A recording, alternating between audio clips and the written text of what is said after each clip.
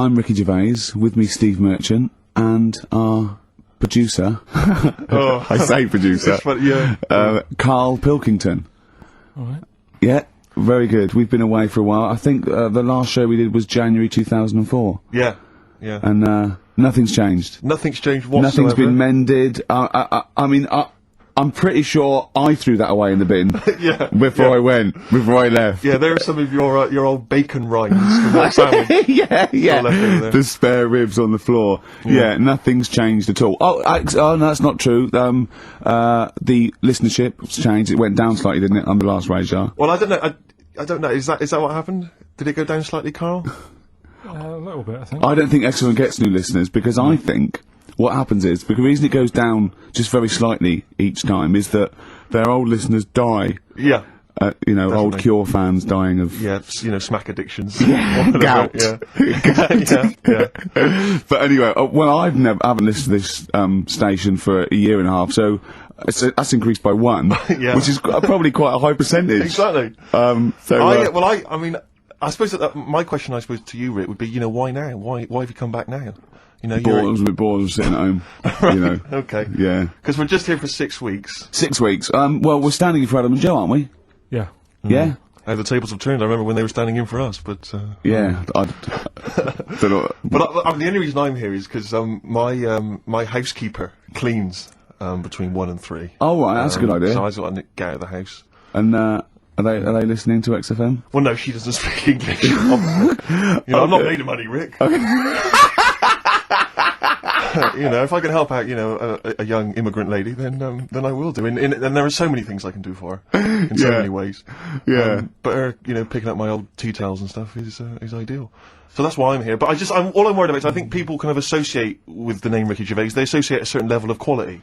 Your live stand-up DVDs, there's a level of quality. You've put a lot of work into them. You've honed it. The TV work you've done, likewise. Should people expect the same from the radio show? Definitely not. No. Definitely not. Those things that, you sit down, we sit down, we write them for a long time, write them for a year maybe, then film them, and we worry about everything. This is, I'm not even sure I'm talking into the mic at the moment. I was actually doodling, as you saw there. Yeah. I'm eating a sandwich as we speak. Yeah. Although we do like music, that is true. That's absolutely right. Should we play some great records? I'll tell you what, I love U2 now. Yeah. I honestly hated them, sort of everything from Boy up to about, I think, Beautiful Day, when that came out. I thought, oh, that's alright. I listened to the album, I love them now, Steve. It's a turnaround, isn't it? Well, yeah, it's that kind of musical insight that I'm looking for throughout this show. Really. I sound like Dr. Fox then, didn't I? Some of your tastes and wants and needs. Dr. Fox. What's happened to him? Is he off air now? Because that's one of the reasons I put no effort into this radio show, because, we go to the Golden Globes the same month, we do nothing at the Sony, and Dr. Fox actually said, that's because you're not very good. I like the fact that the Dr. Fox criticisms really hit you quite hard. You really took that still talking about it a year later. Exactly. You've got to let it go, Rick. Yeah. But then again, he's a medical man, and... Yeah, well, you got to believe him a bit. Just his opinion. Exactly, yeah. Yeah, I could have done without the rectal examination. I think he could have just said, you're not very good. Exactly. Try and enunciate. Not, I know what the problem is. Or let's have a look down here. Exactly. Karl go to one of those, well clinics, didn't you? No, I haven't gone. Why? Because I'm not happy with it. What? I'm not happy with the whole... Well, it's just... Do people know what them places are? They'll give you a whole... Have you heard of them? Yeah, I've had one, yeah. They check everything. Which, Suzanne, my girlfriend, was like, you're 30-odd now. When was the last time you went to the doctors? And I haven't been for ages, because... I never go. I never go. Unless I think I'm honestly going to die there. I'm in agony. They can always find something. Jane made me go to one of those things, those boot things where they do that. It's, a couple £100 and they give you a complete head to toe, don't they? But head to bottom is what it is. They do the old finger up the arse thing. Now, what is that testing for? Well, I like that he said it quietly, because he's on the radio. You can't say arse. Yeah. Well, say it quietly. Say it quietly. Yeah. Arse. Yeah, arse. That's what our mistake was, because we got a complaint upheld, didn't we, for saying... And I'm talking about a male chicken here, which is a cock, as you know. Yeah, and we said that word, right? So if we'd have gone, cock, we'd have probably gotten away with it. You can get away with murder. If you just, If you just whisper it very So go on then, yeah, so... Go on, then, no,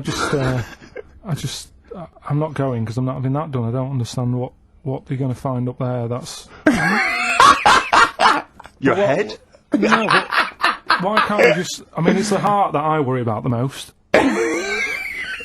You mean that in a kind of romantic sense? No, I mean, like, you know, if They'd have to have a long finger, wouldn't they, to check that out? They go, "It's something wrong with your left ventricle." Yeah. Now, this thing about the doctors, they hold your testicles and they make you cough. Yeah, they don't hold the testicles anymore. They just put it sort of like by the side of them. And what's that testing for? I don't know. I think it's something to do with if you got something wrong with your diaphragm or something like that. You can't do it when they press there. I don't know. It shows them something. So it's not doctors having a quick feel. But so you can't. Well, that's good because do you remember when Karl said he's going to die of cancer, and I said why? He said I don't check my balls. I said why? He said I don't like the feel. So they feel it for you. They feel them for you, and you can just relax, shut your eyes, and think of England. But don't mess with them. What do you mean? You can do more damage messing about with them. Just leave them. And there's two anyway. You can afford to lose one. Yeah, I don't think that's the point. I think the point is it sort of spreads, doesn't it? You know, you've got to check the. No, I mean, I'm not saying, you know, if don't do it because they spend a lot of money saying to people, you know, have a quick feel if you've got the time, what have you. But I don't worry about it. Leave it alone. Why, out of interest, why do doctors stick fingers up your arse? Check the prostate. Check the prostate. Yeah, because if it's swollen, it could you know lead to all sorts of problems. Again, they're not having a laugh, Karl. They're not going, hang on, look at this bald little mank fella. But there's no nice way. I'll feel his balls, stick a finger up his arse and send him home. 300 quid, please, on you go. What about me art? It's fine. And they're all laughing. Roger, Jeff, stand behind that two-way mirror. yeah, what's this? I'm not going anyway. So. Really, you're not going because you don't want... No, I'm not happy with that. It doesn't even matter, it's not the fact he's a stranger. If it was someone who I knew, it'd be just as bad. That'd be worse! Imagine that! At a dinner party. Oh, God. Oh, look, hello, Roger and Selena. Do you mind, Roger, Would you allow any of the celebrity doctors to do it, though? Dr. Dre, Dr. Fox, any of those. Doctor Who. I just don't understand in this day and age. Would you allow Christopher Eccleston to stick his big northern finger up your... Do you got a song on anyway? Wonderful track, isn't it? Well, it's wonderful on a lovely summer's day like this as well, Ricky. It's the ideal choice. Well done on that one. Well, I'm a little bit worried that if there are any new listeners, very unlikely, that they may be familiar with our work, but they might not know the wonderful little gem that we found just there, a little rough diamond in the mud. Yeah. Karl Pilkington. Yeah. Just working here, just working away as a little producer, little sound man, wasn't he? Yeah. And he was, we gave him his opportunity, didn't we? Mm. It's like Cinderella, wasn't it? Yeah. And he grasped that opportunity, didn't you, by the horns? And 3 years later, you're exactly where you started. So, good work. Got Mondays off now. Well, I thought maybe a useful way of introducing the mind of Karl Pilkington to our new audience. You use that term loosely. Yeah, when I say mind, I don't... Yeah. Yeah. I thought... Look at his face! Oh. There is a website. Have you got the website? Oh, there's address? a website that we just found. Right, Karl, what is the address? If you are unfamiliar with what Karl looks like... Please log on to this now. Log on to this website and stay tuned, but log on to the website because you'll see Karl's face, you'll see some of his pearls of wisdom. Yeah, now what's the address, Karl? Freewebs.com. www. Yeah, freewebs.com. Freewebs.com. Yeah, / Yeah. the K-man / The K-man. It's complicated. It is, yeah. Do it again, say it again. But get a pencil now, they've all got a pencil now. Freewebs.com. One word. Yeah. / the K-man / Now, when you say dash, is it a dash or is it an in the middle? underscore? Is it underscore? Is it in the middle of the word, or is it hover in the middle of the word, or is it at the bottom? It's just a line and that. Yeah, I know, but is it an underscore or is it a dash? Try both. he copied it down. Have a go.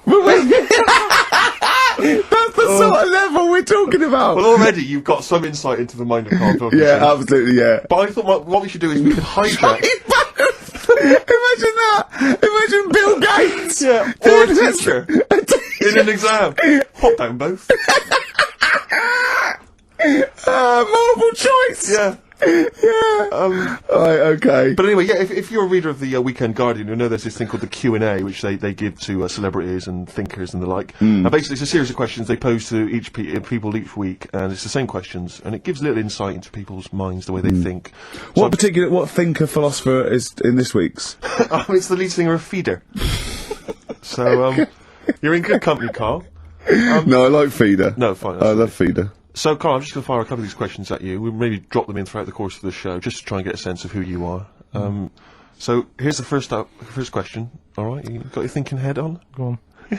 You Wurzel. What is your idea of perfect happiness? What, for me, or...? Already? No, Ronnie Corbett. No, but what... Do you mean, like, what will make me happy, or Yeah. for everyone to be happy? No, what would make you happy? Maybe that's the answer. Your idea of perfect happiness is everyone being happy. I don't know. What would make you totally Unlikely, blissfully Rick. happy? I imagine it's a 24-hour monkey channel on, like, the sky. Yeah. Okay, go on. A What's your idea never-ending of perfect popsicle. happiness? Go on.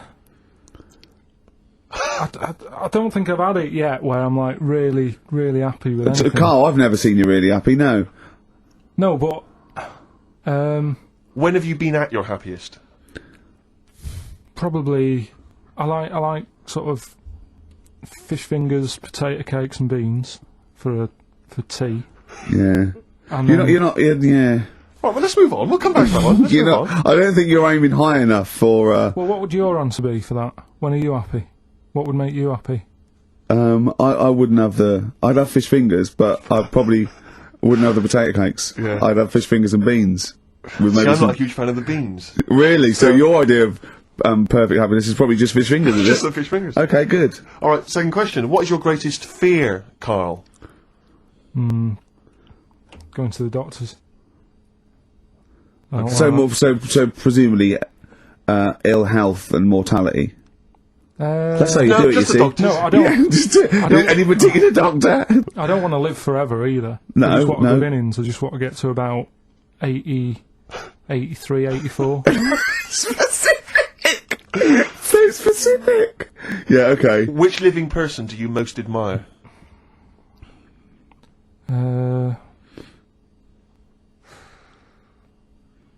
Which person throughout any time in history do you most admire? Winston Churchill's pretty good. You like Yeah, him? it's very good. He's Why? alright. Good answer. Because if it weren't for him, we'd be talking German. I'm not that good at that. So, He's not that good at that. I love that even if the Nazis had won, right, in 1945, and we'd be now speaking German, he still wouldn't be that good at it. Although he's not good at English, so I suppose that's true, isn't it? Yeah. All right. Well, here's the final one for now. Do you believe in capital punishment? That's not hitting Dr. Fox over the head with a stick. depends what for, doesn't it? Go on. Oh, if it's something bad. And Well, I assume it would be. They don't kill what- people what- now for parking illegally. but what sort of thing are you talking about? What sort of punishment? Capital punishment. Yeah, I know, but what is that? What are you talking about? Well, guillotine, hanging, Hanging's a bit bad. yeah, can be fatal, can't it? What do you mean hanging's a bit bad? It's just It's all bad. Why should the state kill someone? because prisons are getting a bit busy, aren't they? Brilliant. Okay. What's the point in keeping them, people around? Well, what's the point in killing them? Just because it's like, right, that's that done. Who's next? Do you know what I mean? What can you do with someone if they're mental?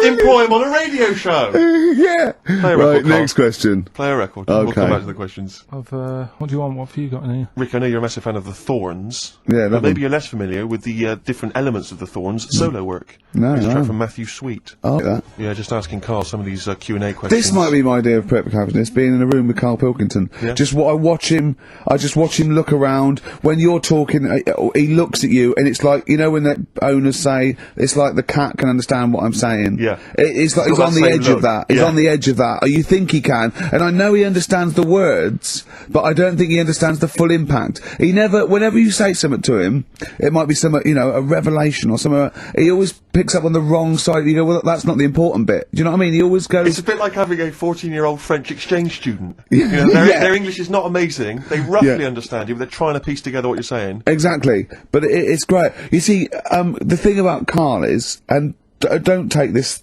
the wrong way, I like him because he's stupid, in a way. No, I'm not being funny, but do you know what I mean?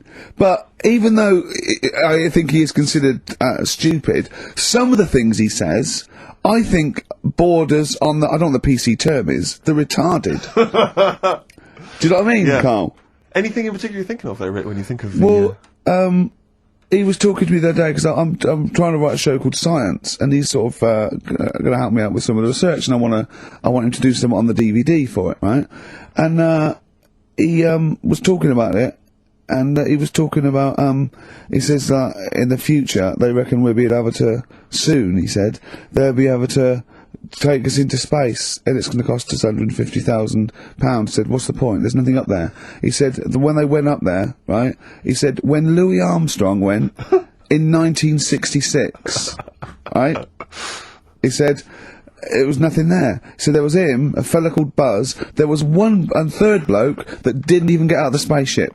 He said he went all that way. He didn't get out to stretch his legs. How good can it be? Forget it. That's him summing up space exploration. Don't you agree with that? What's the point in going up there? Because you're Are we talking about the finger in the arse again here, or is space? What is the point in going? Because you're expanding, you know, human endeavour, aren't you? And the human understanding of the world and the universe. It's like, what else are we going to do as a civilization, as a people, if we're not constantly searching and, you know, and reaching out into the far distance? But there's nothing there, though. I know some people you grew up with that haven't left their street, but that's not everyone. But what is it? What do you mean there's nothing there? What has got to be there for it to be worthwhile? Like, Just something. what, I mean, like, to be honest, What would you I be don't happy think- with finding out on the Rockbuster moon? video? Just something. I don't think they looked hard enough anyway when they got there, because they seemed to get out, have a bit of a dance about, and then they came straight back. And I sort of think, you know, did they look properly? It's not a day trip, is it? But what I mean But they is... took that car out there, didn't they, and drove around a bit? Yeah, but only a little bit. What I mean is, say if an alien landed in Africa, there's not much there, so they'd go... What do you mean there's not go much back. there? Well, it's a bit barren, isn't it? What, Africa? Just in general? Well, so anywhere like that, but the desert or whatever, what I'm saying is, It's got have a good look round. probably where all life came from, and probably 500,000 species of I animals just mean live there. buildings and that and stuff. Oh, buildings. Well, just stuff. Yeah. I mean, did they look properly? Or did they just land, get out, go, oh, bit dusty, whatever, right, let's go back? I just think it's a bit pointless. Especially when we haven't done everything there is to do here. Go on. Well, I don't know, but I'm sure there is stuff that needs sorting out. Well, I know the place that there's no medical man has been in this room. Yeah. There's definitely an unexplored cavern sitting right in Right, front. alright, Steve, would you go to the moon if someone said there's a space?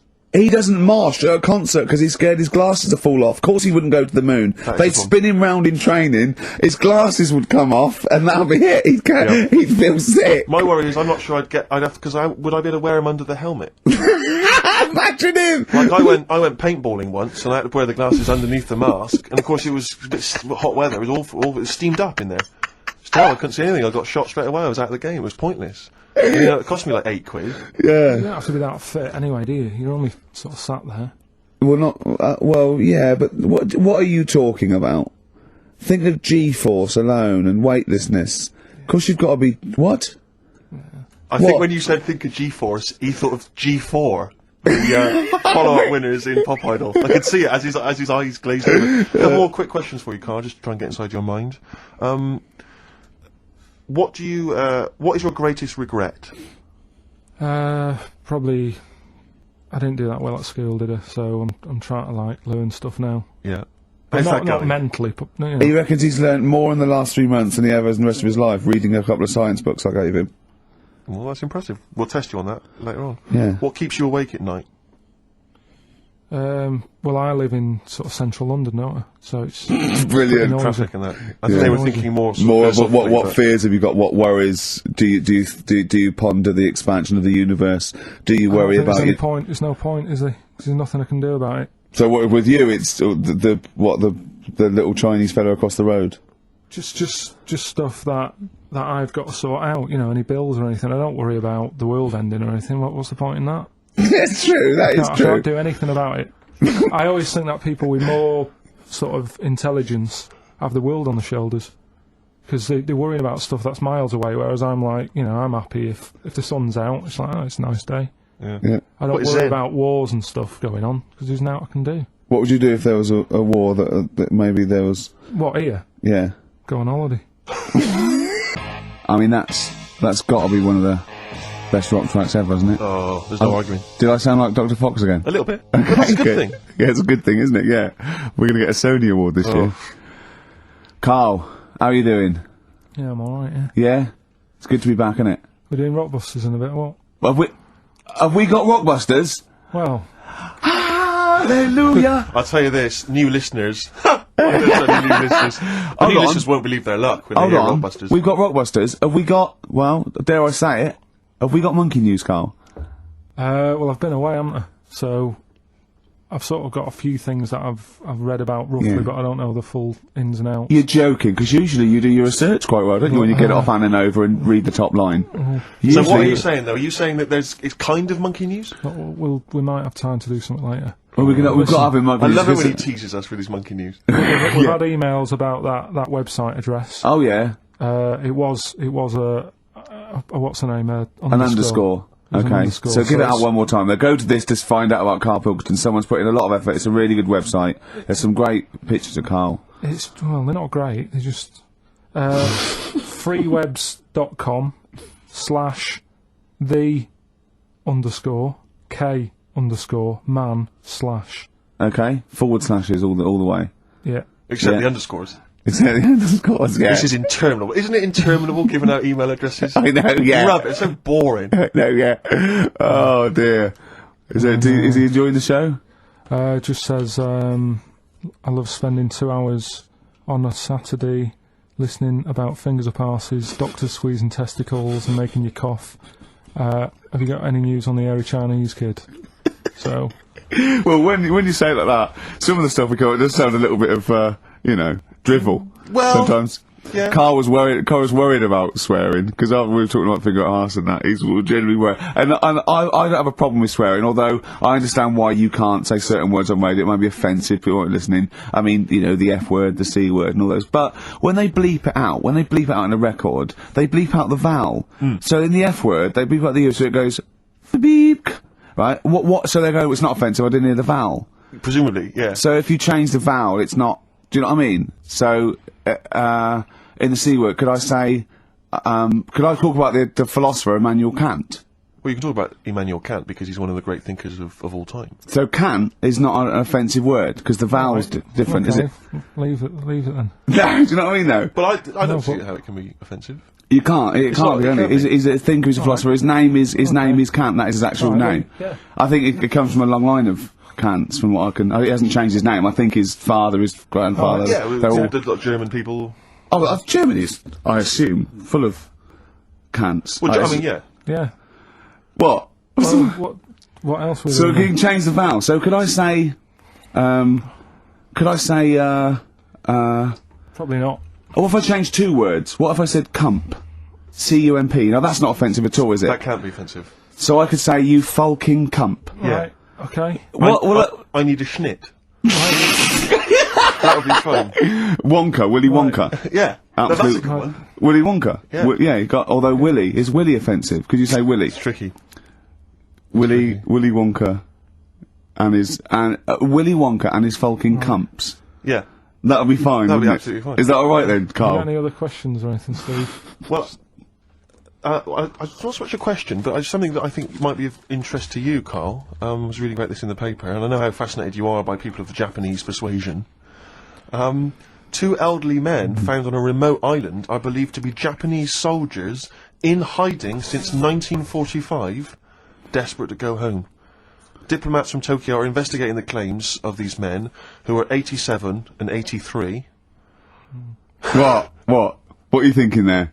Well, no, go on. I know what you're thinking. Go on. Say what you're thinking. Are they that old, though? Why? Why? Say why. I don't want to. Just leave it. Karl's got a theory. Well, I mean, I don't think that this is fine. I'd say that Karl's views don't reflect the views of XFM, right? Karl's got a theory that Oriental people don't age well. Sure. Let Karl. Yeah, but that annoys me the way. Yeah, but I think What? people will probably agree with me. But for some reason, the first time I said that, I wasn't even worried about it. But now, because of the reaction of people, I don't understand. I don't know why I can't say that. What's your theory? Explain your theory in a nutshell. Just like you don't see a you know, sort of a 33-year-old Chinese person. No, but at the same time... What do you mean you don't see a 33-year-old I'm not having a go. person? At the same time, you don't see that many fat ones either.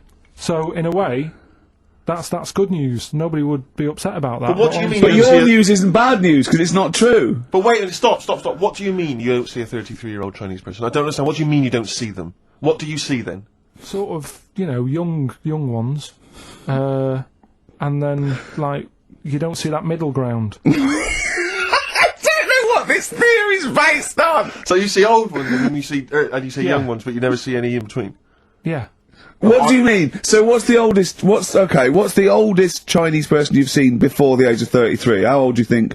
About 22. 22. So you've seen lots of 22-year-olds. So you've seen range from babies to 22-year-old Chinese people. That's fact, okay? And then what gap do you miss out? When do they pop back up on the radar for you? What age has a Chinese person got to be older than that? Well, 49. It's always so specific. What do you mean when you say they don't age well? What do you mean they don't age well? You mean that middle-aged ones look old? Because you think at 23, when they're 23, we're happy birthday to you, and they look up, and oh jeez, it's 52. What do you mean? No, I just mean they don't age that well. There's nothing wrong with that. I don't know what it is in them, but they just don't. Alright then, here's a question. You tell me of a Chinese person on the telly who's about 32. Tell me of a Chinese person on the telly first. Give us the great gamut of Chinese talent currently on British TV, right? And I'll pick and choose. Go on then. Bruce Lee? How long has he been dead, Bruce Lee? 70s, wasn't it? And not really on the telly much, was he? Okay. What age was he when he died? 33, I think. Well, I would have never guessed that. Well, what do you think? How old do you think he was? Probably about 42. What, you know Burt Kwok? Yeah, he's old. Yeah. Do you remember the Pink Panther films? No. Okay. He wasn't that old in them, because it was 60s, 70s. But how old did he look, though? If he walked in and someone said, you never guess how old he is, what would you have said? Right then, there's my point then. There's my point. I have to say, I've been listening to you two talk, and I like the idea that there's people who've been waiting 18 months for some of this. for the Kant discussion, the Orientals. Do you know what I think? I think Kant, as a philosopher, is very popular in Essex, because I hear him saying his name all the time whenever I go through. What? Ricky Gervais, Steve Merchant, Karl Pilkington. Karl, dead air. Talk! No, I'm just looking at it now. Yeah, but that's no good on radio! You can't just look at something! You gotta talk! Is he even more backward than I remember? I don't know. It's just that someone's emailed in. Yeah, so you've got to tell the listeners that. I'm telling them now, I'm doing it. Someone's emailed in from Tokyo, saying that he's getting married in a few months to a Japanese woman. She's 27. Just want to know how long I've got so she starts looking old. Well, how long do you reckon, according to your theory? About 27. Probably about 4 years. About 4 years and that. So. What would you advise him, to get out now, or? Well, have some good sort of wedding pictures done and that. Carl! Carl! It's not true! The theory's not true! Well, we'll see, won't we? Oh yeah, great. In 4 years' time, he's going to send a picture going, oh, you're right, Karl. Look, she looks like a prune. What? He's going to suddenly start saying his girl... It's not true, it's not going to happen. It's that thing, though, innit, of looking at her mum. There's a lot of truth in that, isn't there, that you shouldn't really meet up with your girlfriend's sort of parents and that. Sure. Because you just sort of get a little taster of what's to come and what have you. Then what's to come with yours? It's a good job I didn't meet her early on. No. You're going to be in such trouble! No, they don't listen. It's alright. Really? Well, Suzanne does, doesn't she? She'll probably be out. Really? But she knows. She's got some sense. Yeah, when you get back! Yeah. You went on holiday with them, didn't you? Yeah, we've been on since then, haven't we? I don't think so. Yeah, I went on holiday last week, been away, but that was just me and Suzanne. Talk about that later. Yeah, okay. Oh, that's coming up. Plus, of course, Rockbusters, the return of Rockbusters. Let's start Rockbusters. Let's do Rockbusters. Let's get it rolling, because I have got some amazing prizes. I went to the Americas, and I brought back gifts. Not your tobacco and your potatoes, but brilliant prizes. Now, quite seriously, these are not the usual tat. You will win some tat for Rockbusters, okay? We've got DVDs, CDs, things like that, right? But the winner of Rockbusters today will go through to a chance to win the prizes in week 6. We're only here for 6 weeks, by the way. This is our first of 6 shows. Thank God for that. Yeah, and I went to do The Simpsons last weekend, and I've got a drawing here, an original drawing of Homer by Matt Groening. See that? Look at that. As Homer there, your pal Matt Groening, May the 18th, 2005, and Homer's saying, "I love Karl because he's stupid like me." And that's going to be framed, original drawing. That is worth, I think, a lot, but I've promised Matt Groening that it will not go on eBay. So please, I hope it goes to a fan. I've also got a rare Spinal Tap poster, met with Christopher Guest, and he signed that, Nigel Tufnell. Fans of Spinal Tap and The Simpsons, possibly the 2 greatest things ever, I think. Yeah. Also, my friend Rob, who did flannels with me, has drawn us 3 as flannels. There's Steve there, a little goglanker. There's me there, a little bloke dumplant, and little Karl Pilkington, Pink Floyd numbscrunt. And these are going to be framed. So some very nice prizes. And I got a little surprise for you. Obviously, I met Homer. Press that little button there. Listen to this. Hi, this is Homer Simpson. I like Karl and its perfectly round, bald head. If you put 3 holes in it, it looks just like my bowling ball. Brilliant. Actual proof that you've met the people themselves, that the prizes are bona fide and genuine. But don't enter this week's Rockbusters thinking you're going to win those prizes automatically. No. This week you just win the usual tat. What is the tat, Steve? Well, we'll talk about that shortly. Okay. But you go forward to the big showdown, the big final competition in week 6, where you get the chance to win those. One person wins all those beautiful just everyone goes in the collectible draw. prizes. Yeah, everyone. Yeah, the winners of each week go into the draw. What is Rockbusters, Karl? We've whet their appetite. I think play a record and maybe some wonderful adverts and then come back with Rockbusters. It's that kind of teasing that has made this a potential award-winning show. Bronze, I think, next year. Can we just swap that round and do ads and the song? Whatever way suits you, mate. Go on. XFM. XFM 104.9, Magic Numbers, Ricky Gervais, Steve Merchant, Karl Pilkington. Well, I'm a little bit worried. I've just got to warn the listener, if we suddenly just go off air, right, it's because champagne is pouring down a hole where there's loads of wires into the desk. Because Steve, getting ready to open this champagne, right, just took that wire thing off, just put it there, of course, because it's warm. It just exploded everywhere. Yeah, I should explain now, I didn't bring in champagne to toast our return to the radio. I mean, I'm not an idiot. But, actually, from Focus PR, Ashley has rather nicely sent us some Lindauer sparkling wine, and I'm just trying some, and it's really quite refreshing on this summer's day.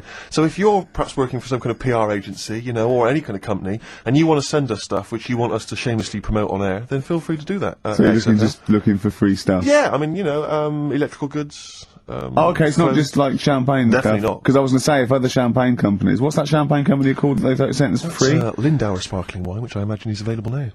Yeah, so other champagne companies feeling jealous could send you some and you'd mention it I don't want to exclude anyone from this. You know, anyone is welcome to send anything in.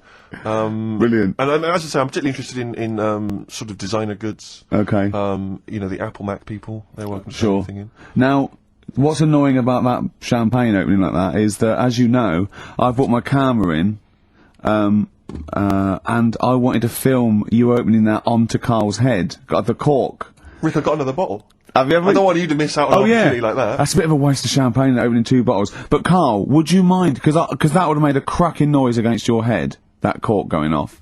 And because it's such a lovely, bald little sort of dome. Yeah. We'll put your head right down, yeah? He'll open it, we'll see what the cork does, and I'll film it for, like a website or something. Maybe we'll make that the finale of today's show. That'd be great. Yeah. Okay. Sponsored by Lindauer Sparkling Wine. Oh yeah! The sound of a cracking cork against Karl's skull, sponsored by Lindauer. Sponsored by Lindauer, available now. Great. Right, we're doing Rockbusters then. Oh, okay, now you should explain briefly what the concept is, Karl, because there might be a few new listeners. It's Blockbusters. Right, go on then. Well, it's not Blockbusters. No, because they were real clues, weren't they? Yeah, that was actually. He says they're a cryptic clue. It's not cryptic. Well, It's like what am I thinking? This competition is like what number am I thinking of? Rick, just calm down for a second. Let me explain basically what the concept is. You'll remember some of the greats from the past. Yeah. Basically, you give some vague clue. Is that right, Karl? And from that, we're supposed to deduct which band or artist you're thinking of. So, for instance, there was a there was one, the West Indian fella spinning a fish round his head, and that was Detroit Spinners. The Trout Spinners. Yeah, Detroit Spinners. Yeah. There was also what happens if you fall over into a puddle in Texas. Wet knee Houston. That is the level of Karl's That's what you're clues. working with. But could I just say, there's no irony in this. Karl doesn't think this is quirky or kitsch or ironic. He thinks these could go on the Guardian crossword. Yeah.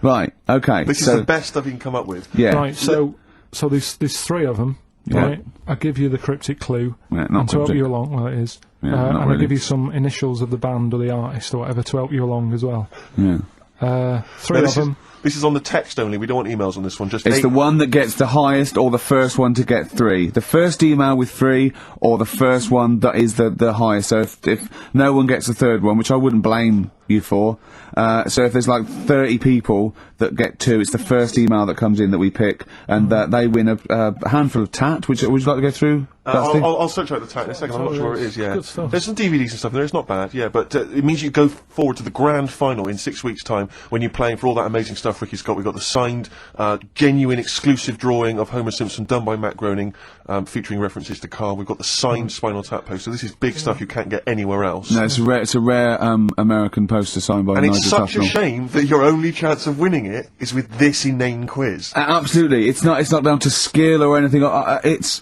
just such a shame that. Let's just do it then. Go on Right, the first one. Go on. What you got to remember is it's a band or an artist that XFM play as well, right? Right then, so the first one. Oh yeah, because XFM play the Detroit Spinners and Whitney Houston all the time, don't they? All right, these 3. Okay. Giving it away, but these are XFM bands. Okay. Yeah. Right. If you got like a bulb. Oh Jesus. I know, you don't think about the cryptic clue is that every syllable counts. He says it's different every time he says it. There'll be something different. Look, go on then. Right. So if you get a bulb, right? What? A bulb. A bulb. What's a bulb? What's a bulb? Like a light bulb. A light bulb. Oh, a light bulb. So okay, you get a yeah. bulb. You get a bulb. Yeah. Go on. He's gone. Right, go on. So you get a bulb. Right. Oh, yeah, a bulb, yeah. Have you got something in your throat? What are you doing? Are you eating a gobstopper? What are you doing? We'll play a song then. No, come on! Get the clue out, for goodness sake.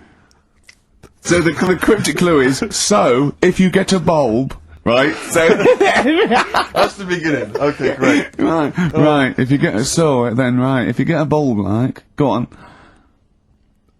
And you look after it, right? You look after that bulb. And you teach it stuff. Jesus and all that. Christ. What you doing there? Do you know what I mean? This is extraordinary. This is extraordinary. Imagine that written down in the He's Telegraph. had 18 months to get this But right. imagine it. That's not a clue. That's an essay. I don't know what it is. It's a I conversation don't know with if he means a yourself. light bulb, a bulb like you plant in the garden. What kind of bulb does he mean? Yeah. It doesn't really matter. Oh, okay. Right, you get a bulb. Well, remember that, it doesn't matter. Okay. Okay, it doesn't matter it does, but I can't say too much. Right, so listen, let me just do it again. You get a bulb, right, when it's young, you look after that bulb, you teach it stuff and what have you. What have you done there? What's gone on? Brilliant! And what are the initials of the band? R, right? R. R for rabbit, right? So what's the band there? Second one. Jesus. People have a problem doing this when they get home from like a night out drinking. Right? What's the problem they've got? Right? The initial there, K. What's the band? Right? People get in from having a night out, they'll have a problem doing this. What is it? What's the problem? Okay. And clue number 3? I had a vision of that Chinese flu. Right? That's C. I had a vision of that Chinese flu. You had a vision of that Chinese flu, yeah, and that's the the band letter C. C. Right? So 3 bands there. 3 cryptic clues. Not really.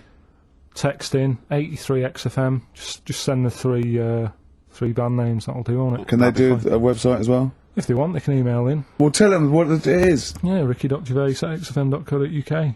Send it in there. Give them again quickly then, Karl. Right then, so get a bulb when it's young and that. Look Brilliant, after it. different, totally look after different. It, teach it stuff. Yeah. And all that. Okay. R. What's the band? Right. Yeah. Second one. People have a problem doing this when they get home late at night. You know, they've been out drinking and that. They get home. What problem are they going to have? K is the initial.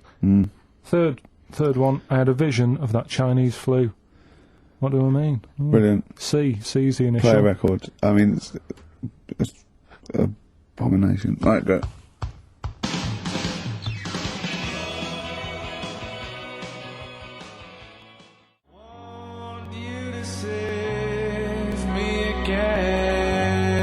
Embrace. Glorious Day on XFM 104.9. Rick, there may be listeners tuning in thinking they've got something better to do, for instance, switching off the radio and just staring blankly at the wall for the next half an hour. But no, because what they're going to miss is our grand finale to this, which is, of course... sponsored by Lindauer's, the sparkling wine solution to a hot summer's day. Yeah. That we're going to be firing a cork. Did you just make that up? Yeah. Pretty good. Please, yeah. Good. They're going to be firing a cork at Karl's head just for the sound. I just think it's sound. Huh? It's not happening. Yes, it is. You said no. We've said it is now. We've promised it to the listeners. Yeah, come on. I'm not happy with it. Why? Because the pain. Well, I've never had it done, so I don't know how painful it is. Well, all the more reason to do it then. Yeah, we've got to try it out, haven't you? You're perfect. It's like a little cowbell or wood block. That's what I'm hoping for. Yeah. I'm hoping for pop. And I'm going to film it for my website. Brilliant. So go to that this week, rickygervais.com, and see Karl Pilkington getting hit. A high-powered cork coming out of Lindauer sparkling wine. Lindauer sparkling wine. And of course, if you want to send us anything in, and perhaps next week that you feel we could actually that'd be great. Sponsor us to do something. This is like interactive because a lot of people plan the show. Like Dr. Fox plans his show. We sort of come up, we riff on the. That's a great idea. Send stuff in that we could harm Karl with. Yeah, we harm Karl. Harm Karl. We do a jingle. Harm Karl. I've always wanted one of those George Foreman grills. I've always wanted one of them. I know, but that's too much, isn't it? What if we just pressed his head inside it? We'd have to put it on. Put it on. See, yeah. Just squeeze his head inside it. I've got to do that thing with a tea towel one day. You know that thing I did with a tea towel? You put a tea towel around his head, right, tie it. I put a wooden spoon in, and you only have to turn it like a couple of inches, and it kills you, doesn't it? Yeah. It really is, yeah. So we'll be firing a cork at Karl's head. I'll be filming it for the website. So that's coming up about 10 to 3. Look forward to that. Yeah. Do you know what? I'm loving this. This is my. Just being in a room with him. I just can't. I want to squeeze his head all the time. I'll tell you, if you're a fan of imbeciles and idiots, you're missing out if you're not watching Celebrity Love Island. I watched about 30 seconds of it, and I hate them. Just desperate idiots and slappers. I actually. Angers me. I switched on Celebrity Love Island. The first thing I thought is, where's a tsunami when you need one? but seriously, there's a guy on there.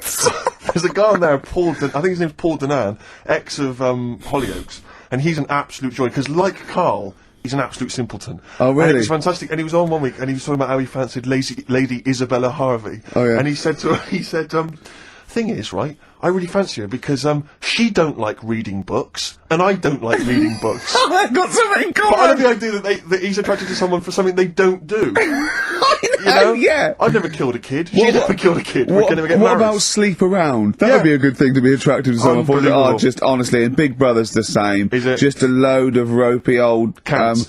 Yeah, I know, just like a horrible, cellulited, wobbly, rice-arsed, fat-titted tarts, and idiots, and show-offs, and they all disgust me for a different reason. I don't know which one to hate most, I know. and why. They all give me a couple of reasons to hate them. That's what the nomination should be. Yeah. You know, nominate who do you hate the most? Because Absolutely. I thought I was going to switch on and find that actually, people like Abby Titmus and Rebecca Lewis had been misrepresented by the press. Oh, what, the one that wanked off a pig in public? Oh yeah, go on. Yeah.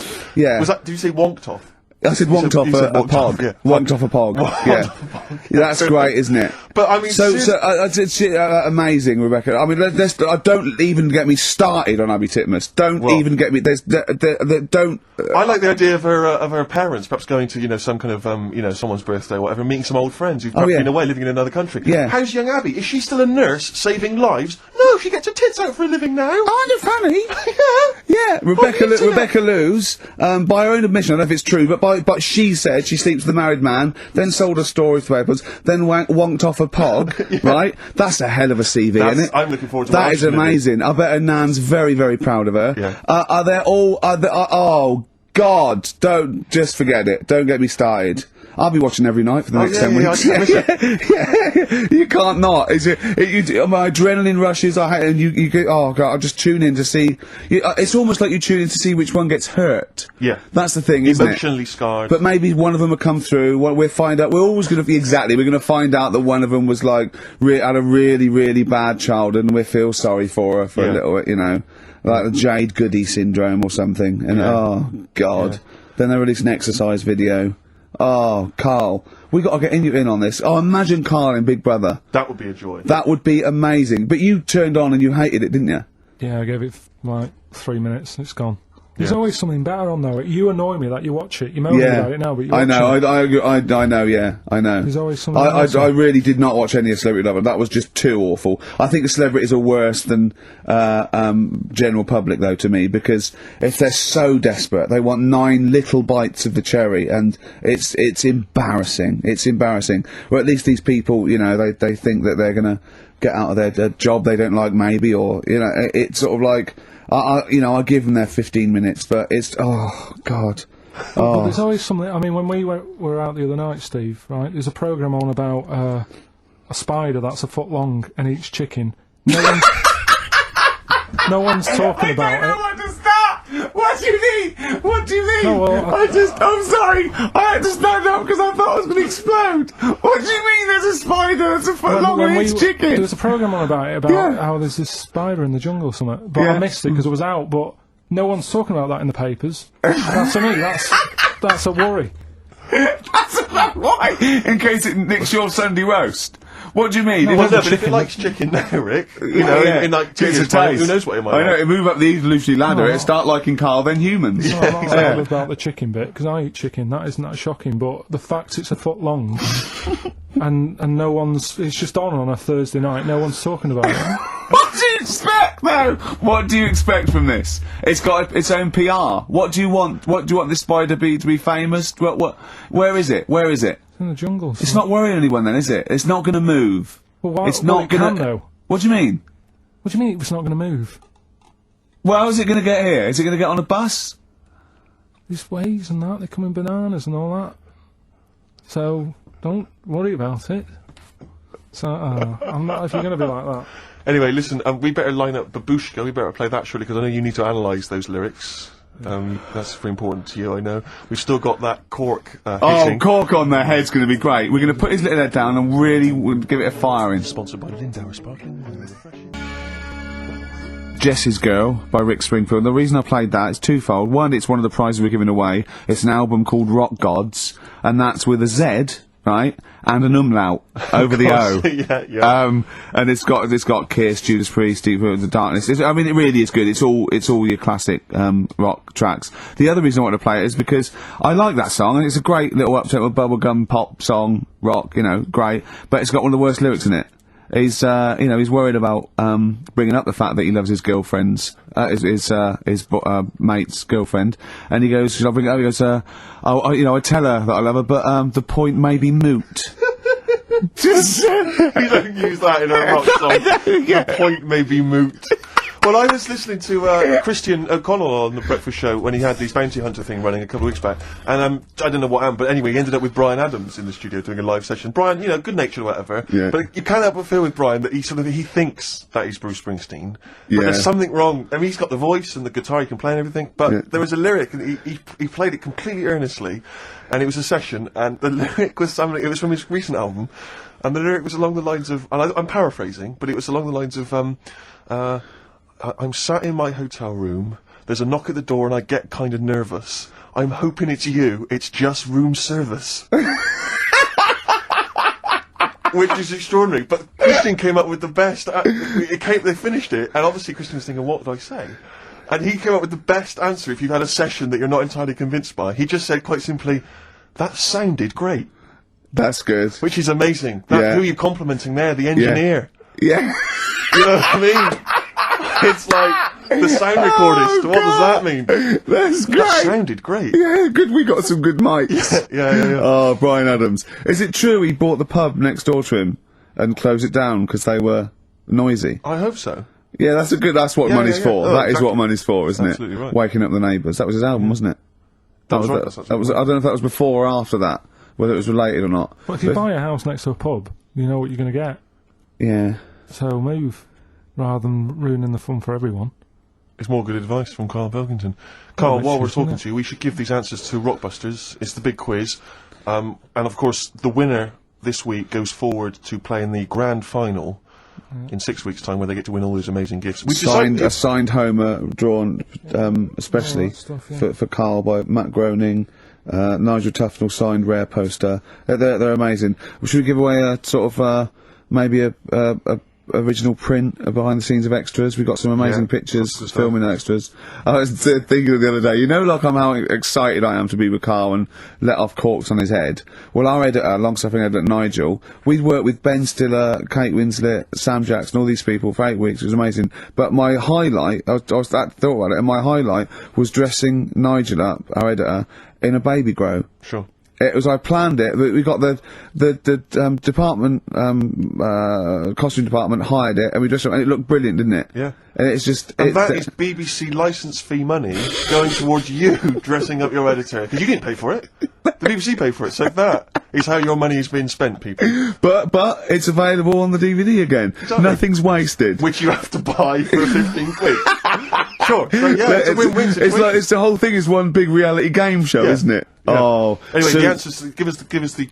Go on, give us the clue. I haven't got an idea. Go on, give me the clue then again. Right, well, do you want to say who the winner is, or... No, let's hear the answers first. First clue was, if you get a bulb when it's young, you look after it and that, you teach it stuff. Yeah. What's going on there? Go on. The initial was R. Yeah. Right, that was razor light. Alright?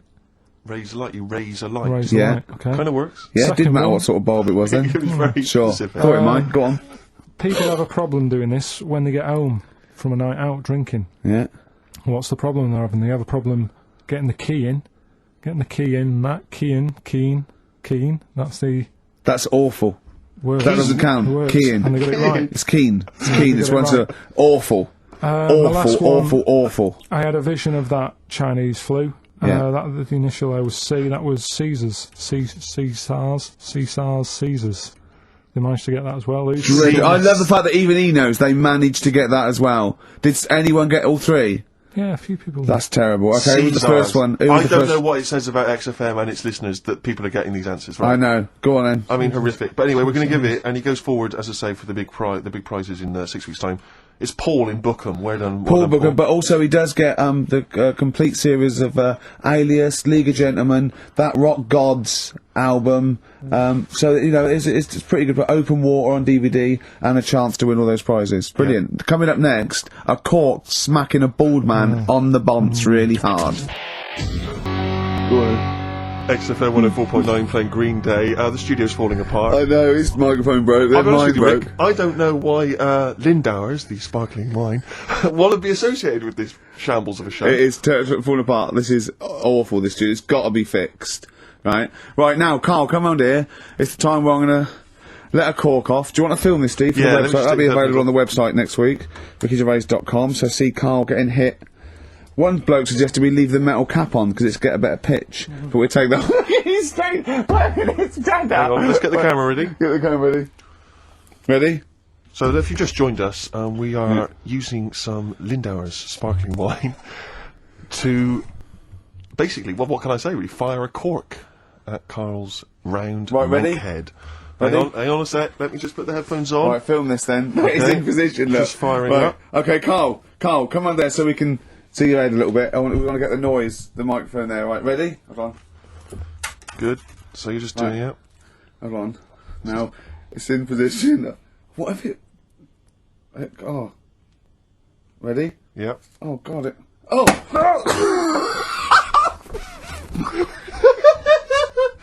Oh! It's like Jackass. Did it hurt? Did it hurt me? What do you mean? Did it hit you? I sort of just. It went off. It went off course. Did it? Just glanced. Did it? Right, Lindauer, you're going to send us 8 more bottles, please. Yeah, we're going to get this right.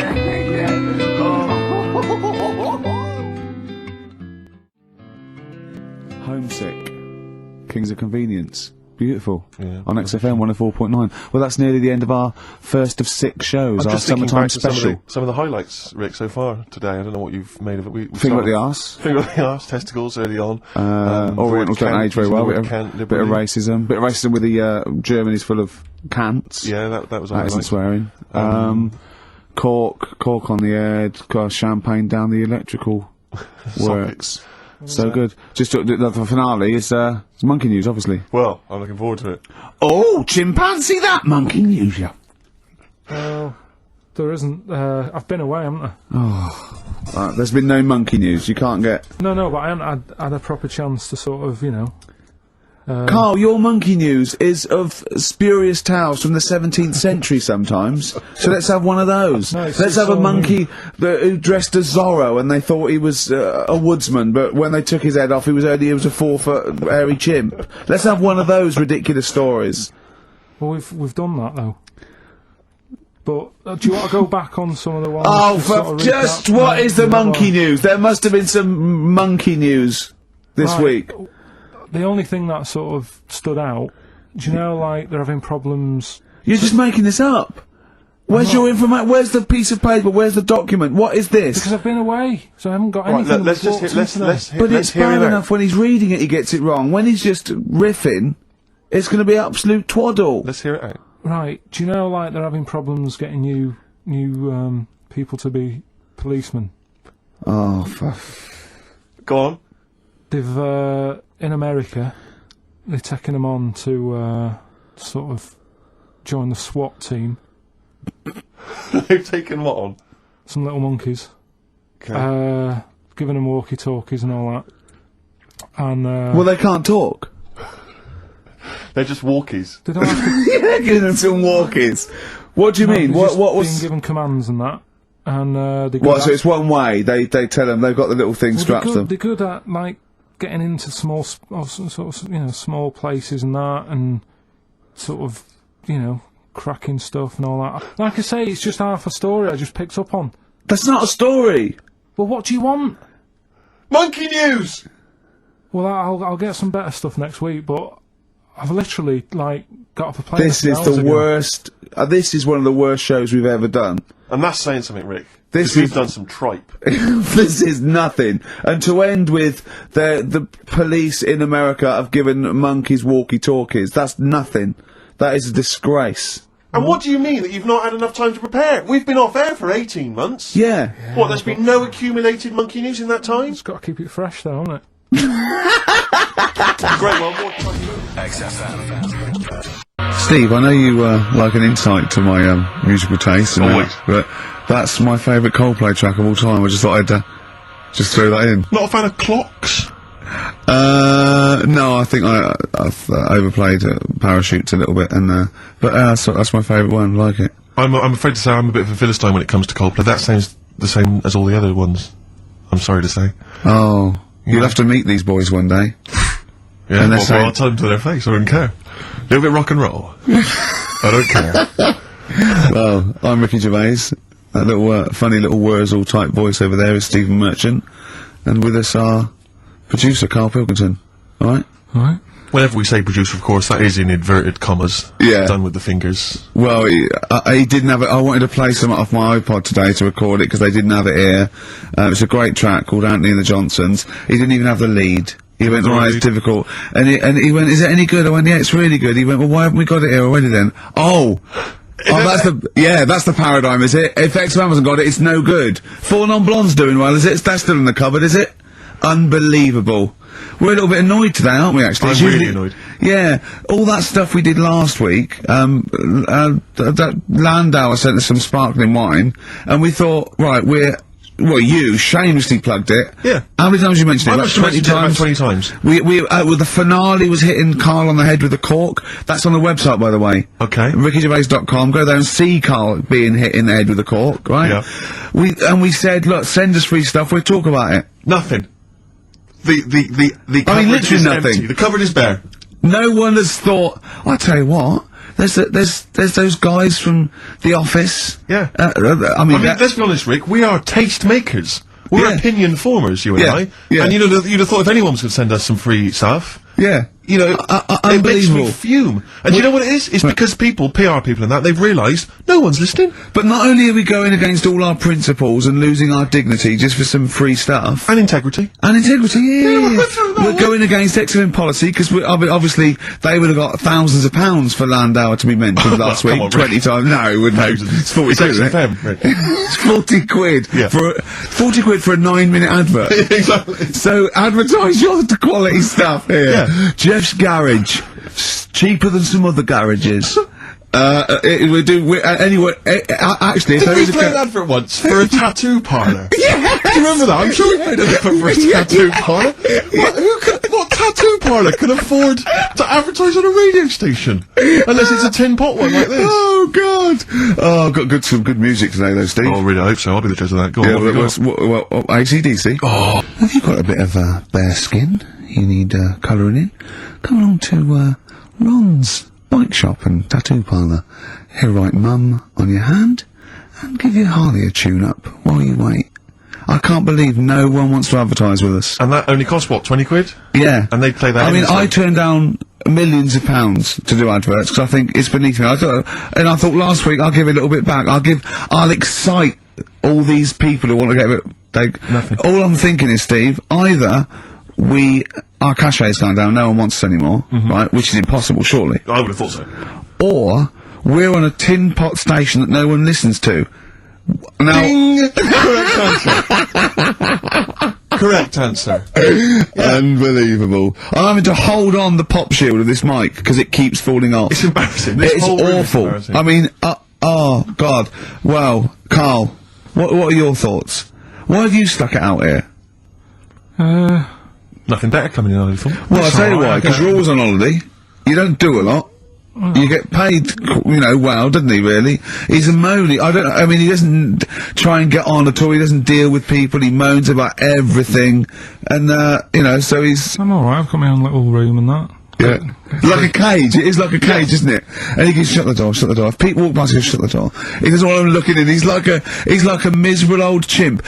We noticed today how much he's simian, isn't He's he? very strange, actually. We maybe should try and get a picture on the website, because Karl's arms are particularly chimp-like. It's very, very strange. Because he's got that he's got long downy hair. It's And not the like... long extended knuckles. Yeah, yeah, and his totally round face, that sort of the chin goes back and the dome of his cranium. I think, quite seriously, I know we sort of share about 98.5% of our genetic material with bonobos and chimpanzees, but I think he's got a little bit more. Yeah. I honestly think he's a little bit of a throwback. Just his line, they just kept to this sort of really the ugliest one in the cave and the tree, and he really didn't. He didn't come out of it. I'm not saying you are, you know, I don't think you are. Yeah, you're chimp-like. No, it does annoy me. My hair annoys me on my body and that. Because I've got like hair on my little toes and that. Have you? And on the legs. Would you see your little toes? Can you pick things up with them? Oh, that's right. Okay. Well, that's the finale of this week's show. We're going to see if he can play a record and put the fader up from a tyre while swinging on a tyre, just using his hairy toes. Yeah, I've sort of got hair all the way, but then it just runs out where it should be. I know. Is this part of the reason why you're always uncomfortable about, you know, being nude or around naked people? Is that partly the reason, do you think, because you look so grotesque? Well, when I'm on holiday, I don't really like wandering about without a top on unless, like, it's a quiet beach or whatever. Sure. So what would you normally wear?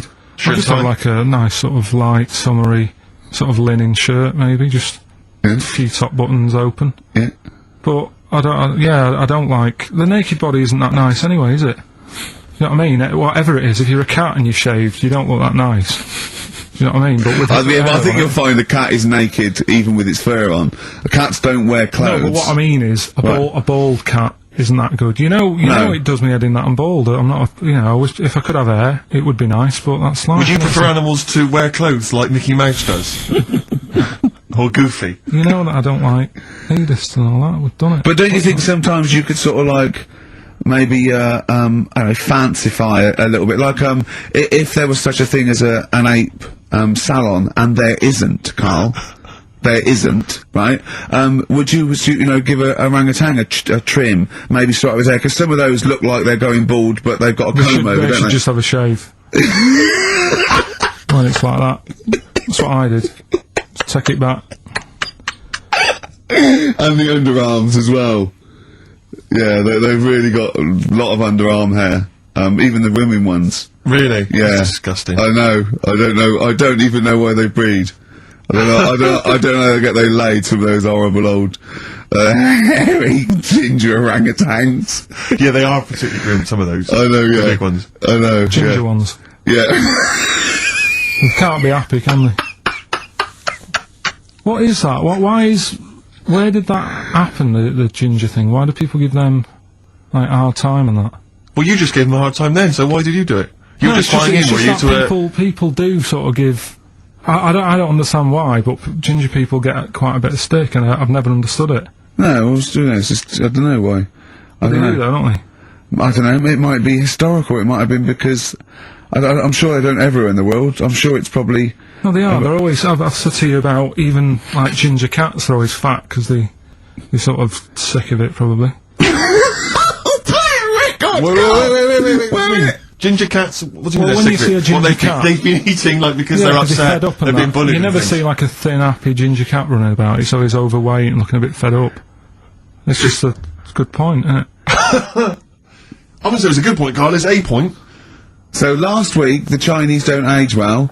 Now, anything ginger, including cats... Yeah. I'm sick of it. No, but I'm just saying... Are you ginger? Would you like to take issue with any of Karl's points? 83 XFM is the text. You can text us. Maybe you've seen a thin ginger cat. I'm not having a go, though. That's what I'm saying. I'm just saying it's weird how people give them a hard time. And it's... if I could have hair, I'd go for ginger hair rather than being bald. Really?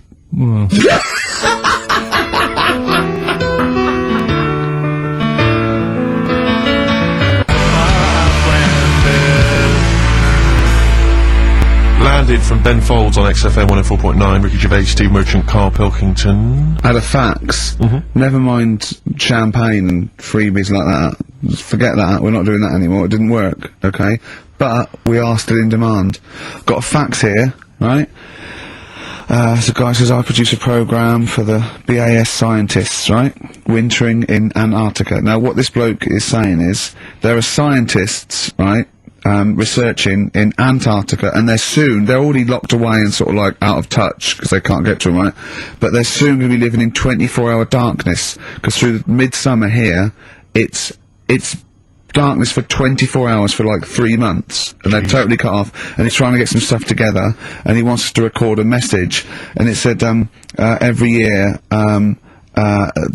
they choose a celebrity to do something, a message of their choice. They had Rolf Harris, David Attenborough, Jonathan Ross. This year, Ricky is the popular choice. So I'm up there with Rolf Harris, David Attenborough, and Jonathan Ross in terms of the vote amongst some scientists stuck in a hut in Antarctica for 3 months. I think they've just got cabin fever. So that's another poll I've won. A British Antarctic scientist in a hut poll. If I was trapped in a little room with several other men for 3 months of pitch darkness, sexist. Or indeed women. Yeah. I can't imagine why I'd ever want a message from Rolf Harris. Why would Rolf? I mean, David Attenborough, fascinating. Well, I assume it is it's the animal. I assume they're researching penguins or something, aren't they? If they're stuck in there, or maybe but what's that got to do with seismic activity, or maybe polar shift. I don't know. Possibly if you were researching kangaroos. Yeah. Well, he knows about all animals, doesn't he? You can take him a budgie with a broken wing and he'll sort it out. Or he knows a man who does. Sure. He can, he'll sort that out for you. And he'll do a picture of it. Yeah. While you wait. Yeah, so, but anyway, I thought they want a 5-minute message. We can do better than that. Let's dedicate the whole show to them, Steve. We're gonna what? Dedicate the whole show to them. What, was it trouble with my diction? A little bit. I'm just thinking again, we've got to slow down because these guys are there, they're working, they're busy. They're used to, speaking eloquent yeah, English. Exactly. They're used to talking to intelligent, educated people. Yeah. So Karl should be something of a surprise to them. I imagine they'll just flood back early and come back to study him. So, this is, this show is dedicated to all you I know nothing about them. I don't know how many there are. I know they're just, as I say, in a hut somewhere, presumably with a laptop, drinking, hot chocolate out of steel mugs with... Just looking up porn. Well, they're not on the internet, are they? Oh, are they not? Well, no, there's no phone line. Well, how do they charge up the laptop when it runs out? Well, they've probably got generators. They must have other stuff. They got a telly and that, haven't they? Of course they have them. No, for DVDs and things. Well, they could probably have a DVD player that would run off a generator and stuff, so they can play. I don't know what we're giving this on CD or something, but and what are they? How can that enhance your life though? That like 2 months has gone, you've sat there, you're chewing Kendall mint cake and just looking round at white walls, right, thinking that the Thing's going to come in any minute and put you out of your misery, right? And you go, all right, lads, it's here. What? A 5-minute message from Ricky Gervais. Yeah. Who? The fella from The Office? Oh yeah. Go on. I mean, so I don't know how I can enhance. I mean, one of them's going, I voted for Ricky Martin. What? Yeah. But I don't understand what they're researching. You say penguins, but that's just a hypothesis. Well, they're assuming that because it's Antarctica, where the penguins live. Is there anything else there? What else is going on? There's presumably climate differences and... Well, yeah, because it's a landmass, isn't it? Arctic's just on ice, and Antarctica is actually a continent. It's a landmass, so there's stuff there. But presumably not in the winter. I imagine it's like 10 foot of snow, and really not a lot happening. Sure. I don't know what they're researching. It could be astronomy, as I say, it could be some sort of seismic thing, it could be just testing polar melting, it could be penguins, I have no idea. I haven't got the information. I don't think they wanted us to go into what they're doing. I suppose they already know, yeah. They probably want to know what's happening in the world well, we've got the man here. That's an interminable 5 minutes for them. We've already wasted that 5 minutes. They're going to put it on excited to hear from you, and they've just got 5 minutes of us discussing what they might be doing. What I'm worried about is this bit, so for these 10 people there, we've just annoyed the 200 listeners we've got. Because they're thinking, what's in this for me? Well, we'll have fun along the way, and what I think we're doing, they've been stuck there, as I say, they're out of touch, they don't know what's happening, so Karl Pilkington is the man. We're going to have a break, we'll have a song, maybe some ad breaks, and then Karl is going to let these scientists who are stuck away in the darkness know what's been happening for the last couple of weeks. Is that alright, Karl? Well, I don't really follow the news, so they probably play know a more. record. I was going to ask them what's been going on. XFM. Well, it is a glorious day, Steve. Brilliant. Every day's a glorious day, isn't it? Well, it is when I'm with you. Yeah, love the world. Yeah. So these scientists, they're stuck away in the darkness. Let's tell them what they've been missing. What's the highlights, Karl, of the last, Ricky Gervais and Steve Merchant and Karl Pilkington, by the way, XFM 104.9, etc. What have they missed for the last, just do the last few weeks? What have they missed? Remember, they haven't got newspapers, they haven't got telly. What's the... Look at him, he's looking at me like I just said that in Arabic. What do you understand? Think what's happened. Think what they haven't got that you know about. What have you seen and heard in the last couple of weeks that they couldn't have? Well, like on the news and that, what's gone on in the world and that? Yeah. Well, or just things you've done personally. I think that'll be of less interest. Yeah. Pope's dead. Okay. I like it. Imagine that. Imagine if that was the breaking it to them. Yeah. Like they're listening and you go, what's happened? The Pope's dead. Well, don't say it like that. Break it to us gently, Karl. Well, I think that's better than how they do it on the news normally, though, isn't it? They make a big deal out of it, and you panic a bit when it says breaking news, and you think, oh, there's a war on. Yeah. And you go, Pope's dead, and you go, well... So you've just used that short, sharp tactic. Yeah. Like ripping a plaster off quickly. I just said it softly, no, Pope's dead. When you know all that coverage of the Pope with like those millions of people that had gathered in Rome and stuff, I was thinking about, you remember we talked about the Queen Mother, and they were queuing up to see the Pope. Yeah, like 4 hours to and get once a again, I glimpse. couldn't help but feel if they popped him on some kind of like dessert trolley and just wheeled him past everyone else, they could have got that done in about 3/4 of an hour. Yeah. You know, once again, people not thinking. They're not expanding their minds. So you Yeah, know what I mean? What, like students and ragweed Exactly. with a bed down Put Oxford one of those Street? novelty beds. They're all dressed in kind of cardinals gear. Yeah.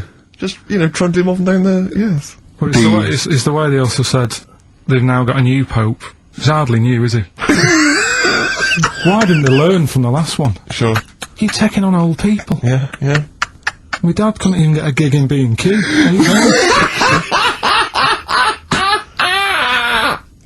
Oh God! So who have we offended? I mean, the thing is, it's like, because soon our offensiveness isn't going to be sort of like we're feeling a bit guilty about offending someone. It's going to be like we're going to be living with Salman Rushdie. Yeah. Do you know what I mean? The things. I mean, that's pretty.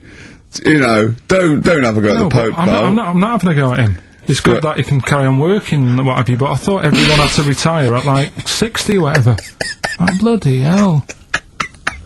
But, whatever, if you can get away with it. Yeah, why couldn't your dad get a gig in B&Q? I mean, he goes there a lot, doesn't he? He goes there a lot! That's why. If you're just joining us for this one-off show because you're trapped in a bunker somewhere in the Antarctic, you should know this of Karl's dad. He's a thief. He steals things, and we've openly discussed this before. He steals this from other elderly ladies and elderly people. Perhaps he's not like Raffles, though. He doesn't go into their house. He's not a gentleman thief. No, let's put this in context. He's not a villain, but sometimes when people leave groceries lying around in a public telephone box. No, what it was, where they live now, they've retired, right? They've moved. I won't say where they are, but somewhere quiet, right? And it's so quiet. It's not a witness relocation protection scheme. But because there's only about 8 people live in this village, it's not worth like the like corner shops. There's only 8 people living in the village. It's quiet. The village of the damned. So anyway, rather than keep the shop open, you're meant to call up and go, all right, Harry, I need some milk today. Right. And they stick it in a phone box outside in the shop, and my dad found that out. So when he's been out, just stop off at the phone box, have a look at what's left lying around. Yeah. But of the 8, I mean, there's 8 people in the village, my attention would be instantly drawn to the dodgy Manc fella. I mean, do you know what I mean? It seems, in Manchester you can probably get away with this, there's a lot of scum up there, but down in this little village, you got a little Miss Marple type and a little, country policeman. He's stopped doing it now, Has he? Stopped doing it, yeah. Cleaned up his act. Yeah. Good, alright, so the Pope's dead, any other big news? There was that thing I told you about last week, the foot-long spider eats chicken. What does this mean to them? They're going to think that the world's been taken over by them. It's not like this never we're not going back, there's a foot-long spider on the loose. Are these people bright, though? Well, let's have a look. Antarctic scientists. Yeah, they've probably got an O-level or 2. They're looking at penguins all day. Yeah. So how bright have you got to be? What do you mean? Well, what are they doing? Well, I don't know, do I? But they've been chosen. It's probably cost millions of pounds to set them up there. Oh, Karl. I'd say this is like, for scientists, this is like Big Brother. Do you know what I mean? This is like a big dinner. Scientists there watching this, finding out what's going to go on. There's little challenges that they give them, little tasks. It's like Celebrity Love Island without the sun and slappers. Go on. I think what else has gone on? Well, while you're thinking, Karl, I should just tell you now, you threw that question out earlier, why are ginger people historically mocked? We've had a couple of responses on the text, 83XFM. Again, as ever with XFM listeners, don't believe what they say, don't trust what they say. But one of them, have we got any respect for anyone in the world? I'll get back to you. Pete in Tooting, now again, I think this is nonsense. He claims that the reason ginger people are disliked is because Judas was ginger. From the Bible. I don't know where he's come up with this idea. No, I've heard that. But, I mean, are there a great many people from, the Middle East who are ginger? Well, that's probably why he stood out. Sure. And he was probably fed up, and he thought, I'll get him back. Yeah. Maybe... Unless he had his hair dyed ginger when he was on the witness protection scheme. Which presumably he had to go into, after it all came out in the book. What did he do? What did he do? He stitched him up, didn't he, to the Romans, didn't he, Judas? Didn't he do it for 40 pieces of silver or something? I'm not big on the Bible, but apparently... Incidentally, if you'd like us to stitch up any kind of Messiahs for 40 pieces of silver, just get in touch, 83XFM. We're willing to do that for you as well. So that's one explanation. There's another one here, which is, again, I don't believe this for a moment. It says here, ginger people get a lot of stick because in Elizabethan times, people with ginger hair were told that their mother had slept with the devil. And that was why their hair was ginger. So, there's two options. Maybe if you've got some more, you can, any more spurious thoughts, then get in touch. 83XFM. But yeah, I don't know. Karl? No, there might be truth to both of those. I mean, the point is that if either of those are true, they were already being picked on, if you know what I mean. Right. That's the point. It's sort of like, maybe that's not the total root of it. Well, the Judas thing might be the root of it. The first big, ginger to, do some, a little bit. So if he was bald, then old bald people would be like, get a hard time on that. Yeah. Well, we do mock you behind your back anyway, Karl. That's going on, don't worry.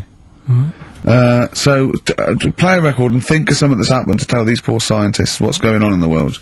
All you've come up with so far is the Pope's dead and there's a big spider. What is that? That eats chicken.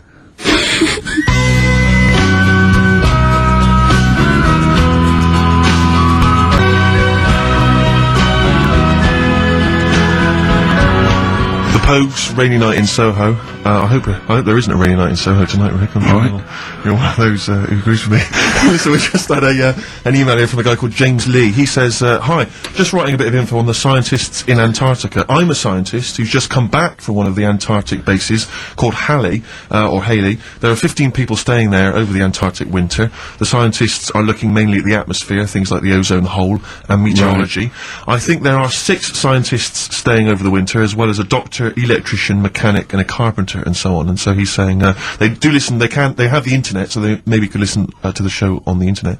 And if you get the chance, say hi to Francis and the rest of the winter is for me. Sure, no problem. Yeah, thanks, James. But yeah, there they are. That's what they're doing. That's what they're up to. But why are they asking you for a message though? When I mean, have these people got families and that, or are they convicts, or... No! What do you mean? Of course they probably do get messages from their family. Well, why are you doing one for one? Is that... I mean, say, do you know, like, you see it in, like, Porridge and stuff like that, where if someone's in prison and no one visits them, yeah, and they sort of look a bit fed up and that, is this message that you're doing for like, people who don't get a letter in the post from... Brilliant. So they put this on the shelf until someone doesn't get one. All right, Hargreaves? Yes, sir, I didn't get a message today, sir. Yeah, I've got a message, Hargreaves. Oh, what, sir? Hargreaves, you have got a message. Really, sir? From Ricky Gervais. Really, sir? And then they give it... Don't talk, please. There are scientists listening. Try to keep the talking shit down to a minimum today. What's annoying me is, right, they're saying they're stuck over there for months, but it seems to me like they're wasting a lot of time. Right? Why? Well, you're saying they probably watch DVDs. They're saying they've got internet access. Yeah. Yeah? Well, I'm wrong. Listening to messages, Yeah. get the job done and go home. Well, Within that's a week. subtle. Well, then we don't have to tell them anything then, because they listen to the internet. If they've got the internet, then, yeah, it's a waste of time. Good point. Play a record. Well, hang on, before that, here's a good point. You've had long time to research what's been going on in the world. We've just had an email here from Nicholas who says, why haven't you told them about the recent pig Olympics that just went on in China? You've missed that one, Karl, once again. Who won? XFM.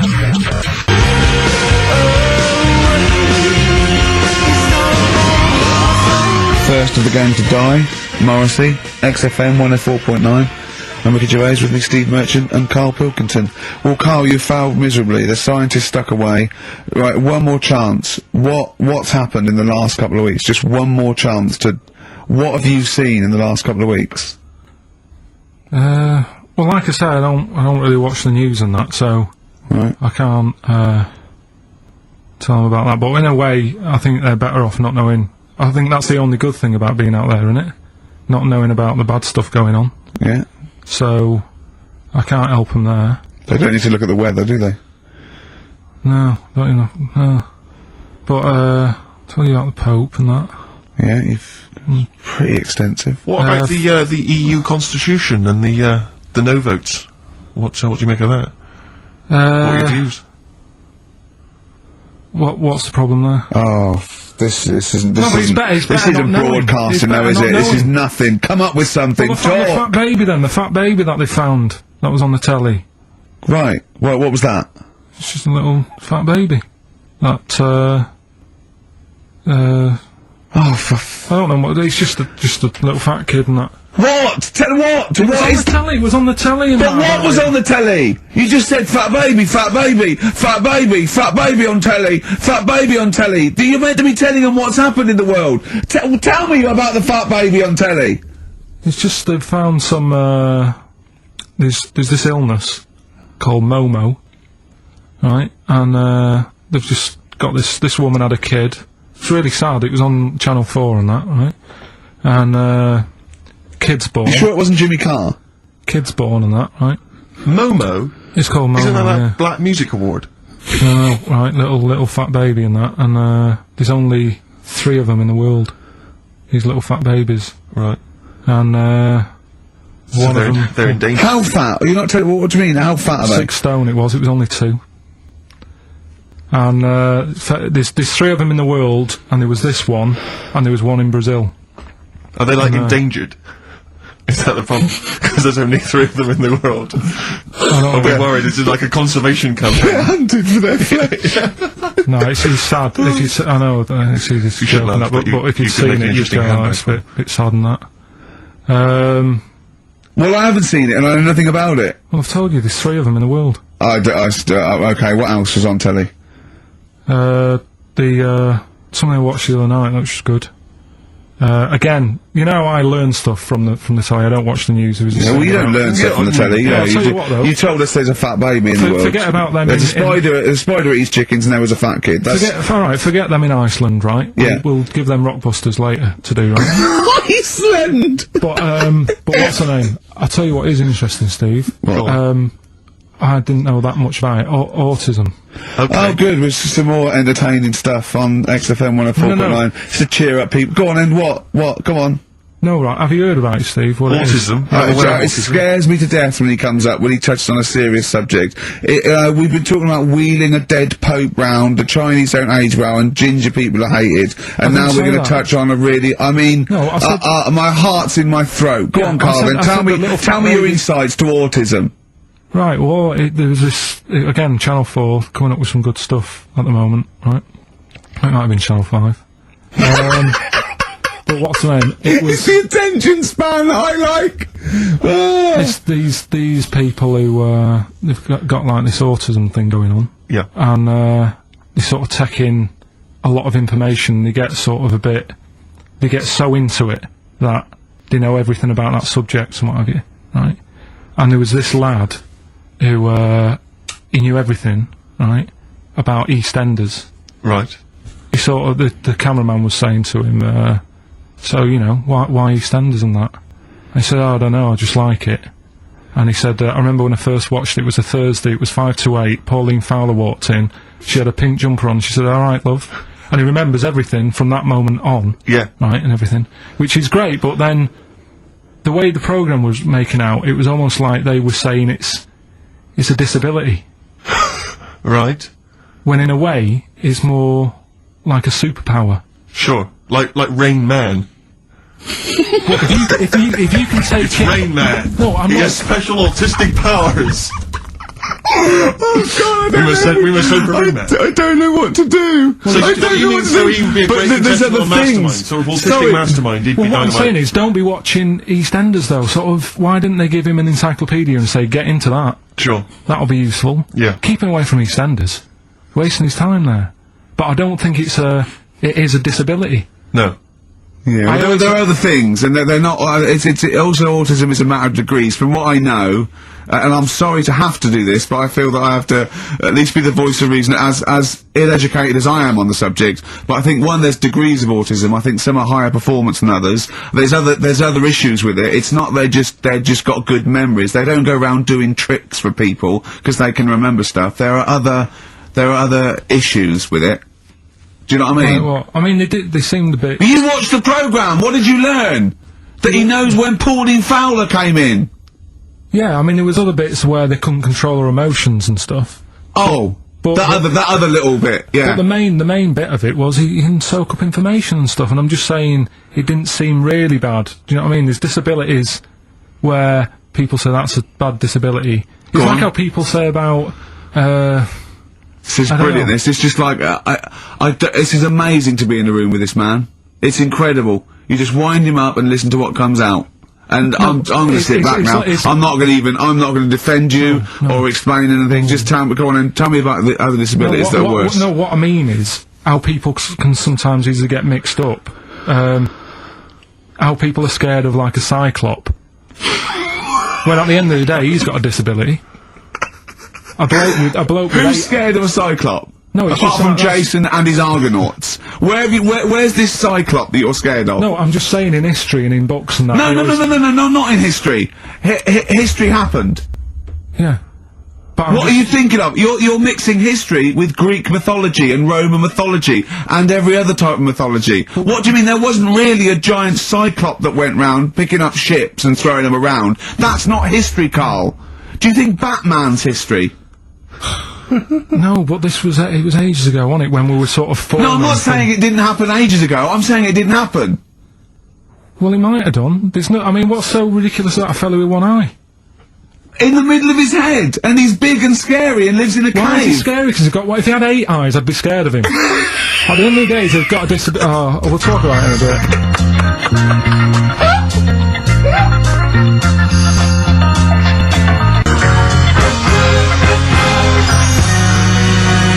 Bobby Womack across 110th Street on XFM 104.9. I'm Ricky Gervais, with me Stephen Merchant, and over there, Karl Pilkington. Can I just remind people that... A man so stupid, it isn't actually offensive. I just want to put that out there. Yeah. Okay, good. No, just wanted to remind people that they can get in touch on the text 83XFM. You'll need that text number shortly because we're going to be playing Rockbusters very soon. Gav has texted in, and he says quite simply, "What's happened to the webcam? All I can see is a bald monkey." Well, you're absolutely right. We'll try and get that sorted out for you. But we're rockbustering now. Should we do it now? Should we do it now? Set it up now. Okay, great. Yeah. So you should just remind people, Rick, particularly if they're trapped in Antarctica for the next 3 months, what this game is. Well, this is Blockbusters, just totally ripped off, and the clues are bands and artists. Karl says they're cryptic clues. They're not cryptic clues. They're more like, what word am I thinking of? They're tenuous. Some of them don't work at all. So it's really, are you in tune with a shaved monkey? I mean, it's nearly embarrassing to get the clue. I pride myself on that I don't really get them. And I'm sort of proud of that, because you shouldn't. Yeah. But anyway, I think I've given it a big sell. Yeah. Now, you do win TAT today, but the big prize is going forward to be in the draw in 5 weeks' time, when there's a signed Homer that I got Matt Groening to draw.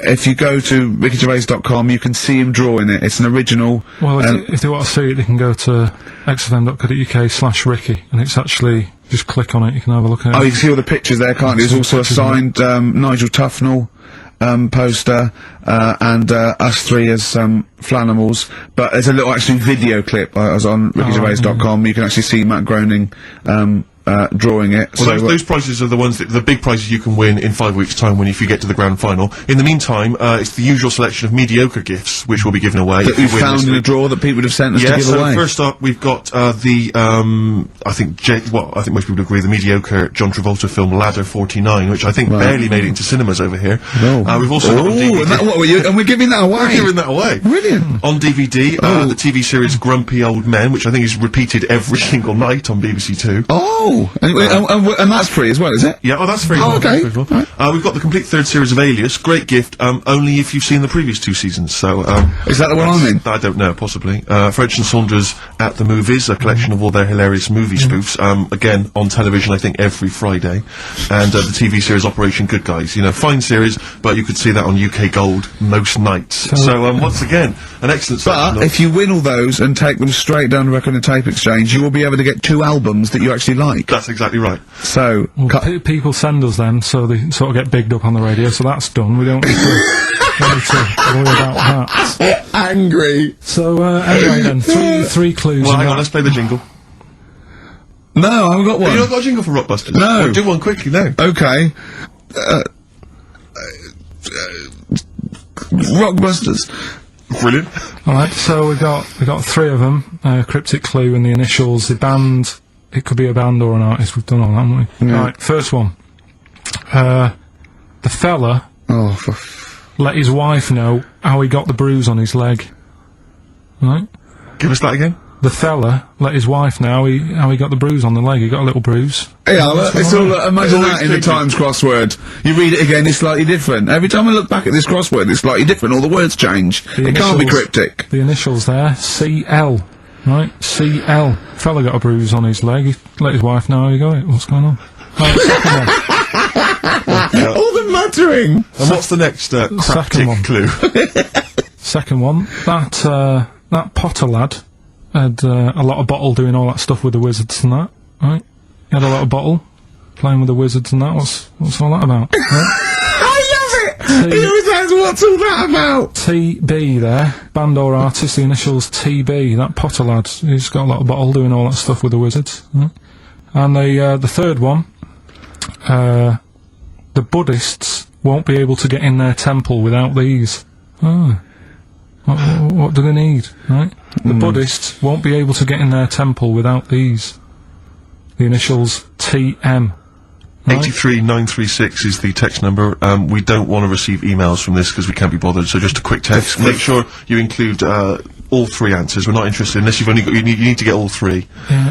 But the winner may only get 2, but it's the first one with the most right answers. Yeah. And if that you're wins all those DVDs. Alias is a box set, to be fair. That's pretty good prize, that one. you could probably get two CDs when you take that down to Record Tape Exchange. And you don't need to see the first 2 seasons because you won't know what's happening anyway. Oh, okay, fine. I'm excited to think that there's some people now in Antarctica just scrabbling around to get a pen, just trying to figure them out. You know, they'll probably stew on that for the next 2 months.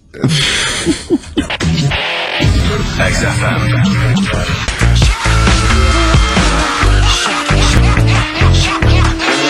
Forward Inc. Gorillas on XFM 104.9 on Ricky Gervais with the Steve Merchant and Karl Pilkington. Karl, okay, we've got to sort this out. We didn't meet again this week, and this is a shoddy show. I thought we had a sort of framework for it, but do you know what I mean? No, I thought it'd be, Karl could sort of tell him what was going on. He doesn't know anything except watching telly. Late night telly on strange channels, like he gets all his information about the news on Anna Nova, and I mean, I even tried to help him because Monkey News last week was awful. It wasn't Monkey News. It wasn't Monkey News. It was I can't remember. I've been away on holiday. Brilliant. Yeah, and Monkey News stops. I phoned him up. There was a front cover of the I think it was the Telegraph one day this week, and it was an ironic story. It was a fluff piece, but it was a funny story. It was about a monkey in a zoo that had a ruck with its father because it's adolescent. It was like the equivalent of like 16 to 18, and it had a fight with its father, and it escaped. It ran away, and it was like, you know, an interesting story. Yeah. I phoned Karl up and said, "This is monkey news. A monkey has escaped from its cage after an argument with its father." And he said, "What was the argument about?" I mean, he thinks like Homer Simpson. Yeah. What Amazing. was the argument about? Like, the zookeepers are going, "Oh, look, oh no, he's brought up his untidy room again." The father, "Oh, look, he's caught him smoking again." I mean, what do you mean, what was the argument about? They have fights. They have fights, and then it ran away. His dad wanted him to go to college, but he just wants to quit and get a job. Yeah, and he fancied a monkey in the other cage, and the father was saying, "She's not good enough for you." Oh. So what we've got was some it monkey about? news today? Yeah, I got a little bit of monkey You got a news. little bit of monkey news, right? You've redeemed yourself then this week. We've got some stuff there and that. What else has been going on? You were, what are we going to talk about now? Sort of head's gone now. Your Yeah, head's we've got gone. monkey news. Yeah. And, Why is your brain? Why is it? It seems like since we've come back on air, you have become dimmer. I mean, it is extraordinary. It's like BSC has kicked in. Or and did you we really just are. forget? We just forgot. Maybe what- it's been a long time. We've forgotten just how stupid he is. Yeah. It's proper. Do you mean it's the silences? You know, Yeah. he forgets we're on the radio. There's just I know, dead air. it's unbelievable, and it's our name on I this. know. They put up, but as I said before, you know, he is no offence, he's not a bright lad or educated or anything like that. But some things he says does border on the retarded. Oh, yeah, okay, definitely, I don't definitely. I've been trying to take in too much information though. That's the problem recently. Well, I said to you last week, I've been like reading more books and what have you, and trying to take in too much. But the problem is, like even watching telly and that now. Suzanne said to me, you know, stop doing that. Stop watching telly late at night and going to bed because it's making your brain too active. And I'm sort of, Heaven forbid. and you know, I'm trying to get to sleep and I can't. And then when I wake up, she had a go at me the other day, right? Because it was the night after watching The Fat Baby, right? Woke up in the morning, and she had a go at me because as soon as I woke up, I said something like, "How can you freeze time?"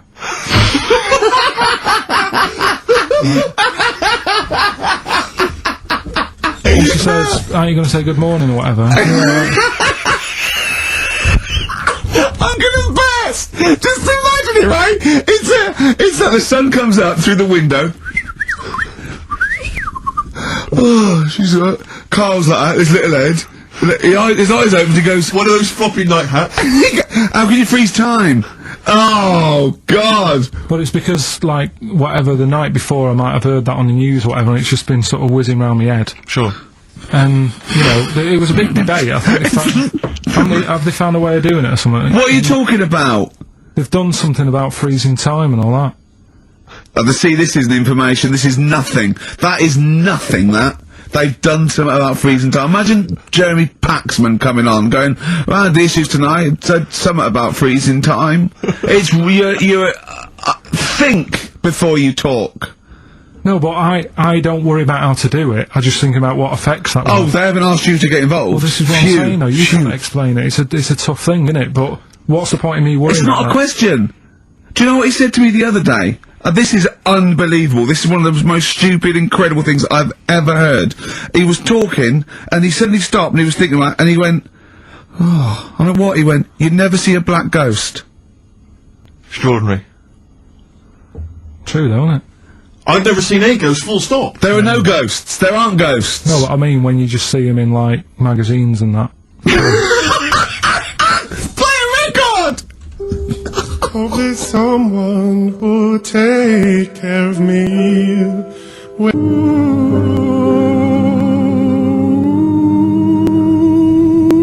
Anthony and the Johnsons. Isn't that beautiful? Interesting. Hope there's someone on XFM 104.9. I'm Ricky Gervais with me, Steve Merchant and Karl Pilkington. Well, Karl, more revelation. We were talking about it last week, but Karl brought it up again just now. Didn't want to go to the doctors, didn't want to have a full sort of body checkup that may save his life, because he saw on the website they do a test where they have to insert a finger in his arse. Well, don't tell me about it. Why? Don't put it on the website. Just we look at your heart. Yeah. We check your blood pressure out. Yeah. And then they could just do it quickly. They could just sort of say, right. How do they do it quickly? No, but what I'm saying is, it's worse than it going in there, knowing that. I mean, they've got it on the website. So you're on the journey on the bus thinking, in about 20 minutes I'm going to have a finger up my arm. But they're doctors. Yeah, but They're not doing it for a laugh. They're not filming it with a two-way screen. They're not putting on boxing gloves so it hurts more. They're up. Oh, it's prostate, all right. Out again. Out again. I'm just saying, in the day, the sort of. Do you think they're in the pub going, here he comes? It's Pilkington, I have my finger up his arse today. Do they allow ladies to do that? Do they allow female doctors to do it? Of course they do. They're doctors. That's worse. Though. You're sounding like him. No, I'm just interested in, because, you know, do they allow female doctors to do the finger up the arse thing? Well, of course they do. They're doctors. Forget the female and male. They are doctors. Right, do you know any female doctors to do that? But what I mean is, isn't it a bit like if you're being searched at an airport, you know, and you're a woman, they send in a woman person to search you. They don't send in a bloke to do it. Is that the same thing? Yeah, they probably trust someone who's gone through 6 years medical college not to be taking the piss as opposed to a fat security guard who couldn't get anything else. Do you know what I mean? You're talking about there's doctors all the time coming out in the papers, oh, they gave them this so they could look at their boobs or whatever, or, you know, it's all, you're always hearing stuff about dodgy doctors. But what I'm saying is, the reason why they do that at security, because there's lots of security people, and they can, you know, for your own, you know, for your own modesty, there's a female one to search females and a male one to search males, and that's fine. But there's not like 4 or 5 GPs to choose from, and you go in there and you go, is it your arse and testicles? Do you want a bloke or you know, you accept what if they've got it. long fingernails?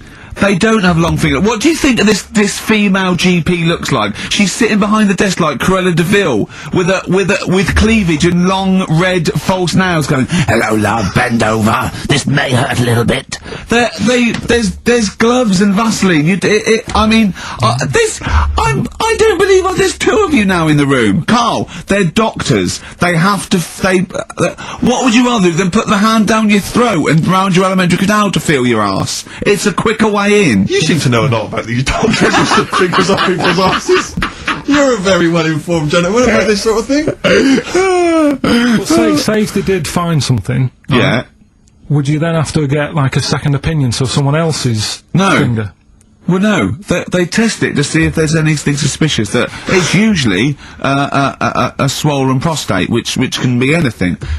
So you know, they catch it early, and that's it. They feel up there. But if you want a second opinion, then the same doctor will just stick a thumb up and have a feel around then.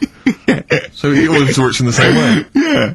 Well, if there's a doctor who can, I don't know, put me at ease. I mean, surely there's another way around it. I don't believe that. I mean, what is this? 60 million people or something in the world, isn't there? 60 billion or something? Well, 6 billion, something. Yes, you got it. Right. You hit it. Well done. That's good work. Right, so yeah, there's 6 billion, did I say? Yeah, what's 6 billion then? Loads, isn't it? Yeah, but So if you want a doctor to phone up to assure you that the finger at the bum thing's not painful and that it's necessary, and Just that that it's it's not just someone necessary, trying to really. get It's just that it's not an easy way round. Alright, what's You know the what I phone mean? number here? It's, we've changed that, haven't we? oh, You're the producer! Hang on, here it is. 0871 222 1049, and I think you select option 1. It tells you anyway what to do. please, if you're a GP or you know, even if you've completed medical, I mean, we want a qualified doctor, really. Anything else is not good enough for Karl Pilkington. Just we'd love to. You can ask him all the other questions, because you know, Karl, as I said last week, he doesn't feel his own testicles because he doesn't like the feel.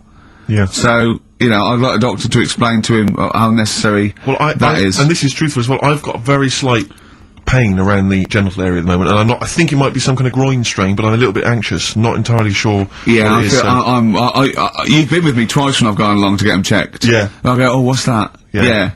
It's terrible. I mean, but, you know, it's usually, I think you're in a pretty low risk, aren't you? I'd hope so. You're coming out of the 20s. I think testicular sort of, I shouldn't be doing this, I'm not qualified. All they said was to me sort of like his 20s and 50s. Mine- So like, we're in. Mine sort of felt like they dropped a bit the other week when I was on holiday. I don't know if that's like when you're relaxing or I was wearing shorts a lot. How far? If it's 2 foot, it's too far. I was having problems walking. What do you mean? Why? Well, it was just a bit I had shorts on all day. I'm happy and walking about on the beach and what have you. And then at the night, when I put some long trousers on, I was sort of walking like they'd probably like stretch a little bit. Sometimes, I told you when I was about 18, I was scared. I went to the doctor. I felt a pain, right? And because I was doing biology, I thought I'd show off this doctor. I said, I've got a pain. I think it feels like it starts in the epididymis and goes up through the urethra either. And he went, finger up the arse. He said, your jeans are too tight. They're squashing your balls. So we want a doctor like that. So what's the phone number again? It's 0871 222 1049. A qualified What do you doctor. mean the balls drop though? We've got to come back to this. I don't know, they just felt like, it's not too bad at the moment. I was alright on the way in, but it's just... I feel twinges all the time, but you never know whether it's just because they're but they felt like they weren't my own. Do you know what I mean? They sort of felt a bit like these were There wasn't a bloke standing really close to you, was there? You didn't get them mixed up just on the way back. On the flight back. Someone else has got Well, take a leaf out of nudist books. They just walk round, they've got nothing on it. About nudists. Why? Well, let's play this ad break and that. And Have you had another encounter? if we've got time, I'll tell you about it. Have you really? Well, XFM. XFM. XFM London. Right, we've got who's that on the line? It's Rob. Rob, and are you a doctor? I'm a final year medical student. I'll be a doctor in 2 months, touch wood. That's close enough, isn't it? Yeah. Excellent. So, where do you study? Do you want to give more details, or do you want to remain anonymous as you're calling in to I study at Barts Hospital. All right, great. So, why do GPs sometimes put their finger up a man's anus? To see what's there. You know, if you've got hemorrhoids, if you've got an enlarged prostate, you know, it's either that or they stick up a big tube and have a look up with a light. what? And it's easier to do that. Now, are you dumbing this down for us, or are you going to fail your medical exams by saying stick up a big tube with a light? I'm dumbing it down. Okay, come on then. We're all intelligent people here, and Karl. So you tell us what's that called? It's called a sigmoidoscope. Right. Nice. That was a clever test, wasn't it, Rick? 12 He's inch a real long, doctor. Yeah. 12 inch long tube that you can put up there. So, Karl, would you prefer that or a finger? Well, so do they sort of do the finger first, and then, I mean, at what point do they say, hang on, we need a light here? I mean... It's normally if there's something wrong. But, so if I go then, say if I go to this well-man clinic, right, and they go, yeah, the art's good and that, yeah, finger, there you go, and then they go, hang on, I'm gonna go and get me light and tube. I could start worrying then because they've sort of found something. And they're not likely to go straight in with the tube. They'll probably send you off some tests first. But Karl, there's nothing. But you go to these places to put your mind at rest and to know where you are with your health. I mean, it's not that you go along. That's what most people worry about. They think that because I'll go along and they'll find something. Well, one, that's illogical. It doesn't heighten the fact they find something because you go along. And two, if they do find something, it's a good job you went along. I mean, I'm a hypocrite because I don't go to the doctor, but I've had that done. You should be concerned if, when they shine the little light in your ear, it comes out the other side of your ear. No, the other ear but comes right out the other side. That's when you should be worried. But Rob, right, you said then, if they find something, they send me off for some tests, why can't I just have the test without that and cut out the middleman? Do you know what I mean? Because you're wasting lots of money. There's hundreds of tests they could do, and they could do every test, and they could all come back with nothing. Or they could do the finger up there and send you for the 3 tests you need to find out what's wrong with you. But in this day and age, with all the technology and that, and like brainy doctors and all that, the only way to find out is sticking a finger up there. What are you worried about, Karl? Is it fundamentally that this doctor who's has done 6 years medical training, is it embarrassing to have a man's finger up your arse? I just don't understand how you can get round to that without... But what don't you like? Is it fundamentally you don't like anything up your arse, or is it the fact that it's a man's finger up there? I don't like going to the doctors. It makes me nervous, because I think if anyone searches you long enough, they're going to find a fault with you, right? And especially if they're going that far into you. They're going to find something. And... Probably not. Well... You never. I just don't. I don't know how to get round to that sort of that point where you get a What do you talk to the doctor about when he's like, alright, nice day, strap your trousers? He goes, he says, I'm gonna just, Most people just shut up and let you do it, and then breathe a sigh of relief when you say there's nothing there. Yeah. But is that at the end of the test, or is that the first thing he does? It's the last thing. So that trousers up out the door. Because he knows it ends conversation. He knows it's a bit of a faux pas. The doctor says, "Oh, I better not kick off with the finger up the arse." What I do is I'll start on with the the head, and then we're going to go. Oh, one final thing, Mr. Pilkington. So Rob, he drops his keys and he goes, "Pick them up." And as you bend over, will you be doing this, Rob? Is this what you're like open to do? You do all these. I'll have to do it at some point. All doctors do it at some point, no matter what they specialise in. So the first one, is there another doctor there to sort of make sure you're doing it right? Not dentists. No, but do you know? Dentists aren't doctors anyway. But do you know what I mean? Like, normally it's like a co-pilot will have someone with them for the first one. So when you put your first finger in, yeah, will someone be there going, right, you just want to move to the left of it? I've already done it. Have you? Yeah. So that's the thing with a student, you're learning. So you get people teaching and you learn on these things. Can I just point out, Rob, I think I'm right in assuming that you have a glove on. Yeah. And there's lubrication. Yeah. And it doesn't hurt. No. There you go. What are you worried about, Karl? Who's this person who everyone's testing on in your class? It's not one person. One person. There's like, when a patient comes in and they've got a problem, your boss, the consultant, he does his finger up, and if he finds something, he goes to the patient, is it alright if the student has a feel as well? Then the student puts on a glove, puts the leave on the glove, and sticks his finger up and sees what he comes out with. Rob, I wish you could see Karl's face. I mean, his face when you said, and he says, can this fella have a go as well? He looked horrified. That he thought it was a free-for-all, like there's a queue of people trying on gloves and going, let's have a go. That looks good up there. What have you found? No, but I mean, how come you had to sort of, is it not something you could test on yourself rather than waiting for other people to come in? Because then, it's an awkward position to get to, really, isn't it? Well, but you can have a good rummage then without feeling too awkward, but to sort of have a go on your first patient when you don't really know what you're looking for anyway. Do you know what I mean? Never really thought about it.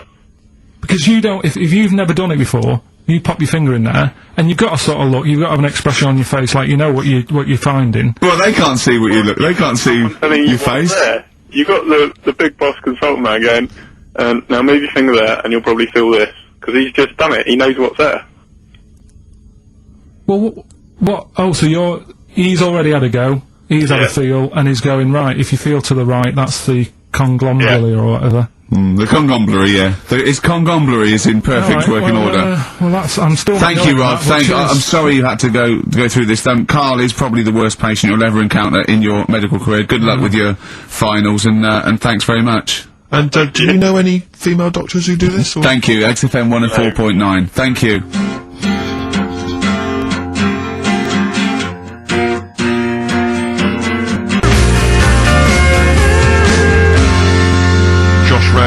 It's the night time on XFM 104.9. Steve Merchant, Ricky Gervais, Karl Pilkington, what is it time?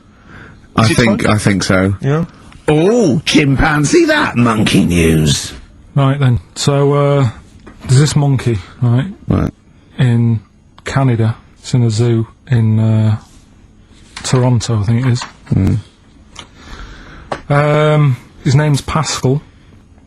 Right, and what happened was all the people in the zoo sort of said, what can we do? Sort of spice the day up a bit. Right? Yeah. So they left. Embellishing. No way this is a news story. Let him do the news. Okay. So they left. Any dates? Just let him read the news. Well, he would interrupt Moira Stewart. It was about 2 weeks ago. No, because she always says today, so you know it's news. She doesn't say, right, there was a monkey, right? Well, in Canada, right? Just finish the okay. All night. A couple of weeks ago, in this zoo in Canada. Right. Jesus. They got a camcorder. Right. And they said, let's leave it for the monkey to have a play with, right? So, anyway, they passed it around. won a BAFTA. And a couple of chimps and that were rubbish at it. They were like filming the floor and all that, and the fingers were always in shot and stuff like that, right? But anyway, there was this one chimp called Pascal, right? Who, Annoys me that he calls them monkeys, though. They're not monkeys, they're apes. He was a dab hand at it, right? He was like, filming stuff, really good shots, you know, sort of nice nude and that. He used the lighting properly and all the rest of it. No, he didn't! This is the news, what are you talking about? This is the news. God, so Steve, it's so annoying. You know it annoys me so much. Things like that. He was a dab under, he was doing really good shots. It really annoys me. Let's hear the news. Anyway, right, so he started, at night, like when the zookeepers went home, he started filming, like, other monkeys on the go, like, whilst they were at it, right? And he was filming them and what have you. The Ron Jeremy of the zoo. You know it's going to end up on the web. So anyway, the zookeepers came in the next day and it's like, let's see what shots he's got. Anyway, he's got all this, like, you know, all these monkeys at it and what have you.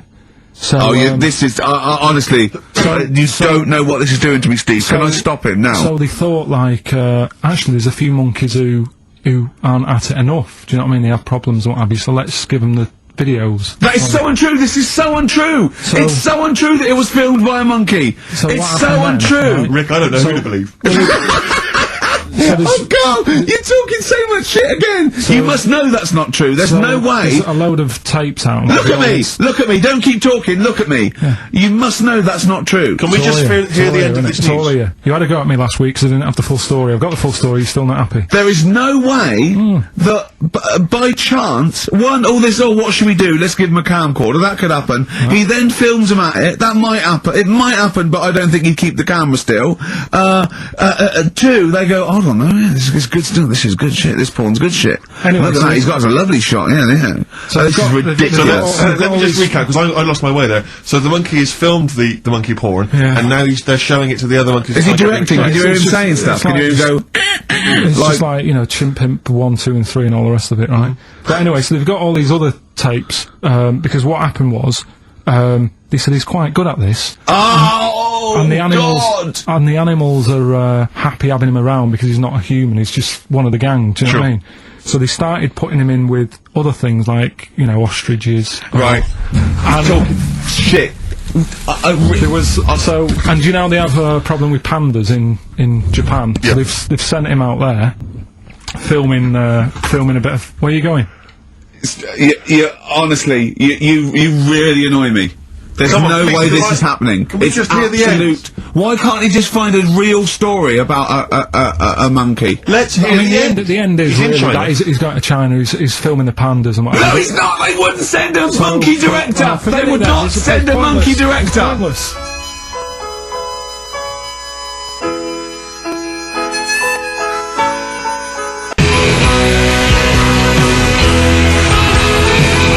Thunder Road by Bruce Springsteen, possibly the greatest rock song of all time. I don't know. Big words. Big words indeed, but I echo them. Well, we've run out of time. We've got to get on with the show. It's near the end. I hope you've enjoyed it. I hope the scientists stuck in a big, I don't know, hut in the middle of nowhere in pitch darkness, 10 of them. I imagine they've been fascinated, Rick, by the finger up the arse discussion. We had Chinese don't age well, gingers. Yeah, all that. The big fat kid. Well, actually, they're probably secure in the knowledge that if they want to kill some time and it's dark, there's anything better than stick your finger up someone else's ass. Exactly. So enjoy that. But they've been hanging on for Rockbusters clues, I imagine. Here's the answer. So on, give us the clue again quickly. All right. So the first one was the fella let his wife know how he got the bruise on his legs. Go on. Right. That was Courtney Love. Yeah. Courtney Love. So that's Courtney Love. So that's the first one, CL. So that one's fine. The second one, that potter. What am I doing? Letting that one go? Just let it go. Am I just letting that go? Annoyingly, we haven't got time to take issue with it, Rick. Okay. That Potter lad, he's got a lot of bottle, hasn't he, doing all that stuff with the wizards and that. Go on.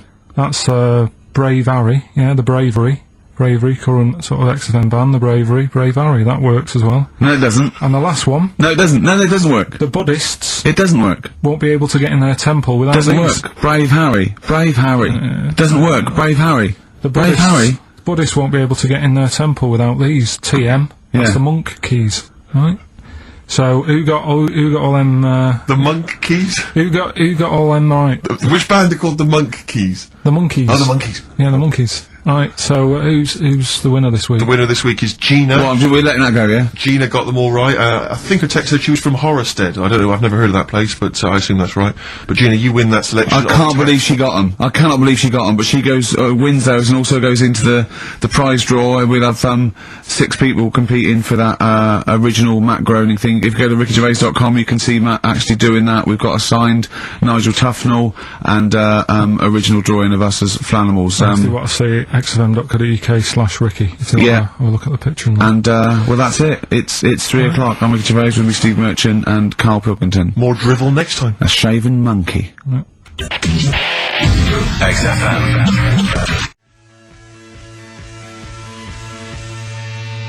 An honest mistake by the bravery on XFM 104.9. I'm Ricky Gervais, with me Stephen Merchant and Karl Pilkington, Yeah. our producer. Right. In inverted commas, heat put. Yeah. Yeah, they know. They know. How you doing, alright, Karl? Yeah, didn't they also write something about me bald round head? Yes, perfectly round little bald man head, they said, so... Because you need to know that when you listen to the radio on that. Really matters what my hair's doing. Your hair, have you given it a little polish? Because you look like a cue ball at the moment, and you've had a shave in it. I've never seen such a round head. It actually looks like a plate with ears. Yeah, well, for those that have never seen Karl, I actually, if you remember, I think he looks a little bit like Mr. Spoon from Button Moon. He does!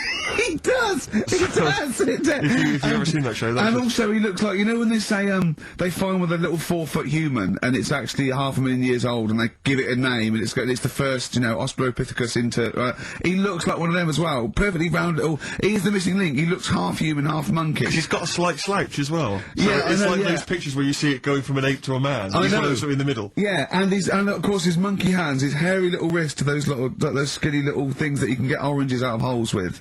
And it's unbelievable. Why are you so all shaved and polished and everything? Got a wedding. What? Got to go to a wedding today, so thought I'd, clean myself up a bit. Yeah. Shouldn't you be Shaving wearing head. a suit or something? No, I'll go home and put something on. Oh, okay. But, Suzanne said, make an effort. Sort of had a shave and that, and then I came out of the bathroom, she said, oh, your head looks a bit sort of eggish. She's right. She always worries about when I have a shave, because I just, That's what I your mean? girlfriend, Karl, I know. It's, saying that. Just think. So don't worry about Heat saying it. And funny thing is, it's Boyd Hilton, I think, of Heat that wrote it. and he's got a little bald head. Yeah, no, don't slag him off. Yeah, but on the end of his review, does it say, written by Baldy Boyd? No, because it doesn't matter, it's a magazine. Don't worry about it. Looking forward to the wedding? A bit boring, innit? But you've got to do it. Robin listening? Should we do a shout? It'll be a great day for them, but I know what will happen. Suzanne will see, all the fuss and that, and then she'll get ideas, and I'll have to let her down and all that. Why is it you don't want to get married again? I always forget. It's just... Who's it for at the end of the day? I've been with Suzanne for 11 years, right? Sure. We're happy. Well, I am. That's what counts. You're never happy. I am. I'm alright. Yeah, no, I know you're happy with Suzanne and everything, but apart from that, you're never happy. You are the most grumpy, moany thing in the world. I mean, I get annoyed, but I'm always happy. I was annoyed here. I was happy coming here, but there was a bloke behind me walking and scuffing his feet. He had a pair of those stupid skulls on, and he was clicking and scuffing. Wear some shoes. You don't have to click. Pick your feet up. Flip-flops annoy me. But I'm happy. I'm just annoyed. You are just like, oh, the world's on me. It's rubbish, this. I know the world's great. It's just sometimes people annoy me by being there. But, Steve said I should be locked in one of those towers that princesses used to be locked in fairy tales, because everything annoys me. But you're grumpy. I'm not, I'm alright. Oh, right, okay, listen, we better play a record, soon, but, coming up, Steve, I went away with Karl. Okay. It was a little present from Jane. It was a golfing day, and I could take someone. Took Karl. It was a brilliant day, absolutely brilliant. But it ended with us sort of drinking and chatting, and me saying, "Right, I'm going to bed." Because Karl said the most ridiculous thing he has ever said. Think of that. That's something. Oh. Sometimes, Carl, I think you're on another planet. He's the only ones.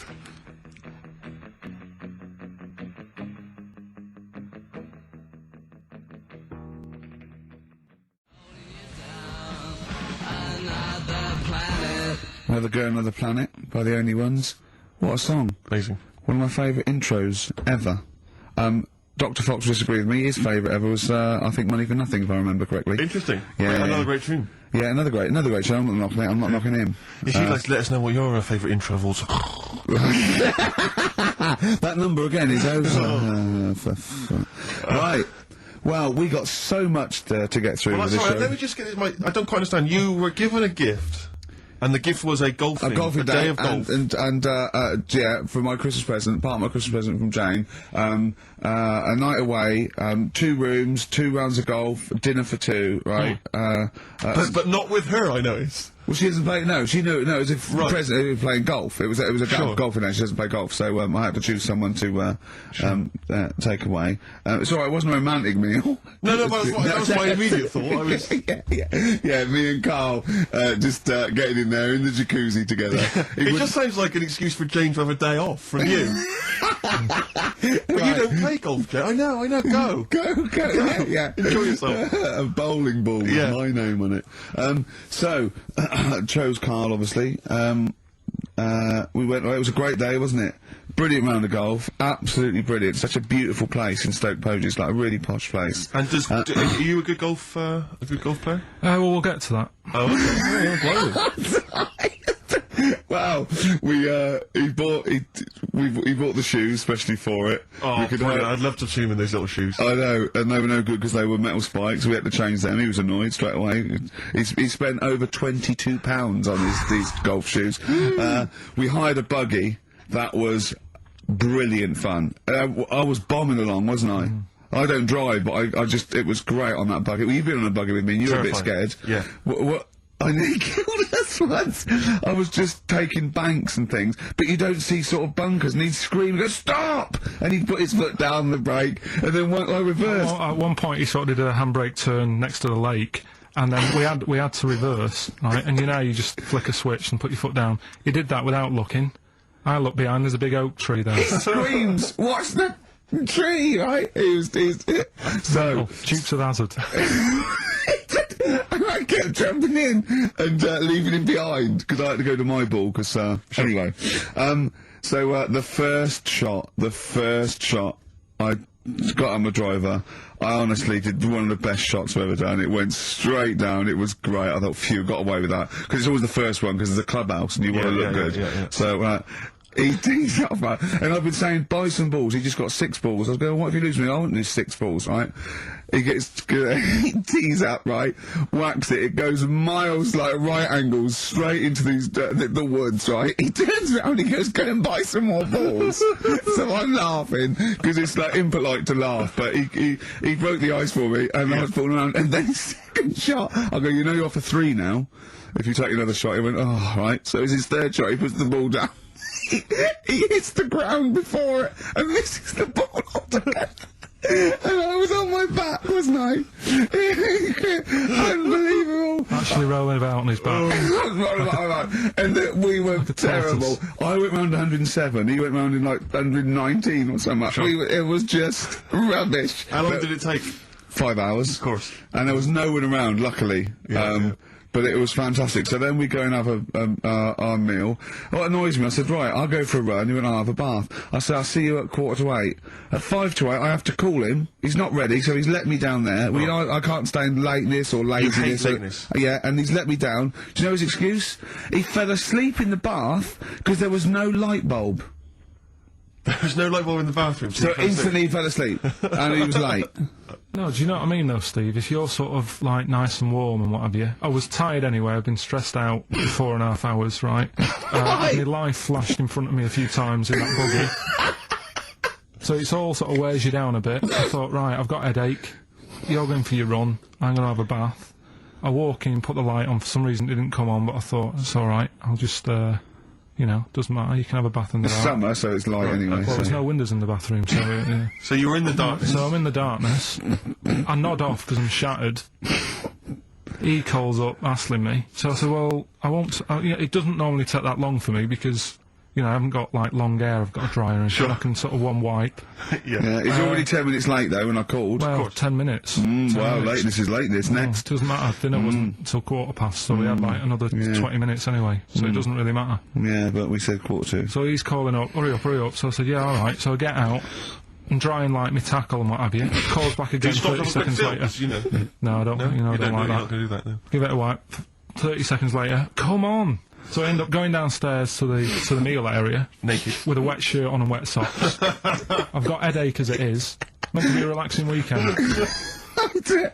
But anyway, so we have our meal, which is really nice. And then we're sitting in the bar. I'm having a cigar by the fire. Yeah. Like we're having a rather nice Pinot Grigio. Yeah. He's there going, I've got an headache. Is this 1955 that you live in?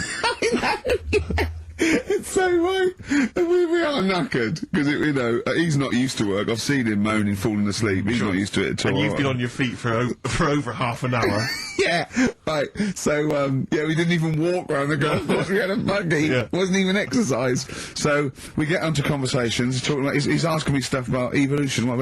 Tell me that. Why did the giraffe? What's that rubbish about the giraffe getting a long neck? I said, well, it didn't try and get a long neck. It was selected. And he said, but why would evolution do that? I went, well, you think that evolution didn't do anything? There's not this consciousness, there's not this will that a giraffe has to stretch its neck to reach the leaves. Won't have a long enough neck to survive and pass it in. He was going, yeah, but why did evolution... this isn't. But by the way, this isn't the most stupid thing. This is warming up. This is about 8:45. Sure. Right?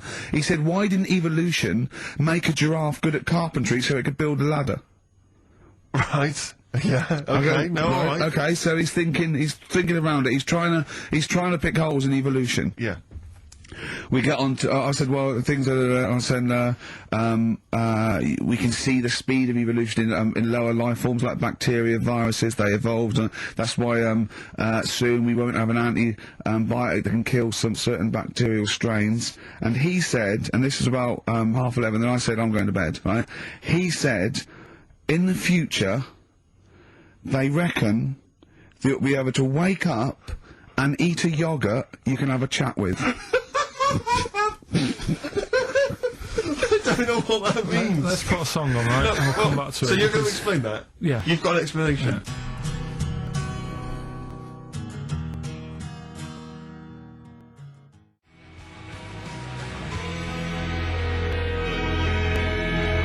The Verve and Sonic on XFM 104.9. I'm Ricky Gervais, with me Steve Merchant and Karl Pilkington. So let's just get this right. What did Karl say? He's just specifically giving those words again. He said, they reckon, and I said I'm going to bed. He went, no, really? I said, no, I'm going to bed, Karl. There's no point now, because I mean, it's just like you're talking gobbledygook. You know what I mean? I might as well talk to a pot plant. Yeah. He said, in the future, they reckon, I don't know who they are. Sure. I don't know, people who post things on the internet that he reads. I think the Telegraph. Anyway, complete the sentence. They reckon that in the future you'll be able to wake up. I love it. There's a little scenario, an embellishment, like this little. Oh, hello, darling. It's your yogurt. Hello. You'll be able to wake up and eat a yogurt you can have a chat with. All right. Well, thanks for that, Rick. I'm looking at you. I'm going to throw that over to Karl. Right. It's when I was away on holiday, right? I got. I don't normally buy the Telegraph because it's too big and that, isn't it? So, but they were giving it away for free on the plane, so I thought, ding dong, might as well have it. And I saw a couple of things in it. I thought that would be interesting. I saw this thing about the future, and it was talking about evolution and what have you, right? Which I always find weird, because I always think that maybe we've sort of done it wrong anyway. Do you know what I mean? I sometimes think you can't evolve. By definition, evolution can't get things wrong. Things change, that it's not successful, it can't pass on its genetic material, but if you're around, it's working. If you're around, it's working. Slugs are as evolved as they need to be. Slugs are as evolved as you and me. That's true enough. Yeah. No disrespect, but it works. It works. Sorry, they're around. Anyway, what's your point, Karl? No, I mean, I think we probably would have been better off staying as a fish. Just because there's more water than land, isn't there? Right. And you wouldn't drown. This is why I went to bed. No, I can imagine. I'm thinking of dozing off now. Yeah. No, but it Do you know what I mean? From, what was it? It was bacteria, it was fish, mermaid, man, onwards and what have you. So anyway... Oh God! No, there are a few knowledge gaps in your theory of evolution. You generally got it right though, so I mean, basically, it went bacteria, fish, mermaid, man. What next is the big question. So it was telling you all about this and what have you, and saying how, like, we shouldn't have interfered, because maybe if we wouldn't have invented planes and what have you, maybe we'd be able to fly and what have you, if we really needed to and stuff like that. Okay. So we've interfered with evolution, you see. Right. But then it was saying, well, what's the future got? Well, yes, in one way we have interfered with evolution, the evolution of the human being in society is changing. It's no longer based on the strongest or the fittest, because medical science can keep us alive long enough. People can pass on their genetic material where without this civilization they wouldn't have been able to. So, there are different parameters, there are different pressures, there are different things that say whether we're going to pass on our genetic material or not. Okay, so in that sense, you're right. And that, Rick, as far as I'm aware, has led to a yogurt that you can eat and have a conversation with. So this is what it was saying. It was just saying, you know, we're living in mad times and that. You know, there's a lot of weird stuff going on. One of which is... Go on. And the fellow was just saying, you know, with computers and stuff like that, the way it is, we'll be able to wake up... Go on. Have a chat with your yogurt and have something to eat. What do you mean, have a chat with your yogurt? Because of the amount of... I mean... You have them yogurts already, those friendly yogurts. Those bacteria-friendly ones, so this is just a really friendly one. Yeah, they don't... Oh, God! I'm my best! Do you know what, sometimes, Karl, I think that we're having a chat with a yogurt. Do you know what I mean? There can't be any difference. Yeah, but then I'm always reminded that would be more entertaining. That would be more informative. God! XFM. XFM. Forward to it. Yeah. Thanks again for letting me know about your, old Nobbo and Edge and all that. Now listen, you just got an email there saying, can you turn up, your microphone, Steve? Apparently my voice is a little bit, Well, Karl has to do one thing, make sure we're heard. That's all he has to do. Well, I can hear it. Sounds fine to me. Well, not to the listeners, and that's who we're trying to please. Well, it's one person, so they can't hear Yes, but we've only got one listener. So if he's not happy, we're buggered. You're allowed to say buggered. Not twice, certainly. One's could have been a mistake. Yeah. Twice, pointing it out is definitely, complaint material. Now, Karl, you haven't told us about your holiday yet. You were meant to do it last week and you didn't. You started telling us, but we didn't have time because we had to do monkey news about a monkey who was a director who cared about lighting and stuff. Is there more monkey news this week? Is it as... okay. Is it real monkey news? Did it happen, or is it mostly embellishment in your round little head? It's proper stuff. Yeah. Okay. Good. So holiday. Where'd you go on holiday? Sardinia. Good. Yeah, it's all right. Yeah. Nice food and that. It's important, isn't it? Yeah. And nice beaches and what have you.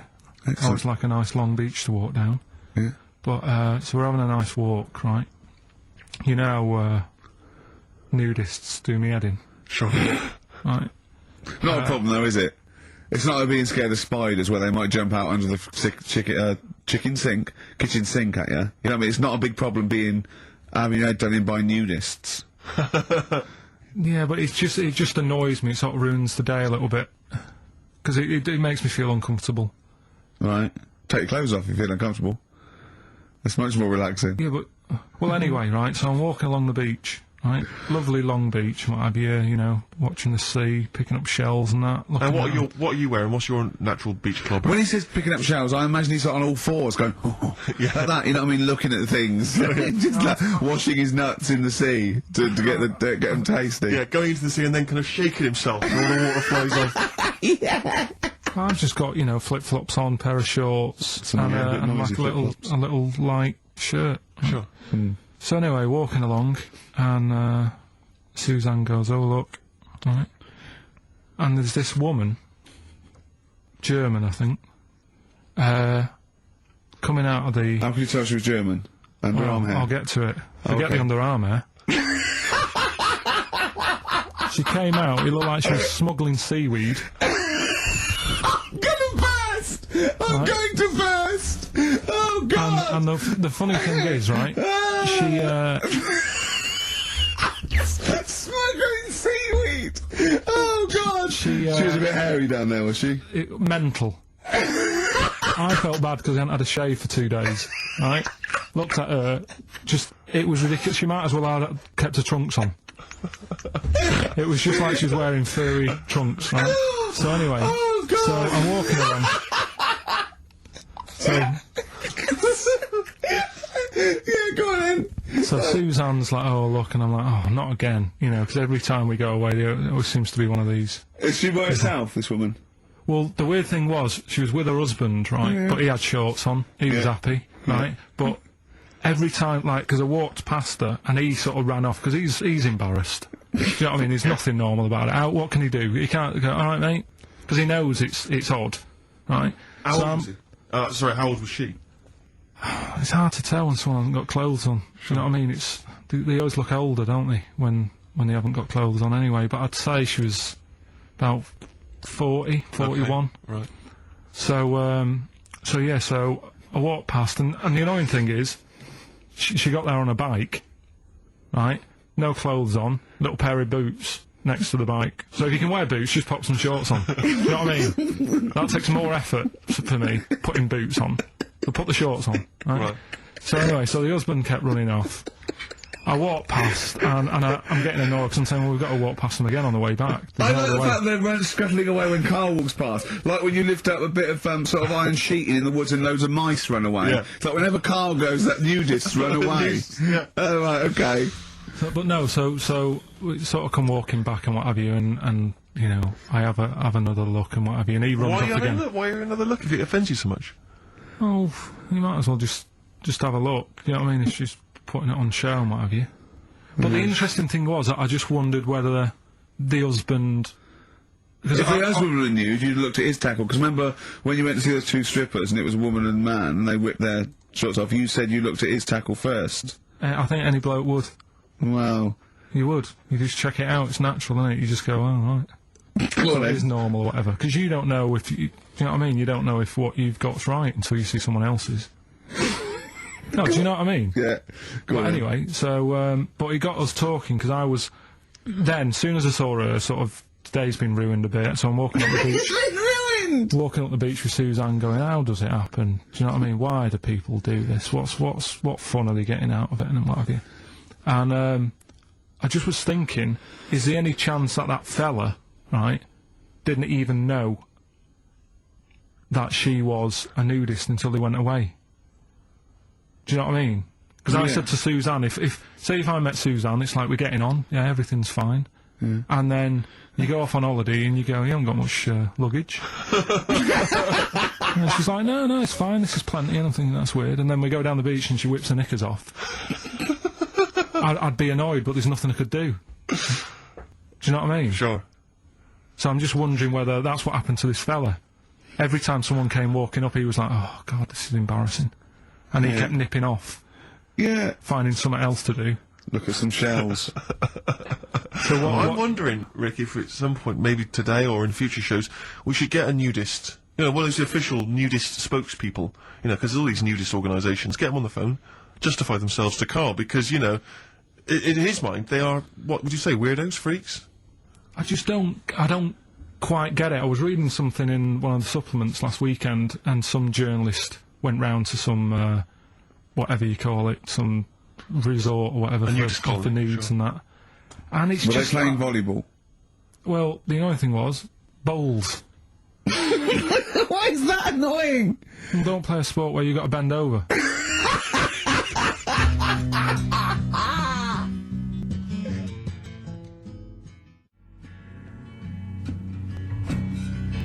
Neil Young from the album Zuma, and that's Pardon My Heart on XFM 104.9. Ricky Gervais, Steve Merchant, Karl Pilkington. We just had a text here that says, and I don't know what truth there is in this, as ever, but John says there is apparently a nude bike ride today in Hyde Park.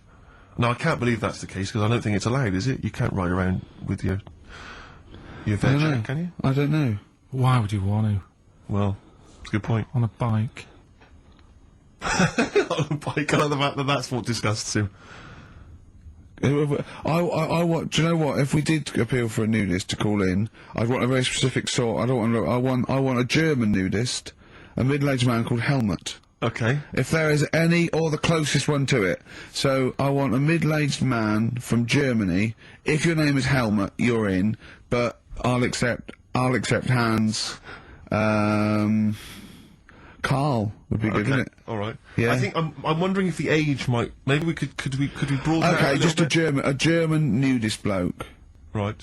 Could he at least be fat? Could I find a fat German fella? If your name's Helmut, we're going to give you a big prize. Yeah. But, you know, any fat German fella who likes to get his sausage out. Sure. Okay? It's sauerkraut. Yeah. What's the phone number? 0871 222 1049. It'd be good just to get an email or a text with a contact on it, and then I can just call them up in the week. Sure. And 83936 is the text number. I don't know what our audience demographic pans out like, Rick, but I'm suspecting that's probably a fairly small fraction of our listenership. I know, but you know, there must be someone out there. If you know a fat German who likes to get his tackle out, the phones are going. Straight away. Just answer it, Karl. Just answer it. Just pop that. it could be anything. Well, just see what it is. To be fair, it could be a nutter. It could be a nutter. But just say hello. Just tell your his nutter straight away. Important, he'll stay there, won't he? He'll stay there. Well, answer it. Answer it. Leave it. Answer it. Oh, you see this? It's gone. It's gone. There you go. He bottled it. So, just as well. Well, you took too long to answer it. There's a vicar in Australia who's started sort of doing his services and all that in nude. Hot, isn't it, out there? Yeah, Where'd but you get the churches aren't. Churches are pretty cold. It was on some website. Of course it was. Yep. Just saying about a vicar and that who's there's a lot of nudists and that who want to get married. Do it, you know. Don't mess about with the wedding dress and that. Just nip up. Cheaper, isn't it? Well, I suppose it's so. I suppose if you believe in God, you believe that that's the way to be in it, because Adam and Eve and that. Yeah, but then in Adam and Eve, the shame made us dress up, didn't it? Yeah. Eating the apple and things. Yeah, but God didn't want that, did he? No, he wanted to see it all. He was loving it. He was having a whale of time getting a life full of all of that, and then the snake said, cover yourself up. Stitched him right up. Yeah. So if you believe in God, which clearly I don't, do you believe in God, Karl? Don't know, I don't really worry about it. It was ages ago, wasn't it? So, you know, if he's about, whatever. Not that bothered. Adam and Eve is pretty interesting though, isn't it? It's not, well, how is it interesting? He made man out of dust. Then just 'cause he could, he's having a laugh. Then he made her out of one of his ribs. Again, he'd like to vary it a little bit. Then they had 2 sons, which gave rise to the entire human race. What was going on there then? What would have happened if they didn't get on? That's interesting. Sometimes with pandas, they don't fancy the other one, do they? They go, well, that's my choice, one. You've brought me one panda from Lisbon Zoo, and I've got to shag that. What if I don't fancy it? What if they bring in a right slapper? Do you think what if it's the equivalent of, like, Love Island, Well, I whatever it's imagine called? it was like Celebrity Love Island. Yeah, and they're going, I'm not shagging that slapper. Every panda in the world has seen that dirty old mott in magazines. Why am I meant to mate with it? I've got some dignity. Are you talking about Adam there, or Panda? Was that... Well, either is fine, I suppose. No, bad Do you think pandas. that Adam had any say? When God was making Eve, was he saying, can make the boobs a bit bigger, would you? And then... I'm a blonde guy, I'm into blondes, really. I mean, I don't know, did he have any input, or was it just... I don't know.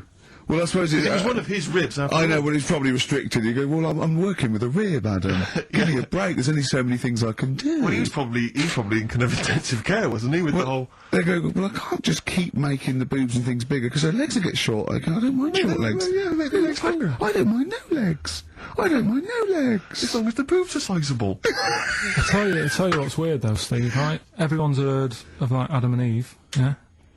What's the surname? Yeah, where'd they get their post from?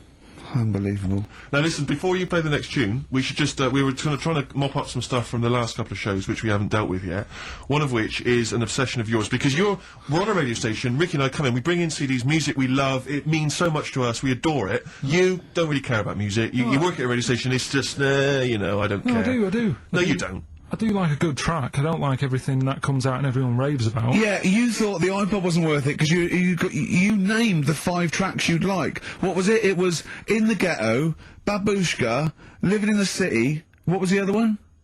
Killing a Georgie, and there was one other one or something. And you just only like songs with a story. Yeah, but then there's a reason to listen to it, isn't there? Well, no, only story once. going on.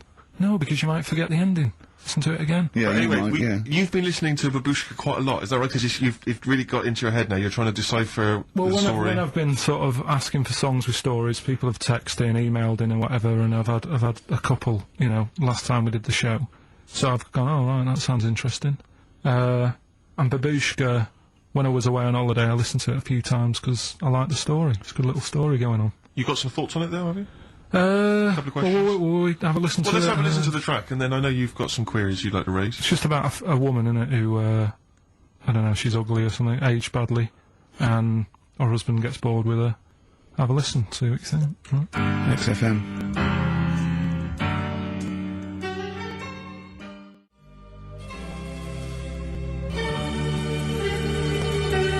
Listening to Magic 105.4. That was all the way back to 1979. Kate Bush, Babushka. So, we would like your suggestions for songs which have stories in them, which may entertain Karl. They could shoot to the top of his list. What do you think of that, Karl? That as a little story there. I like it, but... So she tests her husband. Yeah, she writes him letters. She gets a letter back. It's a pseudonym. Babushka's her pseudonym. It's not a real name. Her real name is Molly Strank from Ealing. And he responds. She goes, "Oh, he's you know." So in real terms, he's having a bit of an illicit affair behind her back because he doesn't know it's his wife. So she goes, "Oh, well, I'll take this a bit further. See how far I go." He turns up.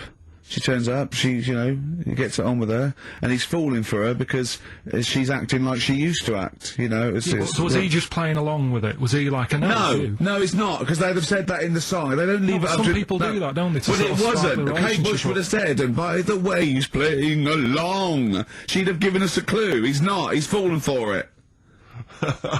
She went along incognito. He thought it was another woman. But how much work can you do to yourself to... Say if like, I wrote a letter to Suzanne, right? Saying... She'd know it was you. It'd have egg stains on it. It'd be spelt wrong. No, but... And you'd sign it Karl, crossed out Babushka. I wrote to, I won't pick Babushka. I mean, that's a ridiculous name. That wouldn't have worked anyway. You just get a vision in your head of... I wouldn't have answered a letter from someone called Babushka. It's not the point. If Kate Bush is listening, please call in, because I'd love her to have a conversation with you. I mean, that would be great. Forget Helmut. No, Helmut, you keep trying. A fat German. We want Kate Bush and a fat German. What I mean is, though... Now, wait a minute. What worries me is he didn't answer the last phone call. What if Kate Bush does phone it? If anyone knows Kate Bush, give her a call now. She's probably not listening. She's probably doing yoga or something, I imagine, or making a lentil soup, or maybe just like repotting some plants, right? Or practicing piano, right? But if anyone knows Kate Bush, got a number, call her up now, say, tune into XFM, there's a little bald mank fella wants to talk to you about Babushka, right? But how much... But Helmut, don't worry, you'll get your... chance. The phones are going. That could be Kate Bush. Don't worry about it. That could be Kate Bush. I know for a fact it isn't. Okay, answer it. XFM.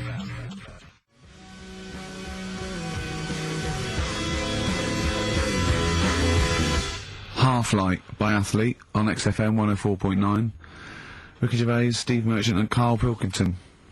Karl. Right. 2 o'clock. Let's get Rockbusters rolling. I should just, if people aren't familiar with Rockbusters, then, someone has actually sent in one of their own to test Karl.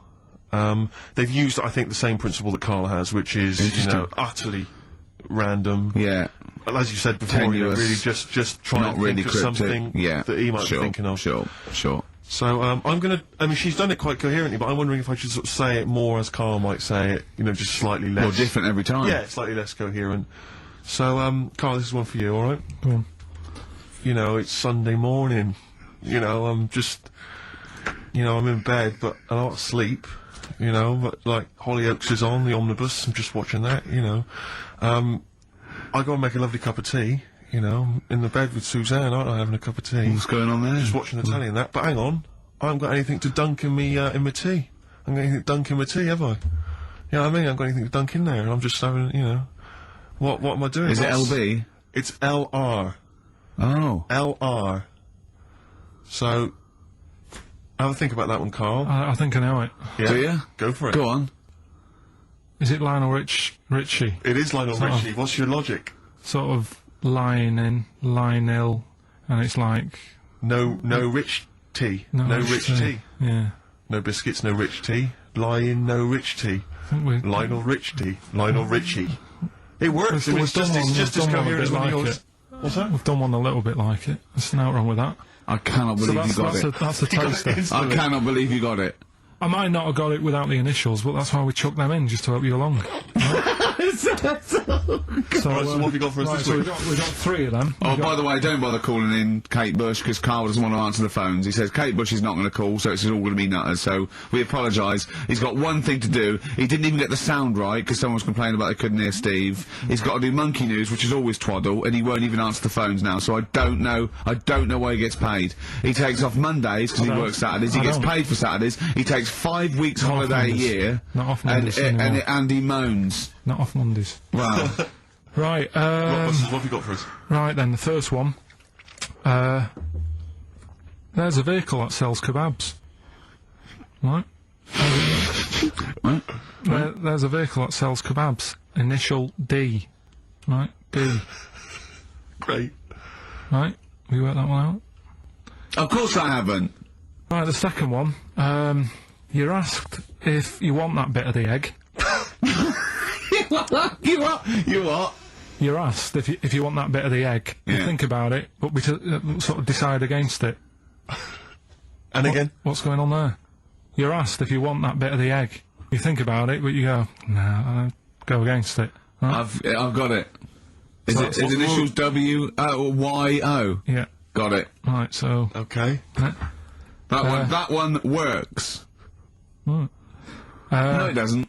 No, it doesn't. No, it doesn't. And the last one, I don't think this burger will catch on. I don't think this burger will catch on. Yeah, and the letter there is M. So you just text or email in with the answers and win some stuff. What have we got? We've got some prizes. We've got another box set of the League of Gentlemen. This is instant gratification, but you go into a draw for something bigger. So what have we got today? Yeah, well, today, this is what you're taking home today. You've got the League of Gentlemen, the complete collection on DVD. That's that's worth having, definitely. We've got Catterick, which is the current Vic and Bob show on BBC Two, which is good. The Aviator, the award-winning Leonardo DiCaprio, Martin Scorsese biopic, and once again, Ladder 49. We're giving that away again, are we? Yeah. Apparently we got. Did we get a job lot of those, did we? We got loads of them. We got boxes of stacks of them. Oh, Yeah. excellent. So, Email in if you just want a copy of Ladder 49. I'm sure we could dig one out for you. yeah. Or phone in, because Karl does not answer the phones. Right. And remember, the winner goes forward into the chance to win the big prizes, the signed Homer drawing, the signed Nigel Tufnell poster, and you go to rickygervais.com and see Matt Groening actually drawing that to verify it. But Lloyd Cole won't never anyone has it? Has it?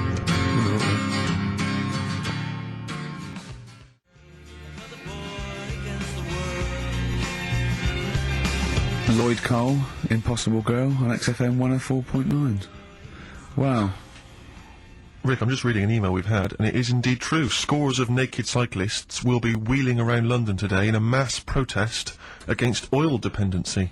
The World Naked Bike Ride will see the arresting sight of up to 200 daring riders bearing all in their cycle past some of the capital's most famous landmarks. Have they got to wear an helmet? Are they against wearing an helmet? Well, I think they're trying to make a statement, I would imagine, I don't know. Well, they don't have to wear a helmet. It's not law to wear a helmet on a bike, is it? It's for your own safety. It's sensible, you're right, yeah. Well, it's also sensible to just pop some pants on. Pop some pants on. Are you going to be popping down there and cheering them on? I'm not going anywhere near it.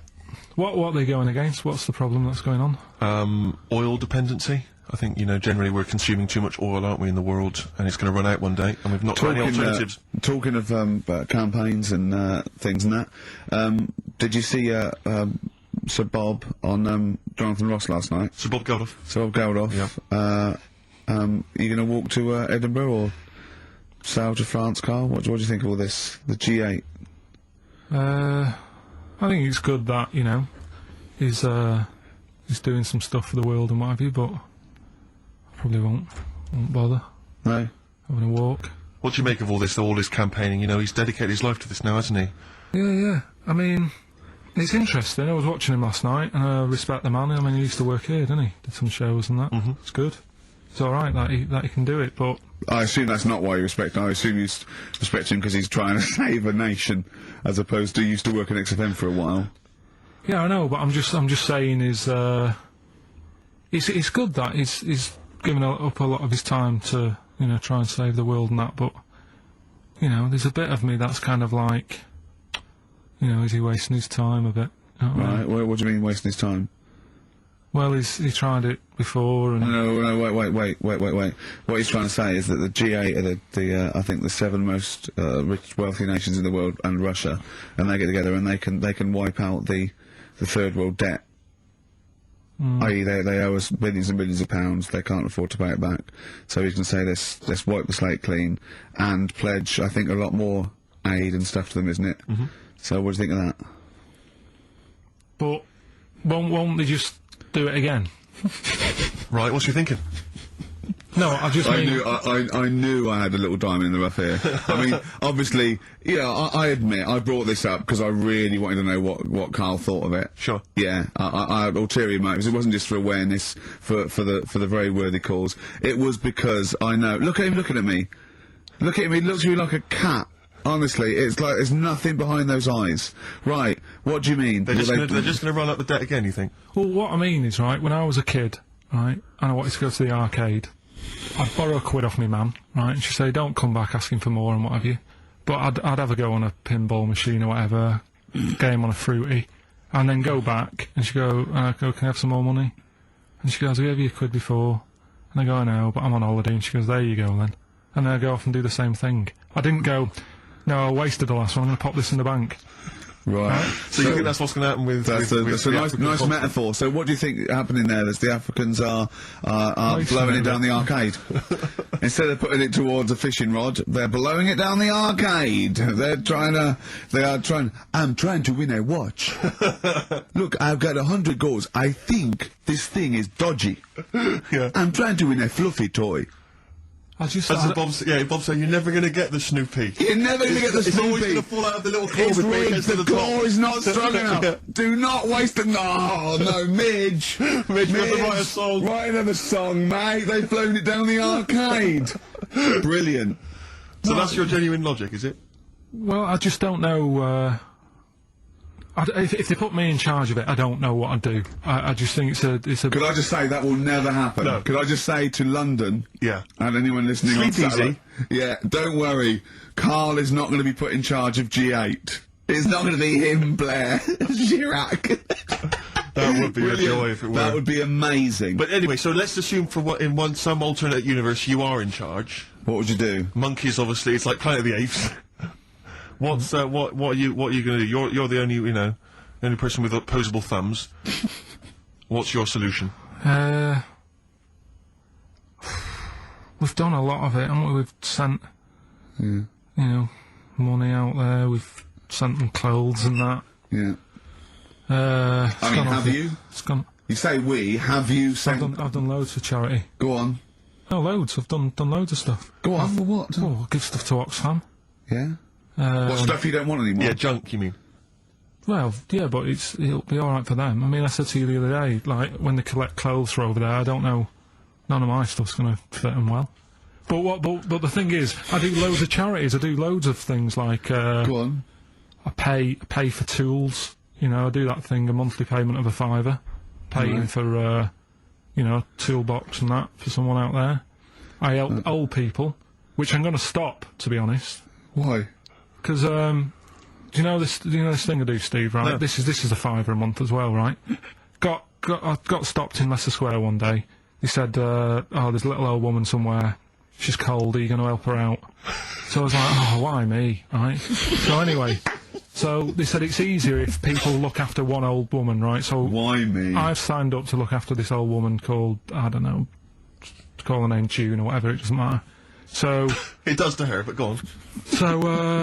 So anyway, so I'm paying this £5 a month, and the first £5, you know, first time I paid it, I got this thing in the post, right? And it had, you know, thanks a lot, Karl. You're looking after June.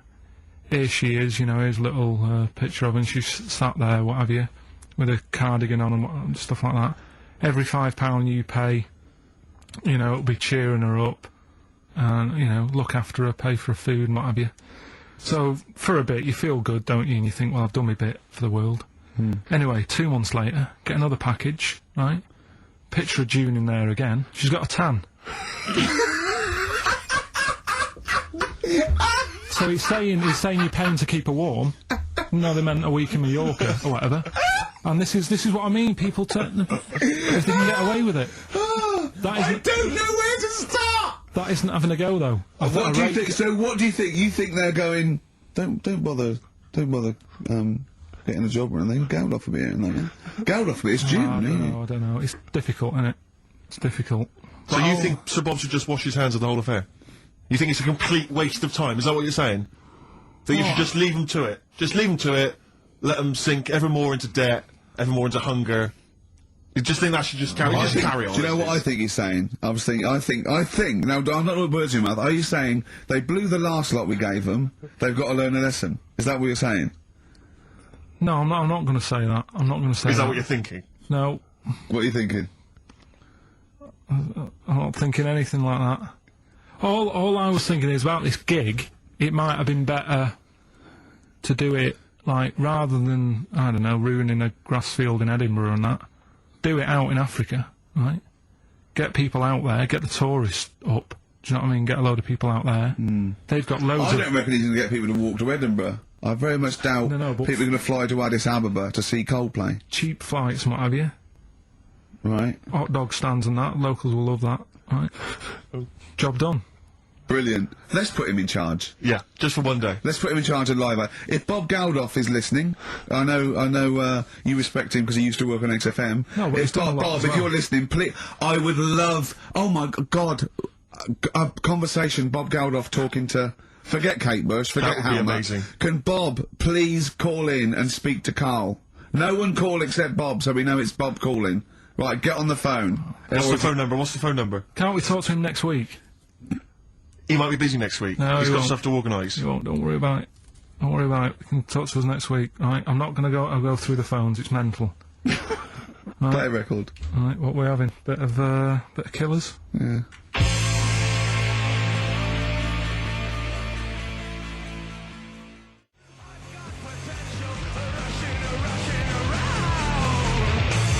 The Killers, somebody told me on XFM 104.9.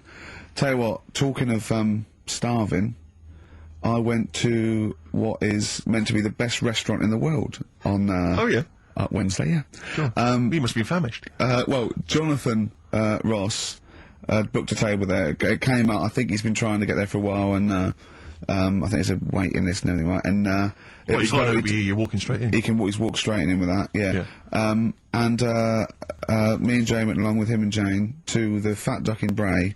So it was voted the best restaurant in the world, okay? Right. And it was incredible. I mean, it's across from the restaurant and sort of Barnum. They, Yeah. you know, just incredible food. But all the way there, I'm thinking, well, I can't eat stuff in normal restaurants. I don't eat red meat. I'm squeamish about things like seafood, anything that's a little, got too many legs, or was a crustacean once, or feeds on worms. I knew that one of their signature dishes was snail porridge. So I'm thinking, I'm not going to be able to eat anything here. So I was thinking, I had something to eat before I went. And I was thinking that they better not have mucked around the bread, right? Got there, beautiful, and it was really quite fantastic. And I let them know straight away, that I was a Philistine, and they really accommodated me, you know. I didn't have the snail porridge. They put mushrooms in my snail porridge, which was more of a risotto, and there's tasting menus and that, and it was really fantastic. But Jonathan, halfway through, on the way there, I don't like travel well, on the way there, he actually phoned me and said, "Why are we taking you to this restaurant?" Good point. Very good point. They know, even if I go around there, they cook me sausage and mash. Yeah.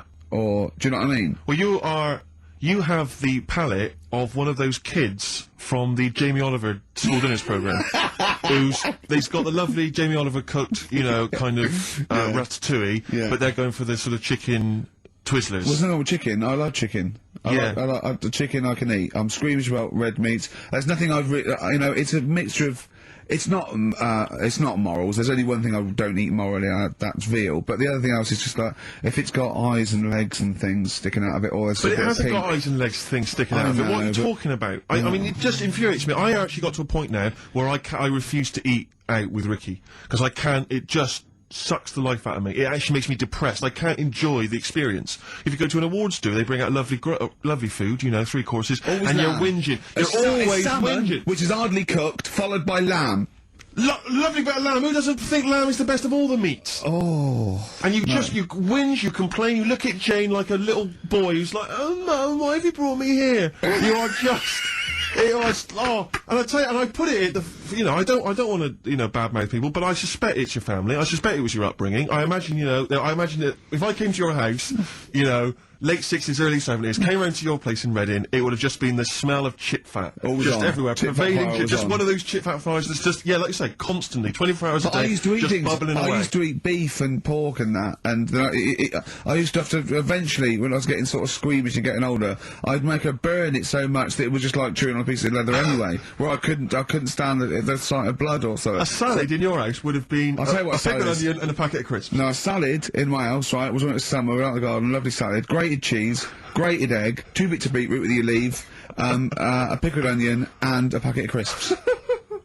And that was a salad. But yeah. Now, is that? Do you agree that is probably the reason why you've got this palate? And I don't even. It's not even a palate. That's too nice a word to use for it. I've got more squeamish as I've got older. Because I say I used to eat beef and pork. What do you mean squeamish? I don't understand what you mean. Squeamish. I suddenly think about it. I can eat like, you know, like it has to be blasted. It has to be unrecognisably an animal. You know what I mean? I mustn't see a bit of pink or a bit of fat. So if we were in biblical times, and you're there, and Jesus Christ has just fed 40,000 with some fishes and some loaves, you'd be going, "I'm not into the fish, JC." I say take the head off, really cook, take the skin off. I can see a bit of spine. And unless that bread is mighty white, I'm not interested.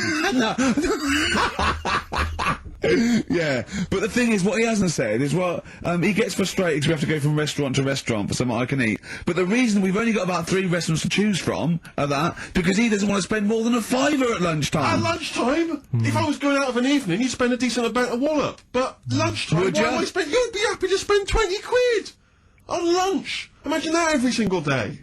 There's no one out there who's eating lunch 20 quid a day on lunch. It's crazy. You don't need that much food at lunchtime because I know what happens. You go in there, you have some kind of, you know, Thai green curry for lunch. You're asleep by 1:30. We're trying to work. We're trying to write TV shows, and you're dozing off like one of those giant anacondas that's just eating a sheep and is slowly digesting it. It takes like 3 weeks.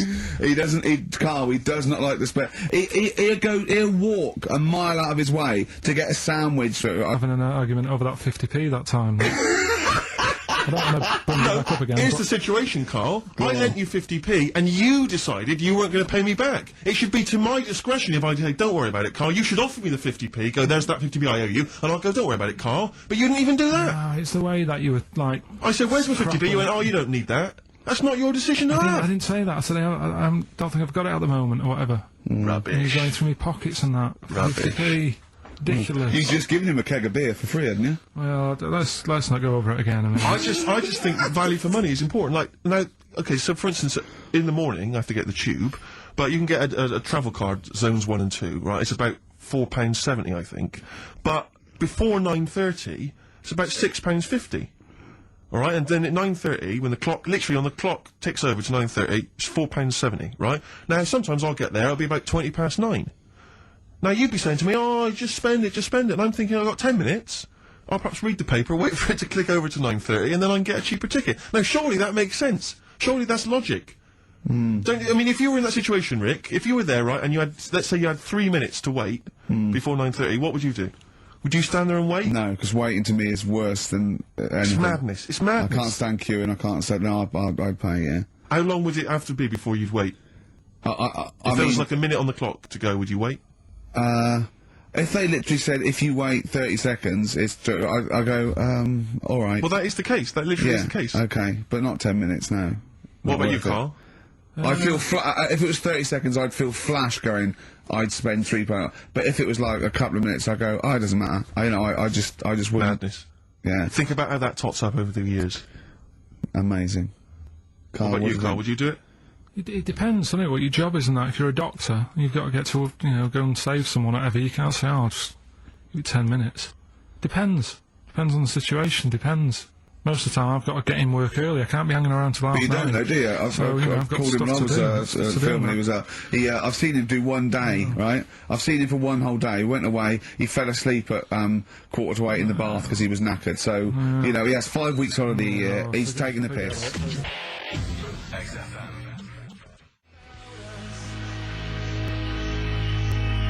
Feeder, pushing the senses. Quite a food-related sort of show, isn't it? It is. Thinking of gluttony, did you see in, I think it was Heat magazine, it was former Pop Idol winner Michelle McManus. Oh, yeah. She's lost a lot of weight. Oh, yeah, she's lost 5 stone, hasn't she? Please see that the headline was, I used to eat 12 packets of Doritos a night. At night. 12 packets of Doritos. I just like the idea that you've got to 11 packets, and you're thinking, still a bit peckish. One more will do it. Yeah. Yeah. Oh, unbelievable. But someone sent in a couple of odds and ends news stories, they've gleaned off the web. And apparently, Britain's fattest family have shed 23 stone. None of them died. Between the 5 of them, oh, come on. Between the 5 of them, the Phillips family from Worcester weighed more than 100 stone. Jesus. Well, how many are there, though? They spent 5 of them, and they spent £300 a week on food. An evening meal consisted of an all-you-can-eat Chinese buffet and another ice cream stop at McDonald's. The mum, she was generally happy, like Karl is, but she said she used to get upset when she couldn't buy clothes for her kids because the shops didn't stock anything above XXXXXL. It says here, it says Mitchell, 13, was the heaviest of the 3, weighing 27 stone. By the age of 4, he was Britain's fattest toddler, weighing 10 stone. Is that competition still going? He broke 5 bikes. He broke 5 bikes by buckling the wheels. Oh, that's I know you're always fan of fat kids, Karl. Chasing an ice cream van. Yeah. But the bike just fell apart. Yeah. Who knows? Maybe now he's on that nude bike ride, because he's lost some weight.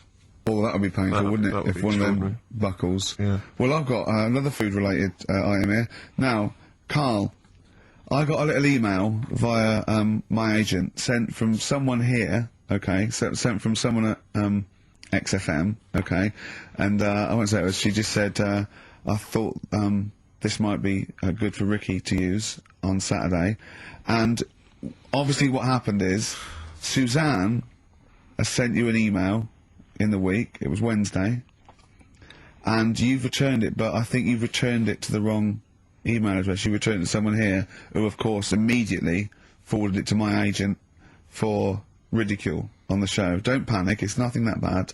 Okay, it's an email from Suzanne talking about your tea that night. Was Suzanne out on Wednesday night? Was the an England game or something? Yeah. So you were alone. You were home alone, were you, Wednesday night? Yeah. Did you enjoy your meal? Was it a quiche? Go on. Right. From Suzanne to Karl. Take the quiche and put it on the baking tray. Cook for 30 minutes on 190. Take lettuce and put on plate. Take 3 tomatoes, wash and chop into quarters. Place on lettuce. Take an avocado, chop in half. Remove the stone. Peel skin and slice. Place on salad. Put salt and pepper on, and a dribble of olive and balsamic vinegar dressing. Right? In brackets, small bottle behind the cafetiere. Right, in case he's reaching for bleach. Yeah, You know what I mean? That's it. You know, put everything else away. Right? Then sprinkle a smidge of parmesan on top. Remove quiche from oven, cut into quarters, and put on plate. Eat. Oh, wow. Does she have to do that every single time? She's like... No, it's just that I'm not that good at cooking, right? And to be honest, that was a lot of hard work. I didn't bother warming it up. And I did without the avocado. Why? Why? Too much messing about. He didn't even do that with instructions. It was too much. But Oh. yeah, I'm not that good at cooking. And Did that, you genuinely... That's not cooking, though, is it, Carl? That's heating up a slicing. quiche. That's cooking it is making the quiche. Yeah, but I'm just. See, could you have figured that out if she had left that note for you? Why did she have to tell you what the olive oil and balsamic vinegar was? Because I've put sort of cooking oil on my food once, and I said, right, it's ever since, right, years ago. I'm gonna die! Years ago, God, they're leaving Mr. Magoo at home! it was ever since I put sausages in the toaster that What do you mean? I nearly set the flat on fire. Because do you know, like when you're grilling food in a pan and all that, Yeah. sort of sausages spit and it goes everywhere, doesn't it? And it makes everywhere greasy. In the toaster! So I thought, well, just want to warm them up, Yeah. bung them in the toaster. Yeah. What And she happened? sort of caught. They Well, got she, stuck and they got caught on fire, I imagine. she came in just as I was sort of plunging it, and Matty came in from work. She said, "What are you doing? I said, "No, I'm in sausages." Well, the oven isn't on. I know they're in here. What? You turn it off? Panicking and that. But I've never been into it. I've never been into cooking and that. At school and stuff, I didn't bother doing it. God! Oh, every time Suzanne comes home, she must think, please be the house still there. Yeah. Please not let me hear a fire engine as I come round this corner. Oh God, she comes and goes, oh God, thank God. I bet she's always happy to see you when she gets home and you haven't burned the place down or introduced some howler monkeys or something. What I Unbelievable. find extraordinary is there are people who are in sort of care in the community who don't need instructions No. on how to prepare food. Oh, they can do it, yeah, you show them once. Yeah, they and they've learned don't. it. Whatever you do, don't put sausages in the toaster, Johnny. Do you know what I mean? Yeah, And and they they've don't- learnt it. They don't put sausages in the toaster. Yeah. What is it? They put their fingers in. Are we doing Rockbusters answer? Oh, Play a song. it's what London's waiting I'll tell you for. what, we'll play a song and do. Why do not? Rockbusters, yeah? It's worth waiting Plus, for. have we still got Monkey News to come? Yeah. yeah. Oh.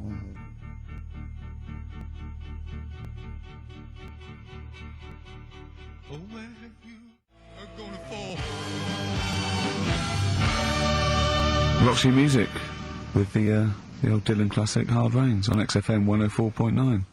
Mixing it up, just mixing it up, mixing and matching. We've got Neil Young, we've got a bit of Roxy Music, we don't care, do But we? they were right up, bang up to date with some of the latest tracks from Feeder and the like, so... Yeah, big time. But it's what they're waiting for, it's the Rockbusters answers. That's right. Right. Okay, give us the clue, give us the answer. Right then. First one. Hurry up, was- because we haven't got long for Monkey News. Don't worry about it. Don't worry about it. First one. There's a vehicle over there that's Changed? selling kebabs. Oh, it's changed, go on. Initial D. Yeah, where is it? That was Donovan. Okay. Alright, yeah, okay. Yeah. That Good. worked. I'll give you that. I'll give you that. Yeah. Second That's a one. real clue. Well, they got it. Like they always do, so they're always real clues.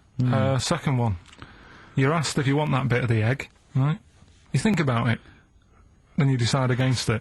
I think I know this one. What was the initial again? Y-O. Is this, John Lennon's, wife, Yoko Ono? Yeah, that's right. I think that was her name, Yoko Ono, was it? Yeah, it's Yoko No. that was- It was Yoko No. No, you've Oh, got it no. wrong. You're thinking about it. You're asked if you want a bit of the egg. Yeah. You go, yolk. You think about it. Oh no. Oh, so you say it twice, you stutter. So No, it's no, no. Yoke, oh no. No, you did No, it her wrong. name's Yoko Ono, though. Yeah, Yoko Yeah. Ono. Listen to the clue again. Okay, no. Listen to the clue. So what you say is, do you want this bit of the egg? You think, oh, the other bit, no. Yolk, oh no. That's Yolk, right. oh no. Yolk, oh no. Yolk, no. Oh, yolk. Yeah, go on, brilliant. Yeah, okay, yeah, Yoko, no, yeah, go on. Works Yeah. perfect. Next, yeah. And the last one was, I don't think this burger will catch on. That was initial M. Yeah. McFly. Right? So there's your 3 clues. What's that? It won't catch on. Well, who'd want to eat that? You know what I mean? It's like a Mac burger or whatever, Mac chicken, Mac fly. Don't want one, put it back, I'll have a chicken. Right? So who's got the 3 then? Well done to Ian Shillham from Mansfield, who's got all those answers right amazingly. He wins all those great prizes, including Ladder 49, starring Joaquin Phoenix and John Travolta, which I don't think anyone's ever seen. There's 49 of them.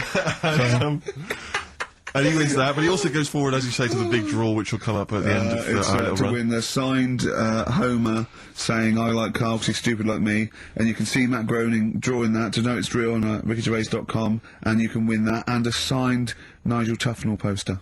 Brilliant. XFM.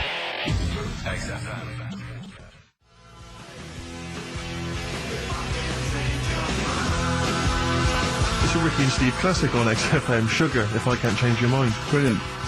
So listen, it's time, isn't it? We've only got a few minutes left, so you better play the jingle. Oh, chimpanzee that! Monkey news. So Monkey News, if you've only just started listening to the show. Oh, you poor fool. Monkey News is where Karl reports for us all the latest monkey activity. A headline or a word or someone he overheard in a pub and then totally embellishes it and makes it ridiculous and impossible. He believes it though. He believes every word he's saying. Let me say that before when you hear this, whatever it is, I haven't heard it, twaddle, remember, Karl totally believes it. Go on. Right, so anyway, right, I think it's in LA this happened. Right. I think. Why does he think? So these people are in a restaurant having a lovely meal. There's one of them short and hairy, but totally covered from top to bottom in a spacesuit, so he didn't know it was a monkey. It's not one of the customers, one of the waiters? So they're having a lovely dinner, probably one of the best sort of dinners they've had, right? Mm. So the waiter comes over, and it's like, you know, can we just say I've had a lovely meal and that? Right, it's the chef. Of course it is. Can we see the chef? Yeah. So can we just, you know, see the guy who cooked it? Of course. Yeah. Short fella, hairy. So the waiter said, to be honest, the waiter said, look, he's busy, you know, he's got meals to cook and what have you. He hasn't really got time. He said, it'll only take a minute. He said, no, I prefer, you know. So this is a restaurant in LA that serves brilliant food. I'll pass your message on and what have you, right? So he sends for Monkey Pierre White. So it's a bit odd. Anyway. So they go out. Right? They go out to the car and they notice the kitchen door's open. Yeah, right? yeah, of course they do, because they're going to discover something that I don't know. So they're going to discover. Just out of interest, where does this chef train before we see him or reveal, you know, what he might look like or like to eat? So anyway, so they pop their head in and think we'll just nip in and go, you know, love fruit salad or whatever. Yeah. So they stick their head in. We better see the human chef. You never guess what? Go on.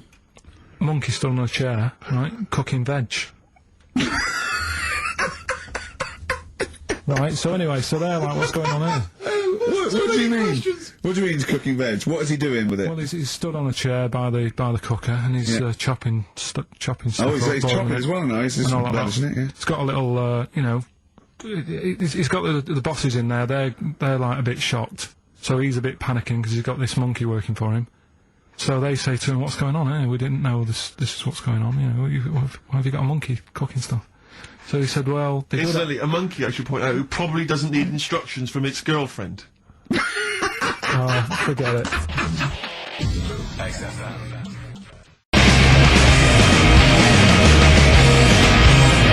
Foo Fighters, Best of You on XFM 104.9. I'm Ricky Gervais, with me, Steve Merchant, and Karl Pilkington. Alright? Karl's had a bad week. I'm going to say it straight away. He tries to rule out stress in his life, but he's had a bit too much stress this week, haven't you? One, a phone call from his mum, stressed him a little bit. Right. Something he said in a magazine about his auntie, coming back to haunt him. Auntie Nora? Auntie Nora, yeah. Don't name her. Oh, she knows who she is. No. Okay, we won't name her, right? We'll just say it's the one who farted for 5 minutes, and as he saw a skirt when he was young, and found it like a split tennis ball. So it could be any of me aunties. With that coming up, and also a bloke in Times Online, Chris Campling, did a review of the show, right, and basically said that Karl Pilkington is a creation of Gervais and Merchant. Well, if only that were the case. He said, he started off saying he liked the show. Yeah. He was excited. Said it was a good show. A lot of the jokes. I'm already questioning his critical faculties. Yeah, exactly. And basically said that we didn't contribute much, or seemingly didn't seem to contribute much, and we couldn't sort of like ad lib or anything. We just laughed at, particularly me, laughed at Karl Pilkington, who was coming up with some, you know, quite funny stuff. Yeah. Right? But then he does a twist on it. He goes, "But the thing is, we're the puppet masters. He's a created person. We've created the persona Karl Pilkington for our own amusement." Right. He bases this on simply that we talked about, what was it we talked about? The Chinese not aging well, and Right. he heard him talk about that on my DVD. But clearly I say, Karl, remember when you were talking about that? It's a news, or remember in the week, and so he thinks it's all scripted now. Imagine if this show was scripted. I'd be ashamed. Yeah. If this show was scripted, I would send back the BAFTAs for the actual shows we've written, and I would say... I'm not having a go at Chris Campling. He's nice about our other work. He likes The Office, and he likes my stand-up and everything, and he likes the show, but he's saying, because we're not spontaneous, we scripted this and invented Karl. So he's like, you know, we've invented another Gareth. If we had created Karl, I would not have squandered a character that good on this poxy radio station. Absolutely. Also, does he know that we spend about 3 months on half an hour script? So how long does 2 hours of drivel? But the main thing is, as if this could be scripted, it's dreadful. It's shocking. Or maybe this is scripted.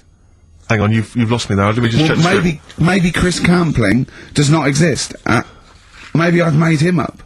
I don't know what to believe. See, the name doesn't wash with me. What was his name? Chris Campling. Sounds odd. That's something that I made up, isn't it? Campling's almost like a joke. It's almost like a gay name, isn't it? Oh, he's a Campling. See, I think this is scripted. Yeah. I think I've probably made this whole link up, and Karl is a creation.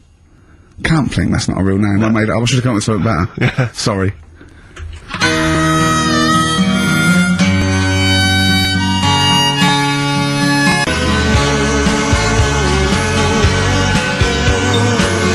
Down to the River by Bruce Springsteen on XFM 104.9. So, yeah, that little fella in the Times thought Karl was just a puppet. That we created him. He's an actor. What's his actor's name? Brent Hogwell. we got him from Spotlight. Yeah. Brent Hogwell. This stupid, dopey Mancunian accent, he just puts that on every week. Yeah, exactly, yeah. Yeah, he speaks rather like Hugh Grant. Yeah. Yeah. And we just got this whole world around him. We set a whole... What do you think about that? He had his head shaved, especially. Exactly, yeah. So yeah, would he think that, you know, maybe if he's looked online and seen me head, and he's noticed how round it is and that, does he think it's sort of been, you know, morphed into that shape just for the show, just for 2 hours on a Saturday? Yeah. You spend 5 hours in prosthetic makeup like John Hurt in The Elephant Man. Everything about him was made up. Yeah. We created him, we created... Oh, because I remember coming up with Auntie Nora. Oh, yeah. You said, Rick, we need another character. I said, what about giving him an Auntie Nora? Doesn't sound convincing, I said. Yeah, and you said, what is it about? I said, well, I don't know, she farted for 5 minutes and she's got a fanny like a split tennis ball. No one's gonna believe that. Yeah. Oh, that brings us neatly... Well, let's put that to bed now. So, Chris Campling, honestly, we do not script this shambles of a show, and Karl Pilkington really is like this. If you want, you can meet him. I'd love to send Karl for a drink with Chris Campling. Can we do that? And then he'll eat his words. Chris, if you're listening, honestly, this isn't a stitch-up. As I say, I'm not having a go at you. It's a very well-written article. It's very, very fair. You're just complimenting on his grammar. Yeah. It's a very well-written article. No, I'm saying we're not having a go. You've typed It's that beautifully. It's not like he snagged us off. He's just, I would just love him to meet Karl Pilkington. People in the street come up to me and say, is Karl like that? And I so want them to meet him. Yeah. Or maybe he can send in, if he's online, he can send in 5 subjects for Karl to talk about that we couldn't possibly know about. Just so he knows that we just really do throw things at Karl, and that drivel comes out. Imagine if it was scripted. But anyway, so Chris Campling, or anyone who knows Chris online, get him to email us, and with 5 subjects that Karl can talk about. That's a good idea, isn't it, Karl? It is like, I'm the Elephant Man the way I'm being treated now. Just sort of like... I scripted that. I wrote that joke last night. Are you sure? Or was it yours? I don't know, I'm not contributing. Karl enters and says, I'm like the Elephant Man. Hang on, let me just check the credits on the script. I'll tell you what though, Steve, that I found out about the Elephant Man when I was talking to Ricky. What? You know, the only bit that was normal on him. Oh yeah, no, it was in the film. You know that bit in the film? I was watching it one day, it was on, and I said, look, your favourite film's on. And it came to the bit where, he was being exhibited, and he was naked behind the screen to all the doctors. Go on, what did you say? And there's a bit where he goes, and strangely, the only thing that is normal are his genitals. They're untouched by this disease. They are totally normal. Right, what did you say? It's a bit annoying, isn't it? It's like the only bit that you'd want as an elephant. The only bit you'd want that was like an elephant. Yeah, no, I can see that. And he got the head. So other stressful things. So anyway, what's the anti-Nora thing? Sorry, anti-X. Anti-X. What did she, why is she upset? Well, he mentioned her in Zoo. He did this thing for Zoo magazine, and he mentioned about when he looked up her dress, she had a... Yeah, by accident, remember? Suggesting you were going around looking up your elderly relatives' dresses in case they weren't wearing... For people who've not heard Karl talk about this in the past, just explain quickly again what we're talking about. Right. He didn't want to talk about it at all. When I was a kid, right, Auntie Nora used to come round...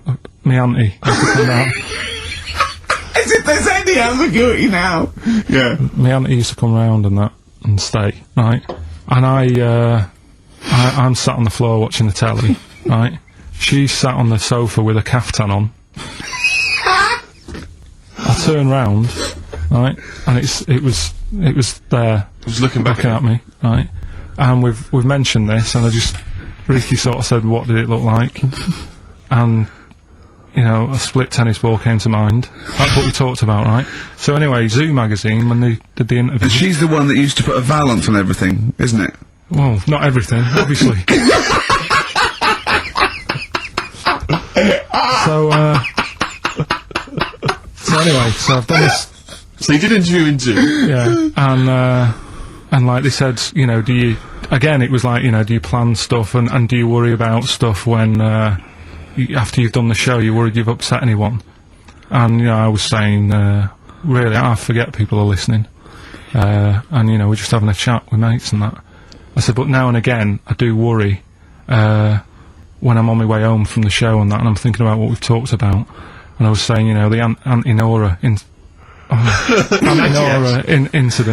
Yeah. Incident! Like Watergate! Yeah. And, anyway, so this was in there, right? And I was saying in the magazine, you know, but I think I got away with it. She doesn't listen to the show, but, you know, and I don't think she reads Zoo magazine, so... She's more of a nuts woman. Sure, yeah.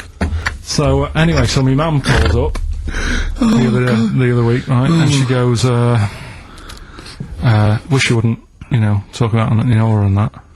And, I was like, oh, so how do you know about that? She goes, well, one of your cousins have called us up and said they've read the article about it. So yeah, that's why we don't want to talk about it, really. So he stitched you up. So do you know what anti-X is made of this? Do you know if she was upset or not? Well, she doesn't know about it. Because, I mean, maybe she's always thought it looked like a split tennis ball. Maybe you're just in sync, you know, because you're relatives and stuff. Maybe she knew instantly. Even if you hadn't named it, she'd have thought, hang on, I farted for 5 minutes once. Yeah, that's not really ambiguous, is it? Be me. If you hear like someone who farted for 5 minutes and's got found like a split tennis ball, you're gonna go, I wonder if he means me. Yeah. You're gonna remember that. Auntie Jackie. It could be Auntie Jackie. Oh, God. And he got in trouble, you know, last week when he was going to the wedding? Let's talk about that in a bit. Okay. Yeah. Is that a Cure? I love it. In Between Days, XFM 104.9, Ricky Gervais, Steve Richard, Karl Bilkins.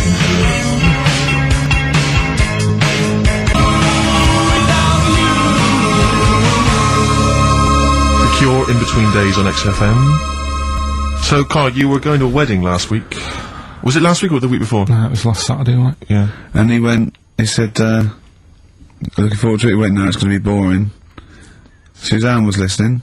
Knows that the couple were taping the show, so she had to get in there before you, didn't she? She went up to him and said, look, when you're whistling back to the show and he says it's going to be boring, he didn't mean you, he meant weddings in general. I love the fact she has to run round and clean up after him. It's great, isn't it? How was it? Do you not like weddings? You're not a fan of them? They're only good for the people involved, aren't they? What are you talking about? You're getting free food, free booze, free music? Yeah, but... It's not. It's just all hanging about, and there's loads of people there you don't know. Absolutely, I agree. Do you know what I mean? You've got to make an effort. Yeah. And even the bit that was important, right, when they were getting married, right, there wasn't enough chairs, because it was, you know, all the family gets the chairs, don't they? So I was sort of stood at the back. Stood at the back of that watching, and I couldn't hear what was going on, because a woman was breastfeeding the baby. Oh! But what, how loud was this baby? Because you couldn't hear what was going on. So it was slurping and that, and she was like, I just thought, how hungry is it? Could it not have waited? Because you've all got to wait for the buffet or whatever later. I know. But also just in this. Well, there was two, wasn't there? Why didn't you? The only thing that annoys me with weddings is the gift. Thing. Because, like, you buy these gifts, right? You spend a little bit of money, maybe. You know, I like to be a little bit lavish if I go into a wedding. Oh. Well, no, come on. You get a gift, right? You package it You're having up. a laugh. And I don't know about you, Rick, but I like to see the response. When I give a gift to someone, I want to see the feedback from that. You know, this is very much. You know, I want to see what it is that's Jane bought them on you know, and put my name to it. Yeah. Because sometimes I have to. Oh, thanks for the. I go. Oh, no worries. No worries. Yeah. But, you know, certainly, I mean, we've talked about it before, but certainly, you know, it's the amount of money spent and the amount of time given to the gift should be correlated by the amount of the response you get. Absolutely. If I give a book token, a shrug is fine. But if I give, you know, a sizable, I want them to be showing it to friends. If it's a bar, I want them to show it to the barman. You want to go, look what Steve Merchant got me. Yeah. He's the greatest man in the world. Yeah, exactly. Yeah. You go to a wedding, you turn up with a gift, you could have spent, you know, upwards of £15 on it. You turn up, you walk in, you say, excuse me, where's the bride and groom? I want to give them this gift. And some bloke, normally the brother-in-law says, oh, no, the brother-in-law's mate. Yeah, sorry, they're too busy to see you right now. Just stick the gift on this big table with all the other ones. Yeah. And, they'll get back to you. In a week. It may be 6 to 8 weeks after the honeymoon. They maybe write you a note. They won't thank you personally, they'll write you a note. It'll be a general thank you. It's And a general thank you. your name in different type. Yeah, but it might have some vague reference to, you know, to what you did, but it won't really be personalised. Yeah. The set of mugs, again, will be in different type. Exactly. Thank you, Steve Merchant, for your wonderful gift. We love mugs. Yeah, yours. Yeah, exactly. and a photocopied signature. Exactly, yeah. It's not right, is it? Oh dear. And also, of course, as well, if there's a baby involved, you know, perhaps they had a kid out of wedlock, and that's why they're getting married. There's normally the little baby signature as well. I hate that, like the baby signed it. From Paul and Sharon and little Billy. Be Ben these days. Ben. I reckon. What do you think, Karl? How was the wedding, by the way? Did you buy a gift? Suzanne sorted something out. Yeah. What? I don't know. Oh, actually, no, we're going away, having a week away with them.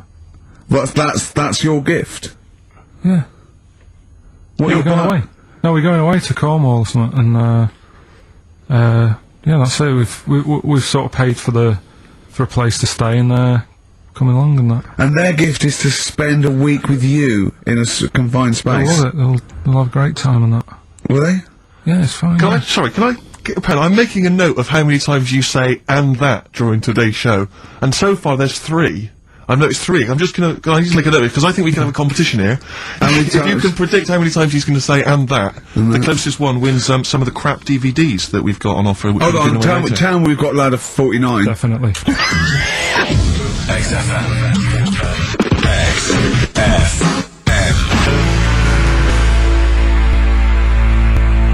Landed Ben Folds on XFM 104.9. We've had an email, Rick, from Simon Whittaker. He says, he's throwing the question to Karl. Have you seen the video for that Ben Folds song where there's apparently a monkey working the sound desk and shifting the piano? So, yeah, you want to check that out? Talking of monkeys working the sound desk, we've also had a lot of emails directed at you. Yeah, a lot of emails directed to you, Karl, asking if you saw this programme that was on in the week. I think I didn't see it. I think it's called The Strangest Village in Britain. Yeah. Did he watch it? He called me 6 times during it. Of course Called me 6 times. Now just explain briefly what this was, because I didn't see it. Well, it was a sort of an experiment. I think I can work out from the sort of 70s. And it was sort of run by, from what I can make out, mainly sort of German Christians. Right. And what it was people with various disabilities or mental illnesses, Down syndrome, autism, bewildered, you know, and they were living normally in the community. And there was 300 people in the village. Half had some sort of problem, mental problem or disability, and the other half were sort of carers. And I mean, it was, you know, it was very, very strange. And where is this village? It's somewhere in this. It's up near Whitby, isn't it? Right. Okay. But he called me. He called me at various points. We were watching that. It just started off. He went, "Geez, if that's the beginning, what have they got coming up?" Then there was two fellas, and the phone rang, and it went, "What is going on?" And it was two blokes who had created their own language. Okay. And they were going, "What do I do?" And you go, "What do we do?" And you know, it was an interesting programming. I love documentaries like that. But what made it twice as good was that I knew that Karl was getting confused. Yeah. There was one bloke that went round interviewing people, and he'd just have a string of questions, and he'd go, "Have you ever had curly hair? What's your favourite animal? Have you ever seen a badger?" And Karl was getting stressed. It was stressing me out. Because he was trying to think of the answers quickly enough. Yeah, he was sort of saying, you know, do you like mosaics and that? And I was like, oh, I do it. And the next question was coming in. It was like Malik's mallet. You know, that sort of that word association thing. It was I was stressing me out. But he said he wanted to go there. He actually said, "Oh, could I go for a holiday there?" And I went, "Well, I doubt that. I don't know. Maybe you could go on a visit." You know, oh, that would be great, wouldn't it? For Karl to walk in there. But the thing about it would be like, Karl would be the ruler. He'd be the king. It would be that, in the kingdom of the blind, the one-eyed man is king. I mean, he would just dominate. I don't know, there was some of them were quite clever. Really? Yeah, I don't think I think he'd probably be average. Yeah. I don't think he'd... Okay, he'd just blend in. No, I don't think he'd shine. Yeah. Because a lot of them were quite good at some things, weren't they? He didn't like the angry bloke who punched him. There was this really sort of sweet Down syndrome woman called Nan, and she hadn't hung her coat up, and this angry bloke was going, "If you don't hang your coat up, I will." And he punched her, didn't he? Yeah. And poor Nan got it in the neck from everyone. There was another woman bullying her, wasn't he? Yeah. But you like the little the little Down syndrome fellow with the woolly hat who was helping that woman. If I went there, he's the one who had sort of hunt down and said, "Come on, let's go for a pint" or something. Sure. But incidentally, do you like mosaics? We didn't establish that. He's still thinking about it. What was his name? That one that you liked, that you wanted to hang around with. What was his name? I can't remember. He was good. I liked him. He was nice, wasn't he? Yeah. He's the one that fell over, then proposed marriage to that woman, didn't he? Yeah. I remember. I was on a. I don't know if this is all right to talk about. I mean, it happened, so you know, not worried about it. It's all right to talk about. Everything's all right to talk about. But I was on the train, right, coming from Manchester back to London, right? Yeah. And got on it. It was like a Friday night. And it was heaving, you know, like the last train is and all that. And, absolutely chocker. Right? Yeah. So I'm walking through the carriages, thinking, oh, is there any seats anyway? Anyway, everyone's like, it's heaving, right? It's people stood up in the doorways, you can't get in the toilet and all that. There's not going to be any chair knocking about. You know, so walking through, and anyway, I see this one empty chair sort of in front of me, right? I think, oh, why ain't anyone sat there, right? I'll just rush to that, get to that, I'll get myself a seat, plonk myself down, right, and sort of turn round, you know, see who I'm facing, you know, see who you're sort of having a chat with. Little fella there, right?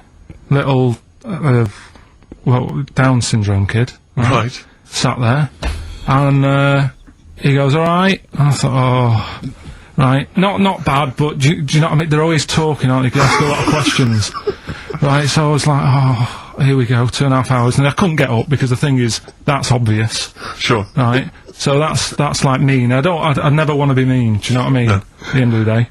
So anyway, so I think, I know, I'll go to sleep. Clever. Right, so I shut my eyes, and he leaves me alone and all that. So then, my phone goes, and I think, right, what do I do? Do I ignore it? Or do I open my eyes and see what it is? Anyway, I open my eyes, it's Ricky calling about something. About nothing, probably, actually thinking about it. Wasn't even worth answering, right? So anyway, but I'm awake then, aren't I? So he's like, hello? And I'm like, alright, mate. And he said, you're muscly.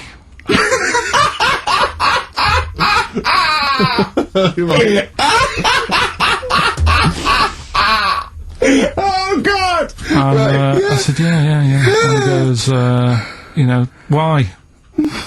So I said, no, just am. It's again stressing me out because we're thinking, why am I muscly? I don't go to the gym. And I'm not muscly. I'm in good shape and that. Well, so then he wants an arm wrestle. On a crammed train from Manchester, so I've got another hour and a half of this. When you talk back, he'd soon have got up and left. If you'd have started asking him questions, he'd have got up and left with the drivel you come out with. So anyway, do you know when you're under pressure, you're thinking, well, he's said that I'm muscly, right, so do I do it or not? And there's people watching, not joining in, not sort of having a laugh and that with me, just like watching but pretending they're not. Oh, and I'm God. at one of those table seats, and he kept saying, come on, I want to arm wrestle. So, and he was getting loud, and I thought, I best just have an arm wrestle. What do you mean? I best just have an arm wrestle? What do you mean? Get it over and done with. I had to... if he's going to keep asking, I had another hour and a half on the train. Oh, God. So anyway... Oh, my God. I'm thinking who won. Well, I'm thinking, were people putting bets on? How was it working? It was stopped, and just as well, really. What do you mean it was stopped? Was it getting? No, he was winning, I was struggling a bit, right? Yeah. And he was really, like, taking my arm down, and then he sort of let go and started laughing. And I thought, thank God he let go, because I would have made, you know what I mean? If I lost that, everyone's in the train looking, and all the rest of it. It's suddenly serious to him, he's got to win this. Anyway, Pilkington. But then he just, then we were chatting about favourite food and that. He liked sausages. And I said, he said, do you like sausages? I said, yeah, they're alright. I like a bit of Chinese and that as well. And he was saying, I can't have Chinese. Not allowed Chinese. Why? Dunno, he just said, just not allowed to have it. Right. But yeah, I had a good long chat about stuff and that, but... So you enjoyed it in the end? In the end, it was alright, yeah. It's just... What do you expect? Okay. No, but it's that thing, innit?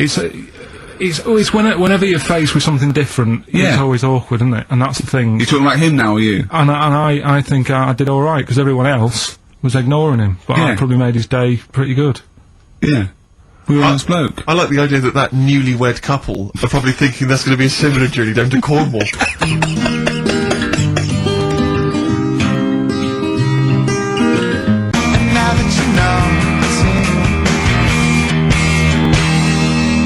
Magic numbers, forever lost. I was taken unawares because I opened that thing. What is it? The confectionery.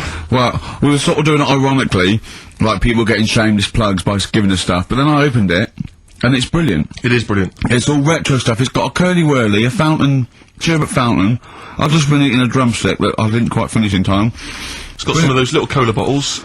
That's Hope and Greenwood and their confectionery, which are available now, the perfect summer gift. Perhaps you've got to go to a wedding or barbecue party. We've got some rubbish to give away now, haven't we? We have indeed, yeah. If only we hadn't opened that, we could have thrown that in the mix. I know, no, it's too good to give away. It's time for Rockbusters, the quiz that no one looks forward to. And we've got, as usual, the bunch of CDs, DVDs, I should say, which... Just tell me we have got another copy of Ladder 49. Ladder 49's right here. That's Brilliant. in the mix, yeah. How many did they send you? Joaquin Phoenix, John Travolta, Ladder 49, the movie that no one's seen. Yeah. I've never met anyone who's seen it. But it's owned by every single XFM listener. Exactly. Also in the mix, as I said before, we've got Priscilla, Queen of the Desert, which, if you haven't seen that on telly, I'd be very surprised. French and Saunders at the movie, the best of all the French and Saunders movie spoofs, which is, I think, on TV every single night. Yeah. It's a very gay giveaway so far, It's a very isn't good it? Well, this got one, Ladder 49, the people in uniform, you've got Queen of the Desert and French and Saunders, Well, the gays love them. You know how much a fan of Chevy Chase. You know I love Chevy Chase. Yeah. Well, we've also got here National Lampoon's Christmas Vacation 2, which doesn't feature Chevy Chase. It was so bad, even Chevy wouldn't agree to be in it, so instead Randy Quaid, who plays Cousin Eddie, it's him. Right. And on the back I notice it says, special appearance by Eric Idle. Brilliant. I mean, let's be honest, if a film's got a special appearance by Eric Idle, I know. it's probably not classic, is all Do you I'm reckon they saying. do, Always Walk on the... Look on the bright side of life. Anyway, that's just some of the DVDs which you can win, and obviously the real reason you should enter is because you go forward to this big prize draw, which is in our last show, where you can win some actual quality. A signed Matt Groening drawing, and if you can see him drawing that on rickygervais.com, it's totally genuine. It's just there, him actually drawing it in front of your very eyes. Also, us made us Flanimals, and a signed poster by Nigel Tufnell. Christopher Guest. Sure. So proper good prizes. Yep. Just that this is, I think it should be the last one to get into it. Maybe next week, the 4 that we've got get down to 2 maybe, and then we get them on the line in the last, what do you think? Well, I'll be honest, I wish we'd thought it through. I don't know about you, but I wish we thought this Chris Campling, if he's got any ideas to how this show could have run, see, we should have scripted this. What we said, we just said go in a drawer, didn't we? Did we? So Yeah, we hadn't thought it through though. Yeah, but we can't keep swapping and changing. Well, we haven't done it yet. We can do what we want, yeah. You know how many BAFTAs we've won? We can do exactly what we want. High five. Well, listen. Right, Six. let's get down to business then. Right, so Rockbusters, let's explain briefly what this quiz is for those that have only just started listening to the show. It's basically Blockbusters. Well, you say that, Rick, but it's not, is it? I mean, that Blockbusters made sense. Yeah, well, This is this just is the incoherent. thing. Karl thinks this is a cryptic clue going, right, a fella is walking along and, oh, look, there's the fish. What does that mean? Do you trout spinners? Some of them are hard because they've dug them all out. Some are hard because they don't make sense. No, but they've dug them all out because they're going to put them all on the website for people to play along with, and they came to me for the answers, and some of them are pretty tricky. I couldn't answer them. So I love that. Anyway, the only man that can outwit himself. Right then. So the first one then, here we go. Why don't you borrow some land off Mr. Boardman or Mr. Laurel or Mr. Fletcher? Alright? Why don't you borrow a little bit of land? Oh, it's changed already. Already changed. Already off changed. Mr. Boardman. Well, no, do it again and do it exactly the same each time. Do it again. Why don't you borrow some land off Mr. Boardman or Mr. Laurel or Mr. Fletcher if you need a bit of it? What's changing? okay, and what are the initials? Right, LS. LS. LS, that's a band or an artist. Who am I talking about? Second one.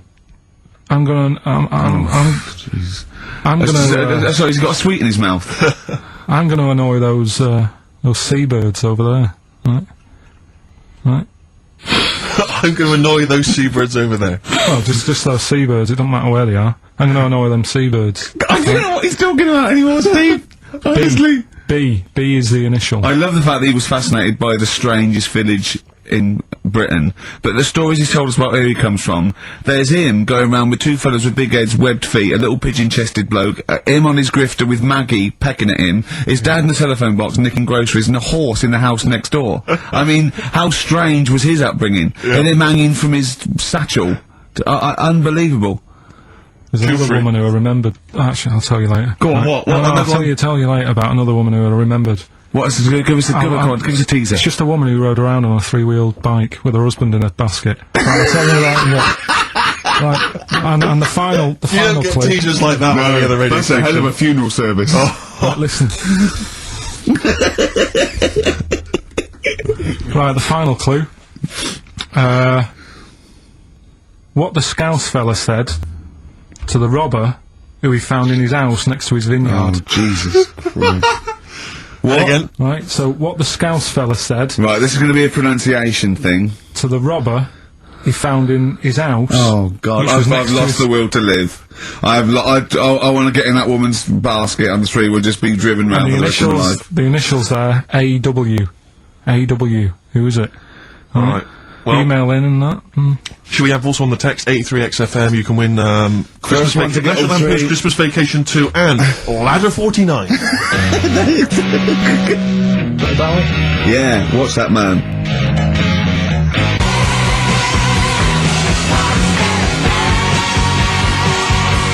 David Bowie, Watch That Man on XFM 104.9.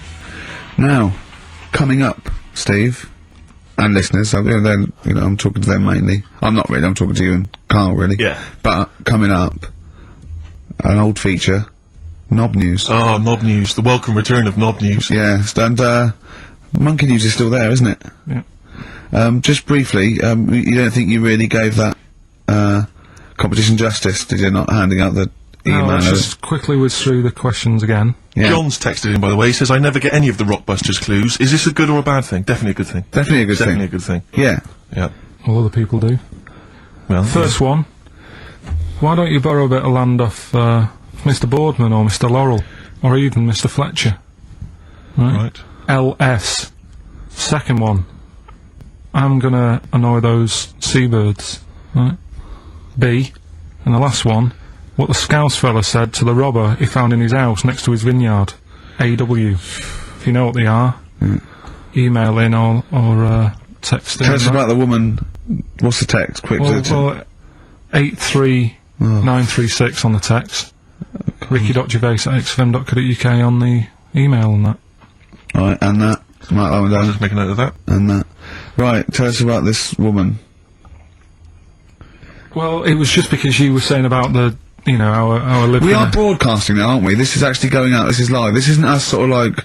Yeah, sort but you were just talking about how I lived in an odd village Yeah. with kids with big heads and all that, right? And what I wanted to do. What is that again? There's two kids with big heads.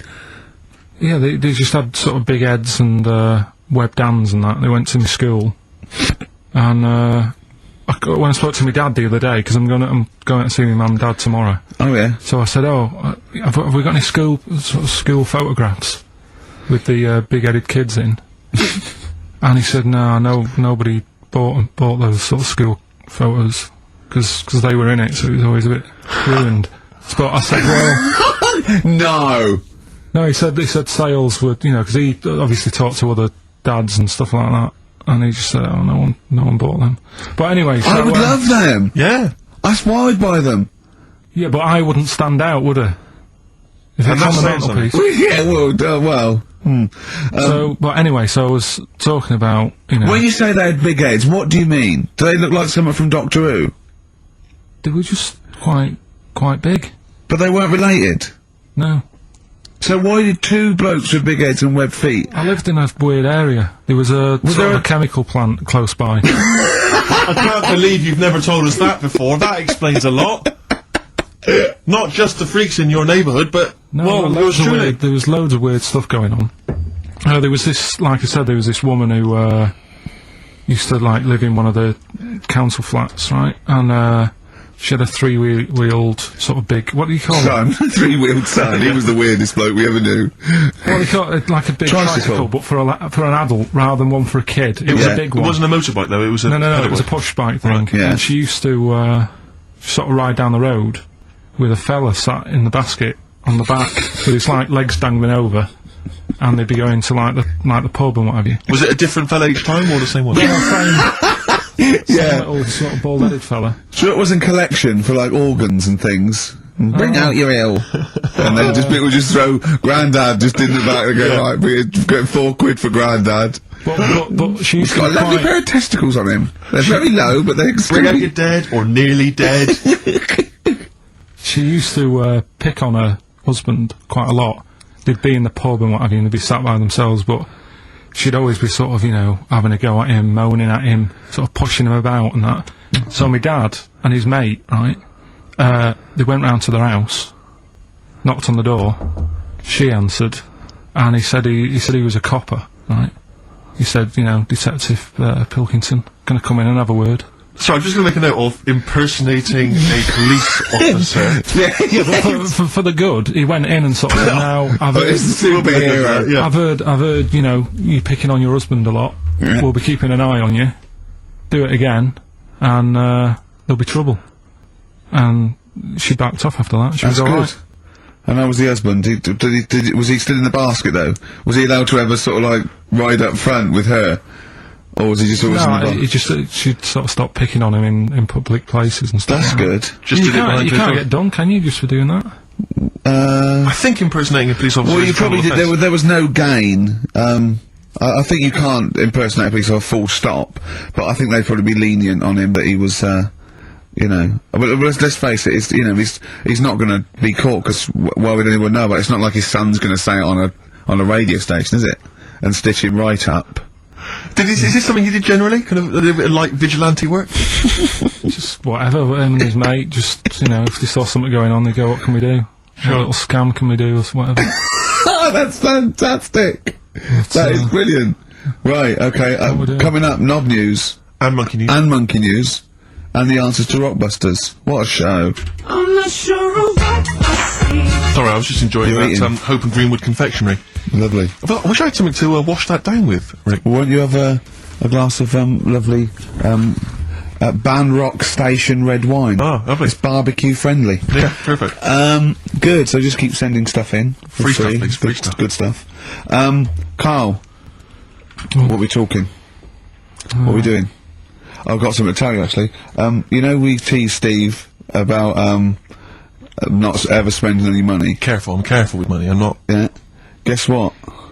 He's treating it like he's nurturing this, right? He keeps running off, right? In the edit, he's having a suit made, and he wants it to be just right because I reckon he's forking out quite a lot. He's having a suit made. Think of that, him. Let me tell you this, though. I don't want you thinking that I'm getting all flash with my cash. It's very hard to buy off the peg when you're 6'7". So, you know, it was a necessity. Carl, I don't want you thinking that this is the beginning of some new phase. Well, is everything you buy sort of made to measure? Or? No, I'm afraid if only I could afford it, mate. But, no, I'm off the peg generally, but... So what, like properly done and that? Just... Oh, yeah, it's the full thing. The full works. Got to keep going back for fittings, they got that little bit of chalk, you know, the pins. That's where I had mine made, you know how good I look all the time. Did you have to have that, thing done where they say, what side do you wear your member? What side you dress. They don't say what side you wear your member. That would hardly be a euphemism, would it? So they say what side you dress, sir. It means what side your little John Thomas leans, doesn't it, on rest, usually to the left, isn't it? Your little left testicles. If I said to you now, what side do you wear it on? Do you know? It would be left. It would be the left. That's what I mean. If standing there, right, with nothing restricting it or holding it in or holding it up, right, it sort of leans. Your one ball is sort of like slightly back and lower, isn't it? And your little John Thomas rests there, so it's left. And the reason they ask it is so they don't put the tape measure up on the left and squash your willy or touch your willy. So it's nothing to do with like, well, you'll need a bit more room, of sort of more material on that side, or. Well, no, I don't think they compensate. It's just when they put when they stick that up into your groin, they don't want to come in contact with your little... The thing is, I don't know what side I wear stuff on. I just sort of pull my pants up and wherever it wants to go that day. But maybe it's not big enough to sort of make any, you know, real decision. But, like now, I'm sat here, right, with my jeans on. I don't know where I am. Well, that's clear from hearing you talk. No, but what I mean is, if a fella said to me, what side are you, what side's your member on? Member? What is this the use of the word member suddenly? I'd go... Well, it's usually not appropriate, and also, I imagine in the old days they were big baggy pants and used to sort of like hang down, and now, you know, like with those stretchy boxers and briefs, it's sort of held up in a nice little, neat little parcel, isn't it? So it's probably not appropriate, it doesn't come in contact with your little snake. So, you know... Did you ever, have you ever heard that? Are you telling me a tailor has asked you that and you went, what do you mean, mate? No, I've never, I've not really had one made to measure. I had one made when I was a kid, but since then I've sort of bought a suit off the hook. But when you were saying about buying a suit, I know that question sort of crops up and I don't know what the answer is. It just annoys me the way I don't know, there's no surprises anymore. Do you know what I mean? People know. What do you mean? He's gonna go like, right, I'm gonna measure you now. Which side shall I measure? Go, well, pot luck, go on, have a look. Right, there you go, oh, you got it. You chugged me no, up. but Do you mean there's no surprises anymore? What are you talking about?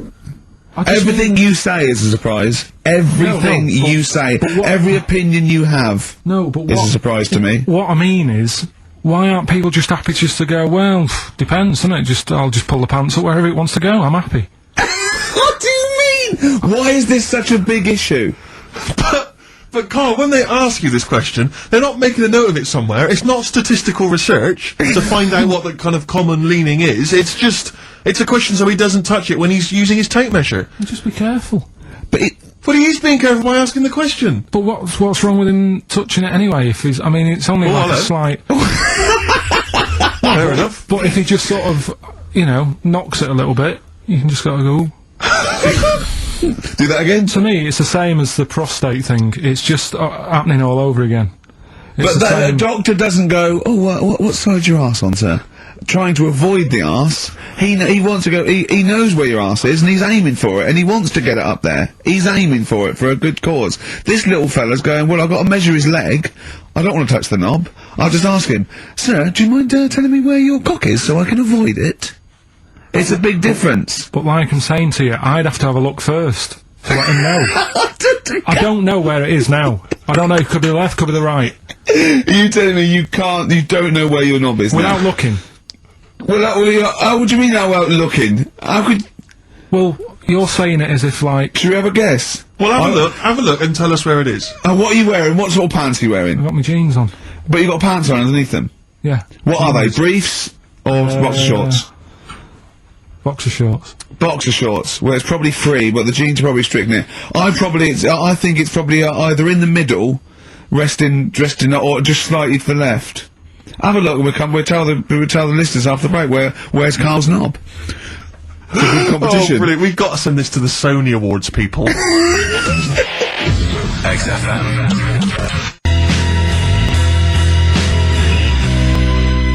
Run, Snow Patrol on XFM. Well, big question. Where was Karl's knob? That's what people have been hanging on for. Yeah. Where was it? Well, I can't believe people have been texting in. Hey, what, guessing where it is? People saying, is it in the middle? Is it in the left? It cost them 10p. Cost them 10p to find out. Just wait, I'm gonna give out the answer. You don't win anything, right? Like, strike it lucky. Right, bottom or middle? Right. It was to the left. Oh! Yeah.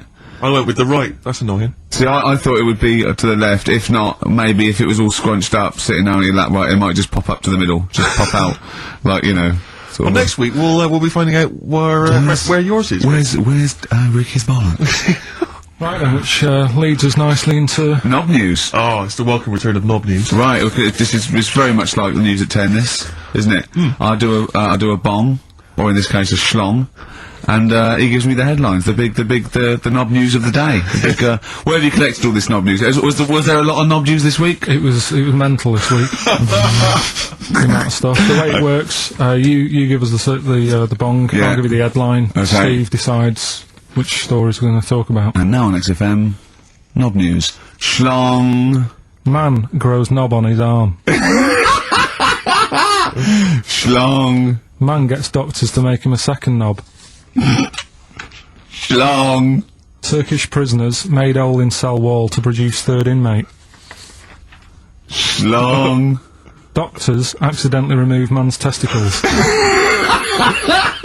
So, well, can I straight away go for the accidental removal of the testicles? Well, it's happened before, hasn't it? We've talked about that before. What did he go in for a tonsillitis? What are they called? Tonsillectomy. And he went in the wrong way. What are you talking about? How can they accidentally remove his testicles? It says he didn't look at his folder, and the doctor said to the fella, "Oh, we've removed your testicles and we wanted to take out your prostate gland." So that's what happened. There's the story. This is what I mean. That's why I don't like going to the doctors. It happens, doesn't it? Because all these sort of it's when they say things like, "Oh, it's just we do loads of these operations." That's when they're not concentrating. Brilliant. Do you know what I mean? When they say it's procedure, that's like having a boring job that you do every day when you're not going to be concentrating. I prefer them to go, "This is a tricky one, this." I know what you mean. I sort of do know what you mean. People, you watch TV programmes about, like, you know, removing someone's second head or whatever, and there's like the best surgeons from all over the world. It's televised. They can't make a mistake. They can't go, "We took his legs off by mistake." Whereas the fella who's having a prostate, it's like, "Oh, do you want to do it? I'm sick of doing them." And they're probably doing a crossword whilst writing it. Of course they are. I've seen that, actually, in operating theatres. They're doing a crossword. That's what I mean. Yeah. I was just examining some of the other knob news, Rick, a little bit more closely. Man gets doctors to make him a second penis. I'm sure we're all interested to know what happened there. Yeah. A German who persuaded doctors to give him a second penis has lost his wife after he showed her the result. Biker Michael Gruber lost his original penis in a motorbike accident, and doctors built him a second one using a mixture of skin, bone, and other tissues. Bone? Apparently, the penis worked so well that he was even able to father a child with his wife Bianca. But Gruber was still not happy and asked doctors to repeat the operation and build him a better organ, to which they agreed. From his hospital bed, he said, "I've got 2 penises, but no wife. I'm hoping when I get rid of one of the penises, I'll get her back." What do you mean? Sorry, so he had 2 put on. What side does he wear? So he's had both. So he's had 3 then. Yeah. Yeah. This is probably the thing that happened with Hitler, when he had 1 ball, but he had 3 at one point, didn't he? So he just got one in the other ball, gave his mum one, and got the other one. Man grows penis on his arm. I mean, why people are constantly losing their penises around the world? I've no idea. But why I didn't realise it was a bit... What do you mean, why on the arm? It's just a graft, isn't it? Yeah, but put it on, like, your buttock or your side. You can't wear a short-sleeved shirt. Why do they've done that before? I don't understand it. Why not just graph it onto the side of your leg or something where it's high up, close to where it should be? I don't know. To get it used to the environment.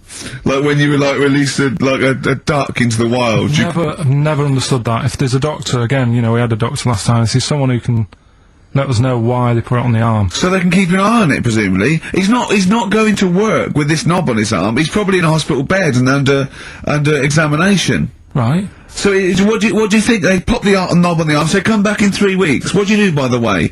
I'm a mechanic. Keep the knob, keep the long sleeve shirt, because the blokes go, why have you got a knob on your arm, mate? What are you talking about? He doesn't go back to normal as a teacher. Sir, what is it, Simpkins? You got a knob on your arm. No, don't worry about that. Do your maths. What do you think this bloke's walking around with a big knob coming out of his arm? Why on the arm? So they can keep an eye on it. So it's not... But if he's in bed, just get him to not put any undies on or whatever, and just have a little sly look at how it's going. Even in hospital, if you're in a shared, like, little hospital room, people going, oh, I've had heart problems, what's your problem? He's there with his arm out. He's got his knob out! Yeah, but I don't think it counts as indecent exposure when they're grafting a knob on your arm, sticking that out the bed. Imagine if he's driving, he's just got it out the window.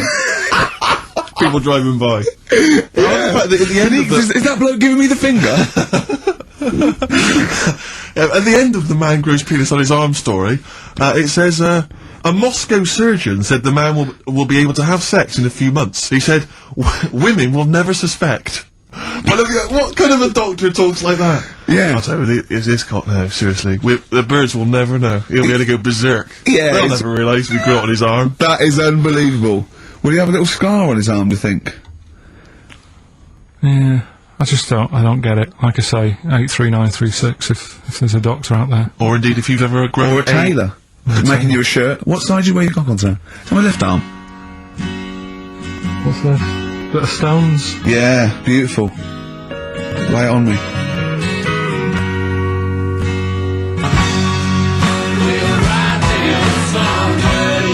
Wild Horses by the Rolling Stones on XFM 104.9. Well, I think the listening public would have enjoyed knob news there. Oh. So, I mean, there was a lot of knob news this week. I was surprised. You know, I would have thought it would be hard sometimes to get knob news together, but... I would have thought it would have been part of a bigger news programme, but, I mean, I don't think we'd dedicate a whole, sort of, like John Craven's news round. Yeah. A whole 5 minutes to knob-related news. Yeah. There was other news, was there, in the week at all? Karl, it wasn't just all knob-related, you didn't just research. No, they're the ones that sort of stand out. There was Christ on a crisp. Right, what's that? That's obviously a crisp that someone vaguely thinks looks a bit like Robert Powell. Yeah. Yeah, what a load of twaddle, yeah. There was a bloke who can, blow up balloons using his ears. What do you mean? Look at him. Just, well, it's all connected, isn't it? That's, you know, you're just redirecting it, aren't you? Pointless, though, isn't it? It is pointless. No, I'm sort of downplaying it like it's no big deal, but it is pretty impressive. It's not. When was the last time you blew up a balloon? Oh, I don't know. That's what I mean. It's not needed. It's not impressive. That's what I mean. That's what But you can say that about any form of sort of like bizarre entertainment. I don't think you have to hang yourself from hooks, but a lot of people go and see Jim Rose Circus. I mean, I wouldn't. I don't see the... But would you go and see that? What, Man Blown Up Balloons did? No. If it was a mate of mine, I'd go, do that thing you can do. You know, to a group of new friends, I'd go, alright, then I'd get on with it. You know, to me, it's below, an average card trick, doing something like that. Apparently, though, he does make balloon animals with his penis, so, Which is pretty good, isn't him it? up with his ears, so. It's always a snake. Leads So there's a back, lot of snake. I go, yeah, well done. back to Put it the away. news. Right, now listen then. What about another feature we'd like doing? What? Song with a story. Okay, he's been working on this, hasn't he? He has, hasn't he? He's like a producer, isn't he? Yeah. But with a completely round head. Just, you know, I was saying that, you were saying I don't like music, but I'm saying I do if I can hear what they're singing about, and there's a reason to sort of So listen to it. have you turned into 50s dad? What is this? No, but you know, it's like, it's nice to have a song where you go, you know, I can't turn it off because I need to know how it ends. You know what I mean?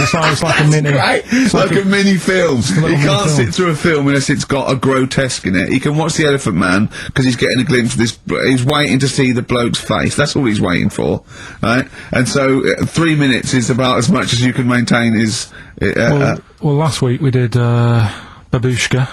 Yeah. You know, that woman dressing up, sort of tricking her husband, then it sort of backfires and that. Don't know how it ended properly. I don't know if they split up or whatever. But this week, There's no follow-up. Kate Bush isn't now penning the sequel. Right, go on then. So what's this thing? Pinball Wizard. Right. Okay. What's the story there? It's about this sort of deaf, dumb, blind kid Right. who's good at pinball. That's it. So I don't believe he would be good at pinball. But even if he is, it's a lot to give up, isn't it? Just for that. Well, he didn't give it up. No, but it's not like, well, you can't even say to him, oh, you know, a lot of bad news and that, but you're good at pinball. It's just a bit rubbish. I mean, does he even know he's playing pinball? Is what I'm saying. Do you know what I mean? And it's not hard, it's just moving the thing, isn't it? Just hitting the buttons hard. Yeah. It's not like, you know, if he was good at Pac-Man or something, you go, oh, yeah. But, It wouldn't scan, would it?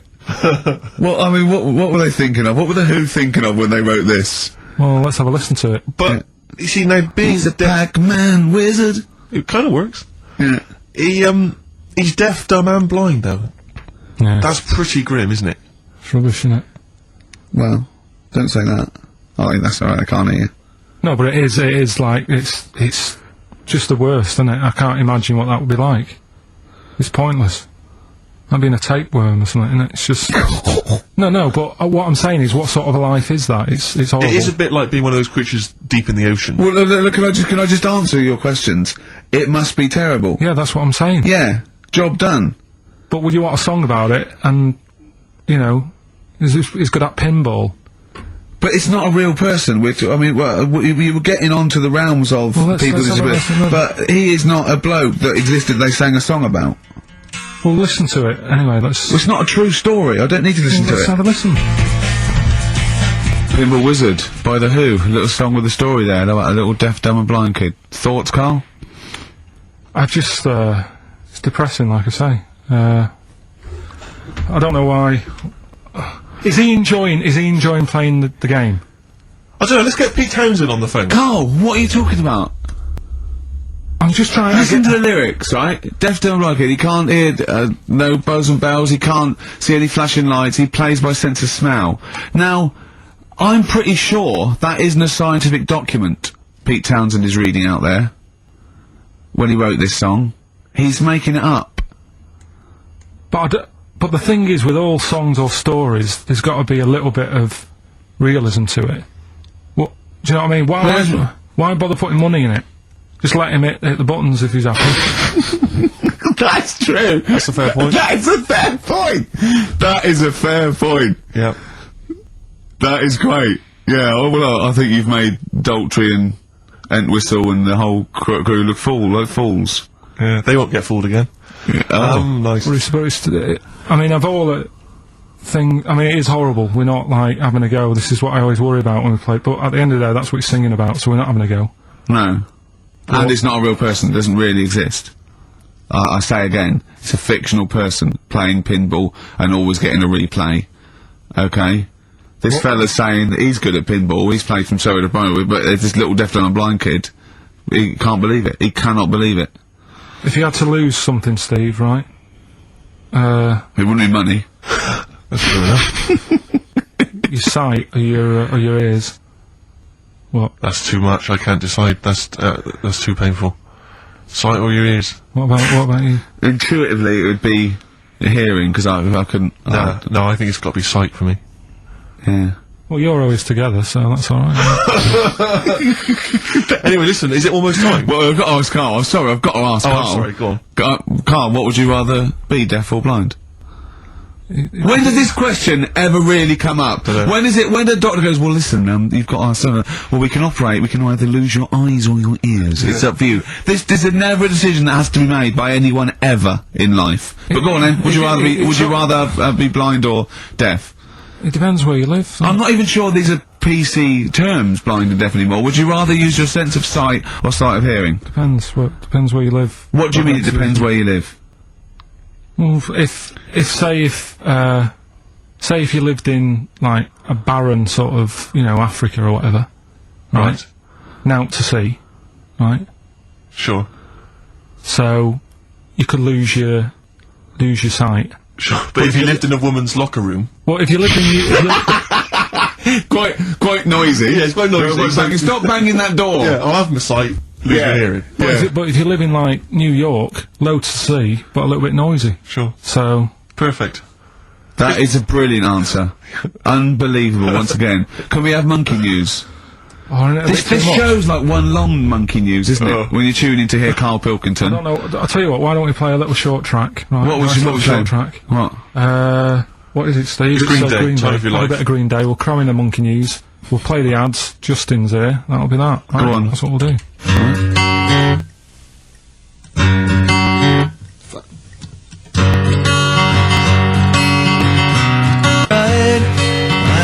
You had the time of your life. Green Day on XFM, 104.9, Ricky Gervais, Steve Merchant, Karl Pilkington. We need the answers quickly, Karl. Rockbusters. We're running out of time. We've got Rockbusters and monkey news to come in this fun-packed show. Give us the clues, give us the answers. Right, the first one was, why don't you borrow a little bit of land off Mr. Boardman, or Mr. Laurel, or Mr. Fletcher? Go on then. Right, what am I getting at there? The initials were LS, right? Lease a Stan's field. Right, because you're borrowing it, that's leasing it, it's Stan Boardman, Stan Laurel, and, it's a field and that, innit? Second one, I'm gonna annoy those seabirds, that was B. What you doing when you're annoying a bird? You're bugging it. What's a seabird? A gull. Buggles. Right, bug gulls. I don't know where to start, mate. Right, don't worry about it. I don't know where to start. If we had more time, don't worry. I'd throw him out of a window. Right. What the Scouse fella said to the robber he found in his house next to his vineyard. Go on then. That was A.W. Yeah. That was A, me Winehouse. Right? A, me Winehouse. What? A, me Winehouse. What do you mean Winehouse? It's a vineyard, it's a cottage in a vineyard, so that's like a winehouse. Say it again, what was the clue again? Amy Winehouse. Well, yeah, but what do you mean? Amy. Why is he saying, why is it a robber? Because the robber's getting in and he's sort of saying, hey. But what's the robber got to do with it? Why is it just a normal bloke? I don't say, why is he saying Amy Winehouse? Why is he saying that? Because he's saying to him, hey, get out, kind of thing. No, sorry, her name isn't A, get out me Winehouse. Her name is, her name isn't A, get out me Winehouse. Gavin Thompson got them all right, he's in Edinburgh, so he's winning ladder 49 and that's safe, that's on the way. And he's going into the prize draw to win those, this better be a good monkey news, Karl, that's all I can say, because that was drivel. Amy Winehouse. Play the jingle. Oh, chimpanzee that monkey news. Right, there's this monkey, right? Yeah. And it had been, do you know you hear about monkeys being badly treated and stuff like that? Yeah. So, anyway, it goes into this home. It's 14, this monkey, it's called, Matty, right? Goes into this home where it's looked after. What do you mean home? Just like, just a little monkey home, right? Okay, so zoo? Yeah, kind of, yeah, but they haven't got any other monkeys there, right? What have they got there? We've got just other animals and that, but not that many monkeys. But anyway, because he's there on his own, again, you know... When you say monkey, do you mean a chimpanzee, by the way? Because you usually do. Yeah. I can't believe that journalist thought this was scripted. Amazing. So anyway, yeah. So it gets sort of pally with the people working there and that, and it's smoking fags, it's having a drink at night and all this, right? What do you mean it's having a drink at night? How? It's all here, Steve. I mean, we haven't really got time, but Well, no, don't say it's all here like it's proof. You've got another stupid story that someone has put onto the internet. Someone sitting at home in their bedroom has put onto the internet. So it's having a fag, it's drinking a lovely glass of Bangrock Station. The wine that's perfect for a barbecue. Yeah. Anyway, it's loving life, it's forgetting about its past and everything, right? When this other monkey comes along. Oh no. Carl's brilliant. Go on. Right? That comes in, something's said. Right, forget it then. Forget it. No, forget it. XFM.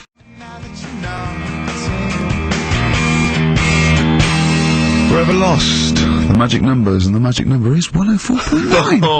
XFM. I'm Ricky Gervais, with me, Steve Merchant and Karl Pilkington. Right, 2 more shows.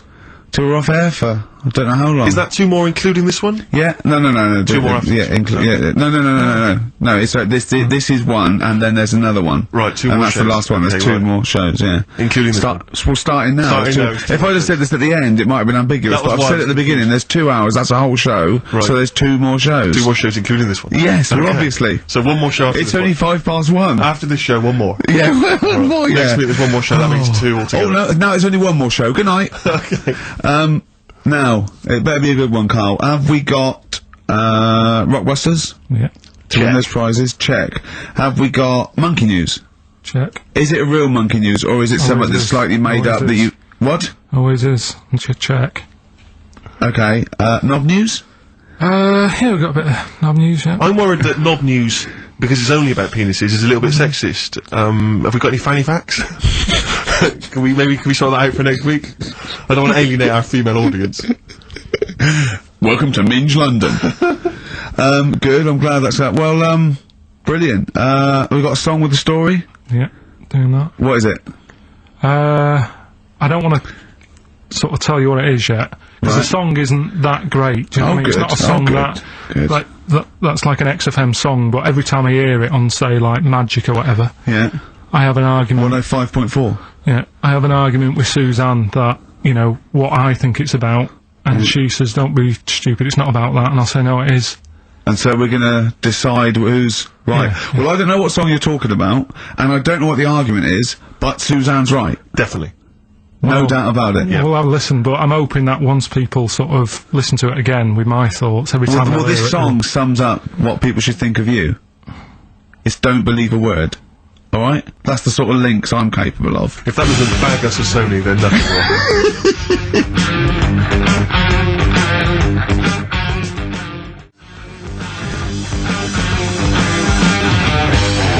Thin Lizzy. Don't believe a word on XFM 104.9. I'm gonna miss this show. It's been good. You want me the only one? No, well, you know, so we'll come back again. We've got a lot to do over the next few months, but maybe for Christmas or just after. But I still call Karl every day anyway. Oh, sure. I called him, a couple of days ago. Of course you did. And I went, it was the weekend, I went, what are you doing? He went, oh, just in Regent's Park and that. I went, what are you doing? He said, just going for, he went, oh! Jesus! I went, what? He went, a caterpillar just fell out of the sky. I went, what? He went, a caterpillar just fell out of the sky. God, it's there, it's wriggling around. I went, sure a bird didn't just drop it? He looked at it and went, oh yeah. There's a bird. Of course he did. Yeah. For a moment he thought caterpillars were raining from the sky. I thought I was in Chicken Licking. Yeah. Unbelievable. Why did you think a caterpillar had fallen out of the sky? I don't know, it just startled me a bit. I love Karl being startled. I like the idea of him straight on the phone to Trevor McDonald. Look, Trevor, there's caterpillars, insects falling out of the sky. They're falling out of the sky now. Put it on the news, quick. Are you sure there wasn't a bird? Oh, there was a bird. Yeah, sorry, Trev. Bye. But it was after, like, I hung up the phone and that from you. I sort of sat there for a bit watching it. I imagine him cross-legged, just in front of it. But do you know what? Grass. Because of his shape, the shape of his head, and his sort of IQ, I bet the caterpillar was thinking, Mama. Yeah. Do you know what I mean? Yeah. It's unbelievable. Go on. It was sort of running about all over the place, right, Steve? So caterpillars have loads of feet and that, don't they? Wow! Well, they have 6 legs. They're actually larvae of an insect. They have 6 legs, but they have little sucker things to hold on to the cabbages and that. No, they've got more than that. They've got. I'll tell you, they've got 6 true legs. Trust me. Trust me, I'm a scientist. And you were thinking what, Carl? Well, they've got little pods. They've got little pseudo pod legs and little suckers. Yeah. But it was running about like everywhere, right? Mental, but sort of running off to the left. And then it sort of went back to where it was, then back, went right and what have you. And I'm just thinking, whoever gave them the legs, right? What's the point if they don't know where they're going and that? Do you know what I mean? If you can get about... Imagine that sentence. Did you hear that sentence? Can we play that sentence back? No, I don't think we can. Imagine who gave him that legs. Whoever gave him them legs, what's the point if they don't know where they're going and that? And that. Always and that. And that, but maybe you just, to be fair to the caterpillar, with all its legs, okay, and you know where it was going, it had just been plucked from its house by a bird, shot up into the sky, and then dropped from 80 feet, hitting the ground. Onto the head of a weird, bald-shaved monkey. It was probably concussed. Yeah, it's one of them things again, though. But it still knew more about the world than you. How does that make you feel? I just think it's a waste of time having all them feet. It's the same thing as the... now it's got feet now! It has a nightmare buying shoes, doesn't it, Carl? All the, what was it you were saying about leeches and that? Because we were talking about insects. Well, they're not insects. They're not insects. What are they? Well, I think they're probably, probably platyhelminths. Probably sort of like a flatworm type thing. That's what you were thinking, wasn't it, Carl? Yeah, I'm not sure about that. I don't know what the phylum is, but they'd be, What was the leech, what was the interesting leech? There's an experiment, where you get a maze for a leech, and there's a bit of blood thing, and it eventually finds its way to the blood.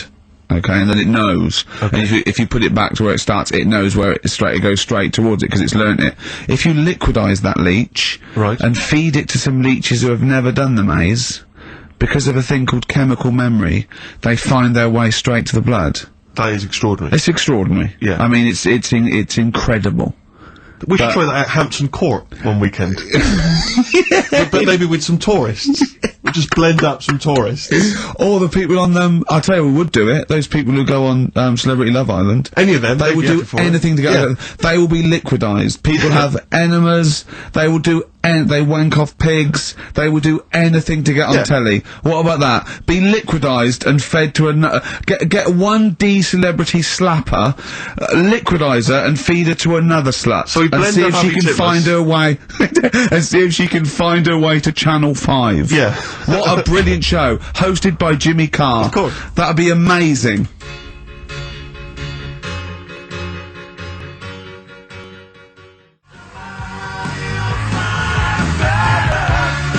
Kinks, Better Things on XFM 104.9, Steve Merchant, Ricky Gervais, Karl Pilkington. But do you know this, we were talking about the leech thing. Sure. Right. You're saying put them in a blender. I'm not saying that. Well, someone did. Yeah. Why were they doing that in the first place? Do you know what I mean? How did they find out that if you put leeches in a blender... I don't know, they probably kept notes. I don't know. No, but what made them... Were they just having a laugh? What made them go... was it a party? It was a couple of 40-year-olds, they were at a party. It was a couple of research scientists, they'd been given £1 million, and the boss was coming around to say, what are you doing? And they were just making a smoothie, and they went, quick! Mr. Yakamoto's come round, throw in some leeches!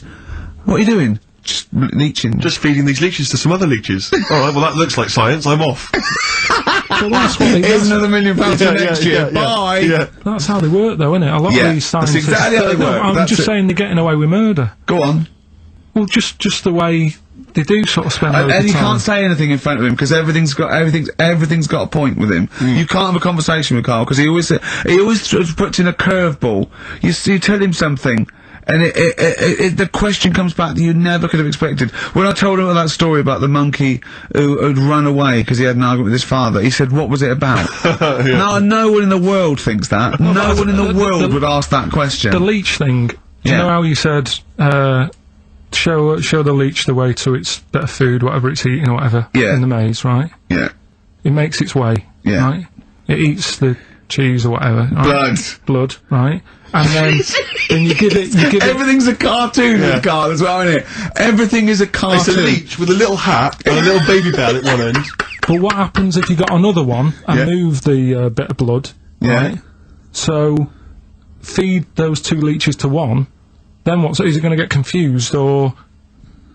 Do you know what I mean? Which way will it go if it's eaten two leeches... that have done 2 different ways. Is it sort of stressed out? I don't know. It probably knows both routes. It probably goes, well, there's one over here. Oh, there's one over here as well.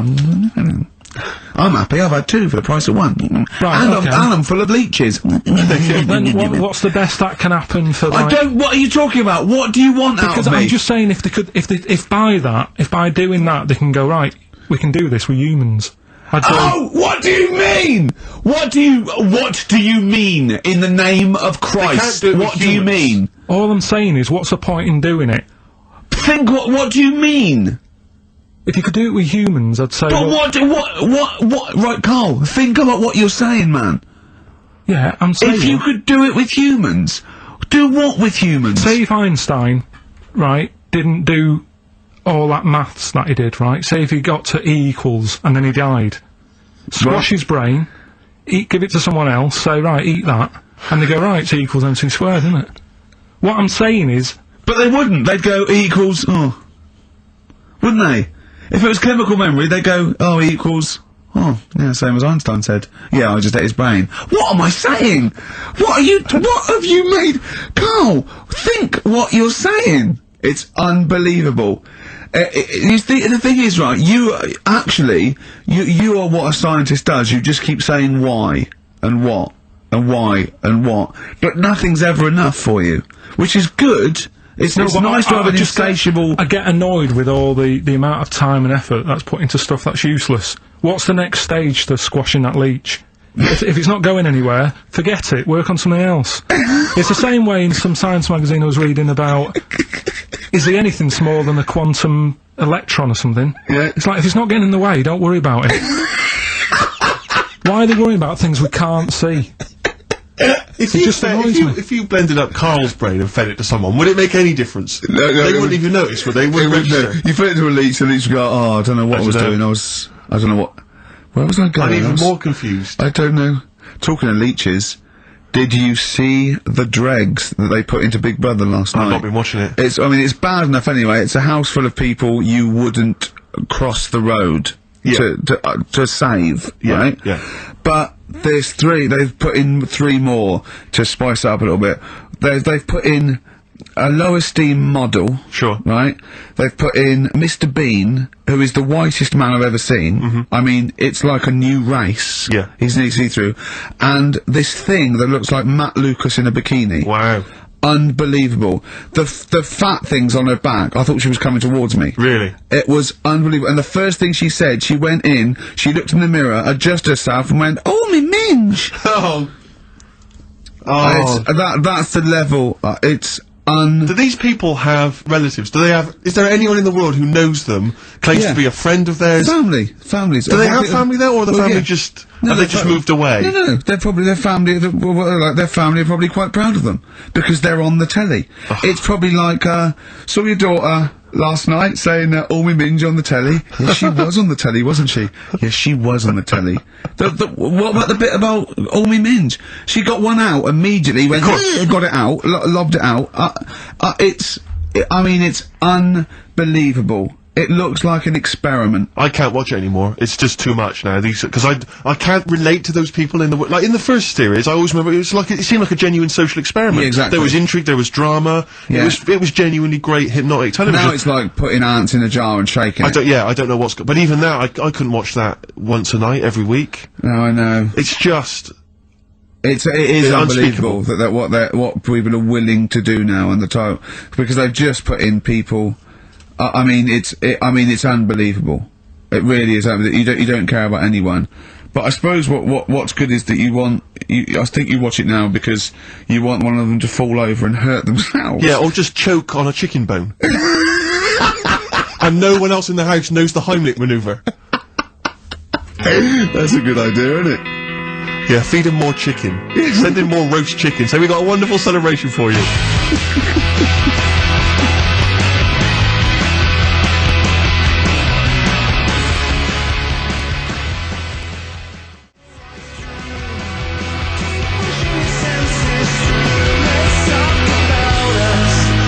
Pushing the Senses by Feeder on XFM.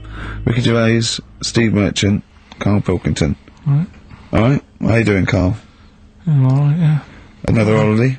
Well, it wasn't holiday. Wasn't holiday. Well, it was. You had 5 days off work. Why isn't it holiday? You had 5 days not working for a living. You know how many days holiday gets a year now? 29. Oh, that's more than teachers, isn't it? It makes me sick. It makes me sick. Well, I know the kind of hours you work, Rick. It's mad. I mean, if you're not in work by midday, you're furious. No, but I mean, I'm always... 29's normal. For the normal working person. Yeah, but, you know... And anyway, it wasn't a proper holiday. I went to see my mum and dad. It's nice to see them and everything, but it's not holiday, is it? Why? It's not going away. It's not getting on a plane, is it? Going away. Oh, is that definitely a holiday? What happened before 1950? I don't know. People used to go... Yeah, exactly. People used to go to Blackpool or Brighton. That was holiday. Yeah, but I didn't Where did you go? Went to Wales. There you go. Lovely holiday. Lovely holiday. Have a holiday in Wales. That's what they say, innit? Come to Wales and have a holiday. That's what they say, innit? So come to Wales and meet your parents. Come to Wales and have a lovely holiday. Right. Well, anyway, it was good and that. It's always good to see him. Right? Yeah. But week off work. Do you know? Like my mum likes gnomes and stuff. Yeah. Right. Of course she does. She's lived with one for 30 years. She said, you know, get your dad to take us to this park where they've got like, you know, 6-foot gnomes and stuff, right? Have a walk about. Sounds like a nightmare. Yeah. Sounds like a living nightmare. Keep an eye on Karl. So anyway, he stood still for 2 minutes. Someone bought him. No. You can't buy them and that. It's like a little exhibition thing, yeah. Right? And it's part of a hall, right? This big hall that you have to pay to get in. But we didn't want to see the hall. I just wanted to see the gnomes. Of course you did, yeah. So anyway, my dad says, yeah, well, we can get in there for free. Of course he did. Clever. Right? So we parked up on this little country lane, right? No one about. How much was it to go in? Like £2? About £3 each. Yeah. But he said, well, yeah, but if you don't have to pay, do you know what I mean? You enjoy it even more, don't you, when you're walking about and you're thinking, I've got this £3 in my pocket, no one's having it. Yeah. Right? No, looking over sort of for a bloke with a peak hat saying, can I see your ticket, please? I wouldn't enjoy it more, no. Go on. Yeah, but you don't worry about it. You've got a bit of money now then, Rick. You know, you've changed. So anyway, so we had to walk across about 4 fields. For £3! Right, and what happened was, we're walking through all these fields and what have you, big grass and muddy bits and all that, 'cause it'd been raining, and climbing over fences and stuff. And we're in this field, right, and I look to my right, and there's about 30 cows all staring at us, right? And Suzanne started to panic a bit. She said, we shouldn't be here. Dad says, of course we can, we're allowed to go wherever we want, you know, all this land, it's, you know, it's Ramblers' rights and all that stuff. Yeah. And take a cow if you want, unattended. So it's right for leaving him in the field unattended. I'm having one. Yeah. So keep us fed for a week. Anyway, these cows start surrounding us. Surrounding us. And, brilliant. Oh no. Face off. And Suzanne's panicking, going, this isn't right. We're not gonna make it to the fence in time. They're moving faster than us, and they started sort of running a bit. Wow. And it's like some kind of bovine West Side Story. A gang of cows coming at you. Don't worry about it and stuff. But my dad had to sort of stand there and like wave a stick at him. Of course. And we got away, but Suzanne was like having a bit of a sweat on. Got away. Saying, you know, we could have got killed. Sure. And my dad saying, nah, it never happens. And I just wondered if it does, if there's a risk of... Yeah, it is rare, but there's been a couple of cases of being trampled by cows. They're not aggressive. They sort of run through you. Well, they're aggressive if they've got a calf. They do have kids. What? They had kids with them. Kids, yeah. That's goats you're thinking of. Yeah. Maybe they were trying to sneak into the gnome thing, and they were worried that, like, if too many people did it, like, they thought some cows, we can just sneak in where cows, no one's expecting cows. And the cows were going, walk upright like you're human. Don't walk upright. They thought you'd blow their cover. Yeah. Yeah, people have been killed by cows before. Yeah, that was like the highlight, and then, So when you arrived there, you were presumably covered in mud, looking like something that had just come from Glastonbury, staggering around this exhibition. It wasn't that bad, it was just like a woods, and it had like a funny sort of funeral, like a graveyard thing. Right. With bodies sort of hanging out the ground and that, and, we had these 6-foot gnomes. Right. And then we just set off again, walked back. But we sure this wasn't a dream? No, it was good, But then I got back, right, Steve, and called up Ricky. I said, right, you know, are you about? Have a chat and that. So he said, oh, just come round, it's a nice day. Have a drink and what have you. So I got round there at about 6:30, right? Go up to his door, knock on his door, right? He stood there with his tackle out. Oh. Yeah, and what did you make of that? What was wrong with that? What do you mean, what's wrong with that? Why were you looking at it? Why were you looking at it? I tried not to look at it. But again, you're always sort of attracted to it, aren't you? Kind of like... I've never been attracted to another man's tackle. I don't know what you mean. You can't help but have a little sly look. And especially when it's there. When you ring the bell, and I mean the one on the door, right? And that's hanging out. And does he dress to the left or the right? It was to the left, right? Yeah, it was left, yeah. Just popped out of my shorts for him. Just popped him out of the shorts. Should have seen the state of him. Shorts on, no top, cigar. Looked like someone out of The Sopranos. It was a mess. Yeah. And then, we sat on the balcony drinking wine, didn't we? Did you pop it back in, or was it still... Yeah, I popped it straight back in. I've got the laugh. Sure. I've got the laugh I wanted. Yeah. He walked in, he went, it's not that hot. Straight away, it's not that hot. Oh, brilliant. then, was that knob news, or is there more? no, it's got more knob news. That's just a taster. Just a taster. Listen, let's play some average, let's play some great music, and maybe we should have some early knob news. Early knob news coming up. XFM. Once this big dog chased me.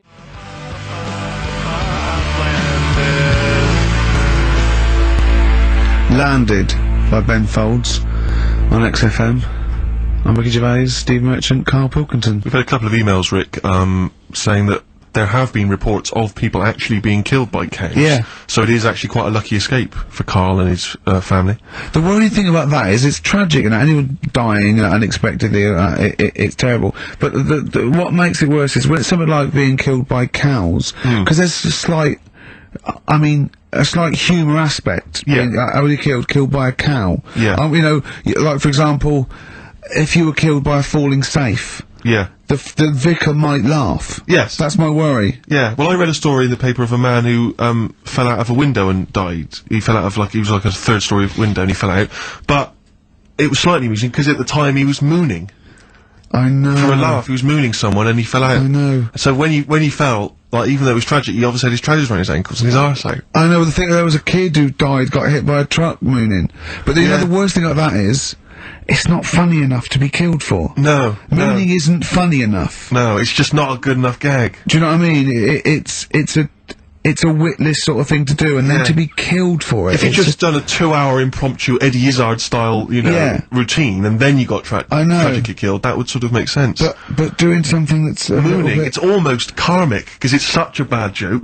Yeah, it's exactly. like in some weird universal karmic way. It's like if you hadn't been mooning, maybe you wouldn't have got killed. I know. If you hadn't done such a lame joke, maybe you'd be okay. Yeah, but that's it. But there's lots. Yeah, you don't want to be walking along. You know, you don't want to be walking through the garden and stand on a rake and it flips up and it hits you so hard, and it's like a boing noise as it. Yeah, and it hits you so hard that it kills you. It kills you. Yeah. Or you fall out of a window and a cactus goes up your bum. I know, you're killed by a cactus up the arse. I know. Or you're at a concert and a fat woman stage dives. Yeah. And she just squashes you. Yeah. How did he die? He was squashed by a big hefty. Mama Cass just jumped on him. Just big fat woman squashed him to death. Yeah. Tell you what. Yeah. Tell you what though. Right. Talking of fat women. Go on. I'm not having a go. But did you see Michelle McManus on? Oh, man alive! Yeah. You are what you eat. What has she eaten? Girls allowed. Fucking hell. It was unbelievable. No, but to be fair, you know, she did Did you eat see her in her bikini one day? Yeah, well, yes, but she was always a little bit. Yeah, but what do you mean a little bit? Well, no, she eats too much, right? But what I did like about it was that she had a go, you know, she did lose Fine hard and that, yeah. Huh? I quite liked her at the end of it, really. Yeah, She's not an unpleasant woman, she's a lovely woman, but I mean, like I said before, there was that interview in Heat magazine where she, you know, I tend to eat 11 packets of Doritos a night. Yeah. 11 I mean, Yeah. come on, Michelle.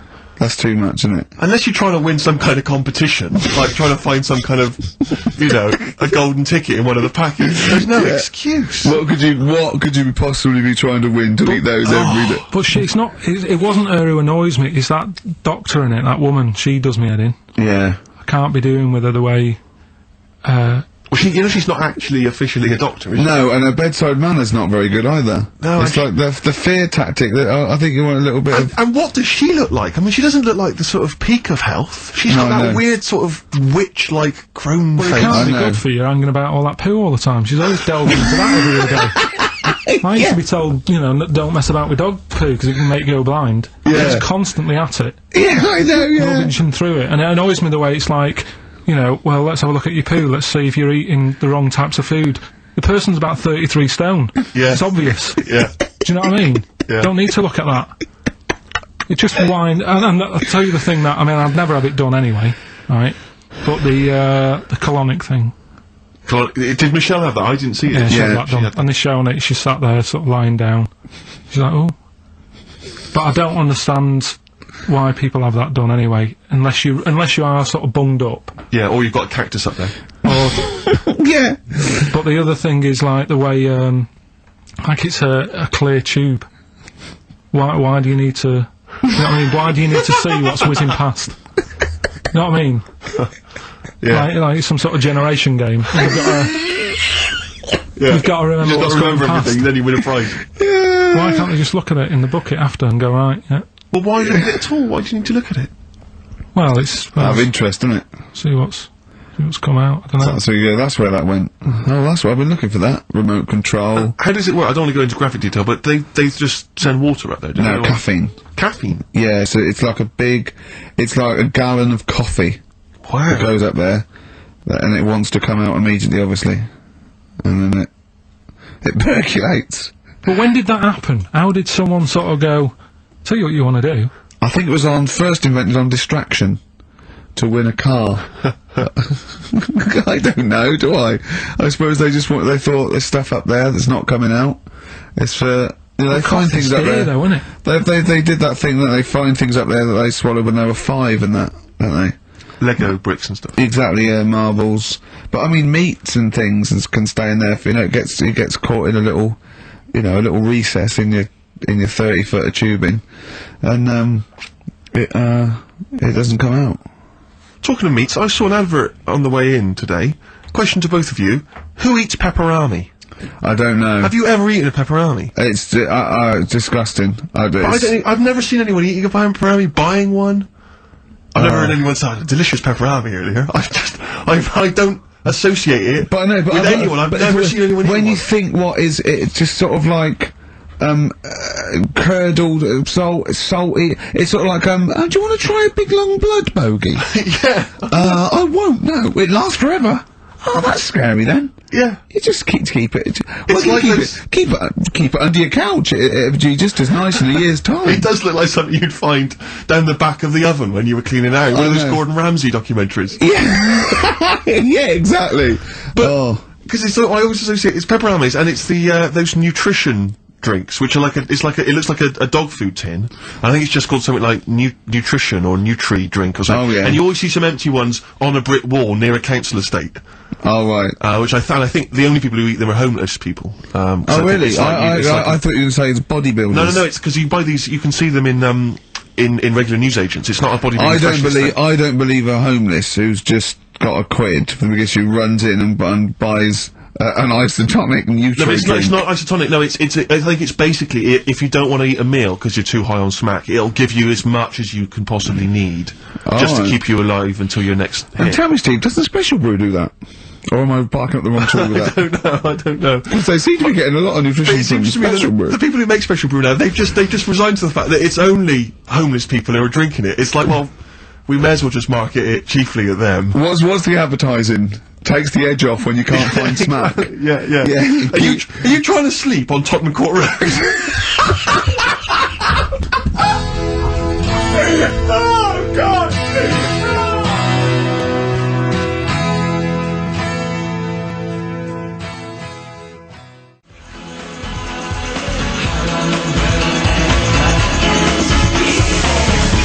New Order, World, XFM 104.9, Ricky Gervais, Steve Merchant, Karl Pilkington, and it's Knob News time. We're all very excited. Now, last week's Knob News was what, Karl? Do you remember it was a man who grew a knob on his arm? Sure. No, he didn't grow it there, did he? He put it there. Well, I know that, but, yeah. Just popped it on his arm. Yeah. Yeah. Just a recap of the week's news. Right now is the headlines. Well, we've talked about it before. Do you know the little mouse that had an ear on its back? Yeah, sure. Right.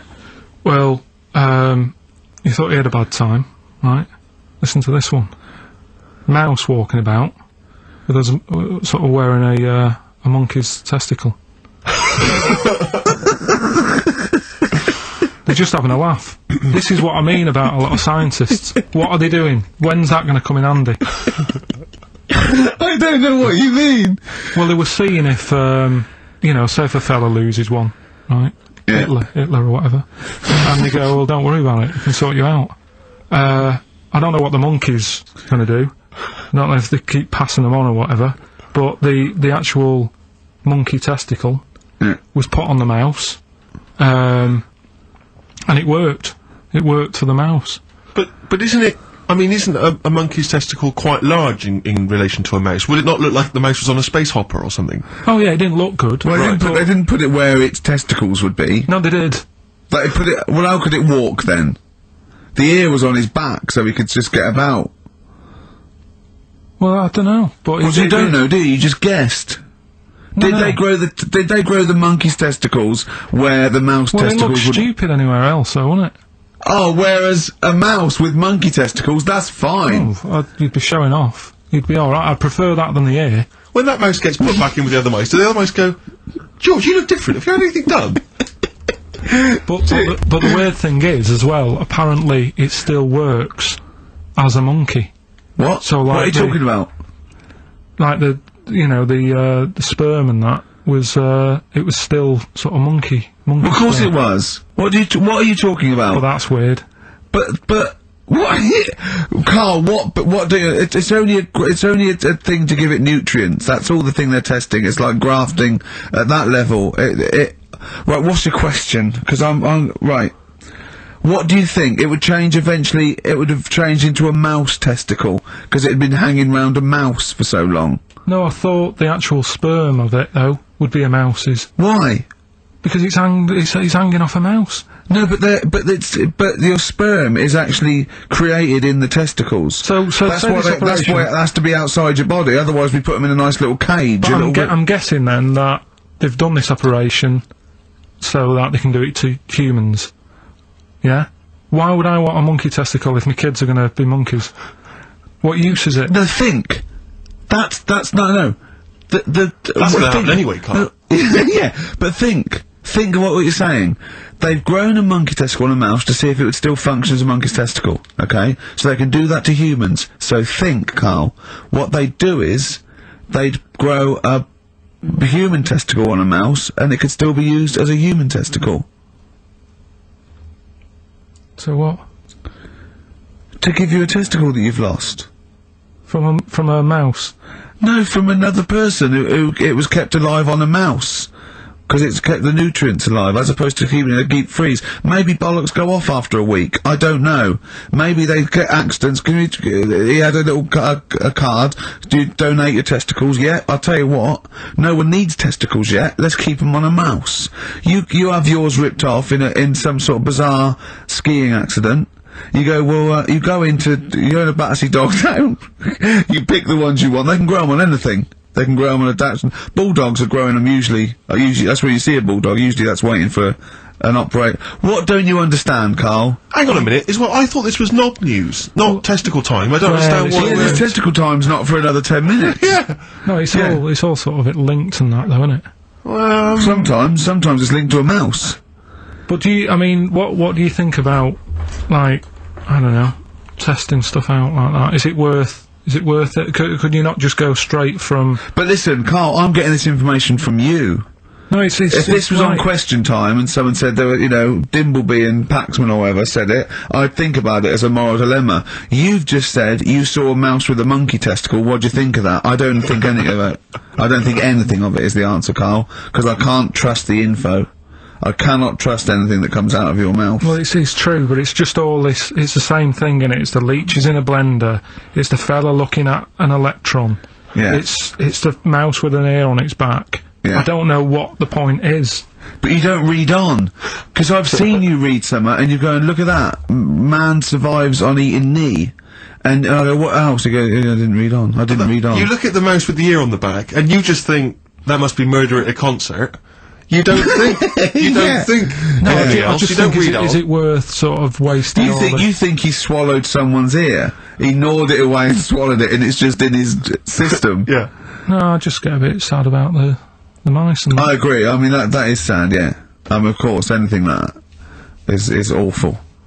But saying that, I remember ages ago, they have a load of people on Oxford Street, don't know if you've seen them, where they get you to sign stuff. Yeah. And the woman got annoyed with me, right, because she was saying about, drugs with animals, testing them out and stuff like that, which is bad. And I was saying, yeah, it's really bad, and I was looking at the pictures and that. But I said, what would happen, if like, the drugs, aspirin, and the monkey's got headache, is it such a bad thing? She got annoyed, didn't want to listen anymore. It's a good point, though, isn't it? At what point is it cruel to test stuff out and things? Yeah. Give it some Nurofen. It's happy. Yeah, well, I bet that mouse had, headache. Because everything must have been loud. The other mice squeaking must have done its head in. Yeah. Oh, that would give him a Nurofen. Turn that radio down. Give him a Nurofen, please. But listen, are we going to get Rockbusters out of the way quickly? Go on then, quick then. Might as well do it. It's not going to take long, is it? Go on. Right then. So, 3 clues and that. Yeah. Initials of a band and artist. Yeah. You can win some stuff. Steve can go through the... Ladder 49 better be in there. Oh, let me just quickly... It's Ladder 49. You get on with those clues and I'll tell you what's happening. And this is the last time. The winner of this... No, we'll do it again next week. Oh, is it? And then that'll be 6 people, and we just draw someone out of a hat to win the signed Homer, the Nigel Tufnell, and the Us as Flanimals. Right, you ready then? But they've got great prizes. They've got Alias, they've got Alias, they've got The Aviator, a Batman cartoon series, M. Night Shyamalan's The Village, atrocious film, and Ladder 49, there it is. Brilliant. It's in there. Joaquin Phoenix, John Travolta. Their greatest challenge lies in rescuing one of their own. Brilliant. Right. Go on then, Karl. Right, the first one then. When I'm ill, I throw up horse food. When I'm ill, I throw up horse food. How can that work? What's going on there? The initials there, I-H, right? It's a band or an artist or a singer, something like that. I-H, they're the initials, the clue. I've got it. When I'm ill, I throw up horse food, right? I've got it. Right then, well, don't say anything. Works, doesn't it? No. Second one, that garden tool, it's not yours, what are you doing with it? Right? Yeah. That garden tool you're messing about with there, it's not yours. Yeah. Give it back. What's that? ND, right? Artist or a band. What's going on there, right? Third one. That male sheep sounds fed up. Why is he fed up? Right? TR's the initials. That male sheep sounds fed up. What's going on? If you know the answers to them 3, email in ricky.gervais@xfm.co.uk, or you can text in 83XFM. Right? Great prizes. You can win yourself a copy of Ladder 49. I've got another decision to make. I'm your fool.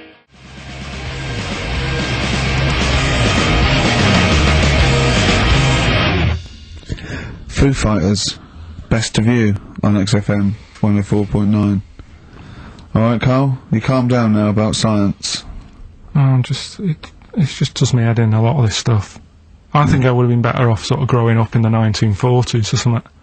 Why? Well, there isn't as much science going on. People just lived, didn't they, for the moment. So you know what I mean? well, but what if you'd had to go to war? What? What if Right, you- maybe 1945, then I'd be happier.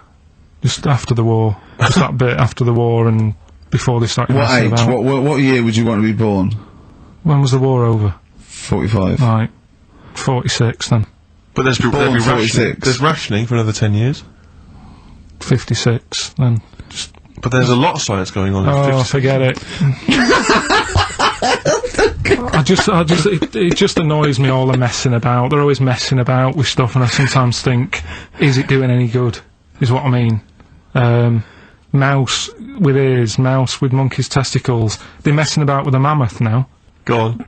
Well, they're just saying, well, they're managing to knock one together. Who And asked? you just think, some scientist somewhere. just messing about. Andy. No, but it's just, do we need, I mean, we've done it before about the do we need them thing. The amount of creatures and insects and that are knocking about. You got that caterpillar that I mentioned walking about, it doesn't know where it's going. Get rid of them. The mammoth. The world's busy enough, it's crowded, it's overcrowded now. How much room are they going to take up? Do you know what I mean? Why are they doing it, Karl? Do you know? You just, all you know is that they're trying to muck around with because them. they can, because that's all it is, isn't it? Because they can. They're messing about, someone's Yeah. being paid to do stuff. What else are we here for? If not to try stuff out. What else are we here for? What do you mean? Well, what are we here for? Just to enjoy life, isn't it? Well, some scientists enjoy knocking a mammoth together. No, but don't worry about the mammoth. It died out. Maybe it died out for a reason. Why didn't Noah save it if it was important? Because Noah,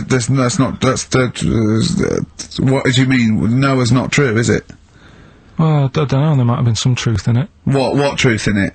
That he put 2 of every animal that existed into an ark. How big was this then? Why didn't they eat each other? Yeah, I know. I'm not saying. Imagine the noise, Karl. Yeah. No, Trying to get a bit of kit there. There's points to that where I go, that didn't happen, because where could he have been where there was a hamster and an elephant and a crocodile? Where was he? Do you know what I mean? But none I'm of it's saying, true. What bit do you believe? What do you mean? It got a bit wet. What are we talking about? The mammoth or the... No. What is up with you? No, it's just that we had a No, lot... seriously, have you got brain damage? No, it's just that we had a lot of topics going on there. I just don't know which... No, we were talking about Noah. And then you suddenly go, I know where it was, where did we... What? The mammoth or Noah? What? What you did, none of it's true. What? Think of it. Oh, God. Think of the first thing. Build an ark. Alright. Can I just clarify, what's an ark? It's a big boat thing. Right.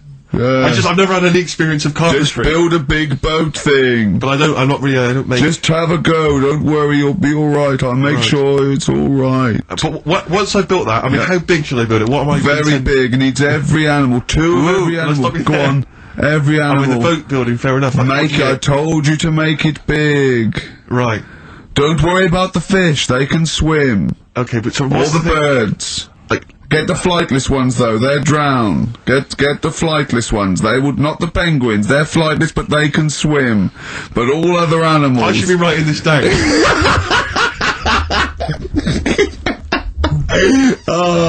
Why? I mean, wouldn't you have took that opportunity to go, right, forget the, whatever.